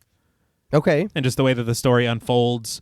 And I want more weight for some of these moments. Okay. Especially that ending. Yeah. I feel like the Antichrist just walks off into the sunset. If this is even the Antichrist. Right. It just could be that could be Azrael. Could be. Yeah. For all I know. Either way, though, it's really bad. It's very bad. Yeah. The implications are dire. Yeah. But I just, I maybe will grow to appreciate it more in time because I know I will watch it again. Yeah. But for me, at this moment, out of 10 monumental and mortal mistakes, I am going to give When Evil Lurks 7 monumental and mortal mistakes out of 10. There is a lot to love here. Yeah. And I'm very glad that you guys love it very, very much. And we do. Yeah. Well, that's all from us at Pod Mortem. What would you rate When Evil Lurks and what should we watch next? Let us know on Instagram at the Pod Mortem. Be sure to follow us on Twitter and like our Stairhole Productions page on Facebook. Be sure to follow each of us on Instagram and Blue Sky at Blood and Smoke, at Juggalo Daddy 84, and at Travis MWH. Thanks again to Original Cinematic for sponsoring this week's episode. Please consider pledging to our Patreon, where you'll get bonus content, our monthly schedule, access to our Discord server, and the opportunity to help us decide which films to cover. Stay tuned until after the music for a special shout out to our Wendigo Getter patrons. And remember, when the stakes are high, it is imperative that you stay calm and let logic prevail. One bad mistake can quickly spread to many, like an infection. Until next time.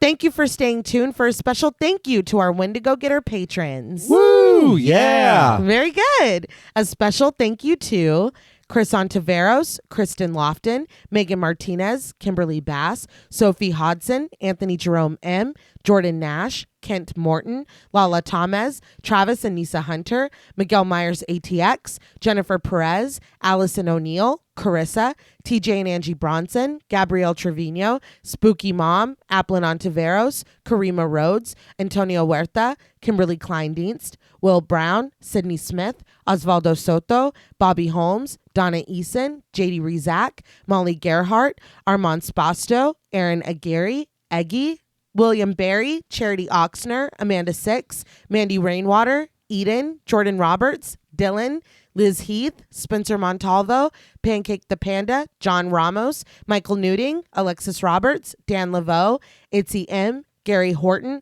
Leisha Olivier, Kate Lamp, Carlos and Sydney, Jessica Hunter, Helena Rudder, Alan Johnston, Mariah, Livy Fun, Scott Troutman Wise, Towton Watson, Mozzie Bear, Brittany G., Dave Burke, Adrian Stakes, Daniel McGinnis, Emma Hagel Kissinger, Valerie G., Emiliana, Brian Glass, CB, Taylor Santana, Will Lewison, Angelique, Smelly Poo Poo Head, Beth Bauer, Cookie, Esperanza J., Jason Kyle OKC, Joshua Remley, Danielle Peralta, Brandon, Sawyer Reese Farr, Sahara, Girl That's Scary, Cassandra, Andrea Simmons, Ashley Higuera, William and Xxena Rush, Ryan Brom, Megan Ochoa, Laura Lassiter, Eileen O, Marissa E, Sydney, Henry F, Megan M, Strangely Sarah, Christy Beck, Nancy and Andy, Amanda Lopez, Andy Terrell, Jason Hanavan, Katie K, Erica Morin, Cameron S, Nicole Stewart, Tris Wynn, K.87, Mariah Jensen, Carrie A, Lonnie Lono, Powell, Kayla E, Maggie H, Murder Stina, Kevin McConicle, Kristen Marcy, Ori81 Boricua, Look Like That One Girl, Bog Boy, Felnez63, Alita Pui, Probably My Jugs, Kate Thackeray, Wade Pack, A Lizard, Bay J, Jay Rich, Jen Lassiter, Topher Williams, Elena Metler, Jean Jacket, Valerie K, Christy Lee Kruger, Professor of Humanities Laura McCarricker, Naomi, Josh Smith, Autumn Green, Abby Kopp, Crystal 831, Skank Sinatra, Morgan Alexander, Tony Osteen, Julie Fredborg, Rihanna S, Daniel Taylor, Anna Kate, Heather Ortiz, Jen T, Kim H, August, Vengeance Spirit, Sam J. Green, Jenny May, Glittery Fab, Malik Caselli Armstrong, Scarly D, Toya Shea, Katie, Martin Shaw, Star, Tyler J., Daniel Dickerson, Jordan Gaddis, Cam Davies, Patrick Hoagland, Raven, D, Wesley Tart, Kristen Jackson, Jacob Nordberg, Spencer, Samantha, Damian Grant, Half Price Horror, Clemmy, Nisi Nay, Erica, Jason X Rules, Karen Burrows, 203 Duncan, Aaron Norman, Stephen Rogers, Victoria Smith, Corey Gillen, Patricia A. Graham, Erasmo Peña, Danielle Wright, Tabitha Thomas, Connie Lingus, Becca Boo, Richard Murray, Irene, Sally Slater 52, Jordan McCarthy, Christy Michelle Wilson, Rosalind Harnius, Emily Rance, Amy, Lisa and Kathy, Mike H., Karen with a Y, Christian Sadler, Hannah, Sarah Jack, Casey L., Evelyn Knight, Paula Garcia, Nikki M., Ghastly Grandad, Megan and Alexandra Saldivar, Lisa Sykes, Sonny Jonas, Kelsey Niemeyer Cook, Martina LaForce, Robin, The Face Flowers, JG, Morgan Novello, Ashley, Abby Young, and Alex M. Thank you all so much. Yes, thank you. Thank you. We love you all, and not showing our appreciation would be downright rotten of us. Yeah. Like those monsters. Yeah, like it, yeah. No. Not like it, yeah. No. Until next time.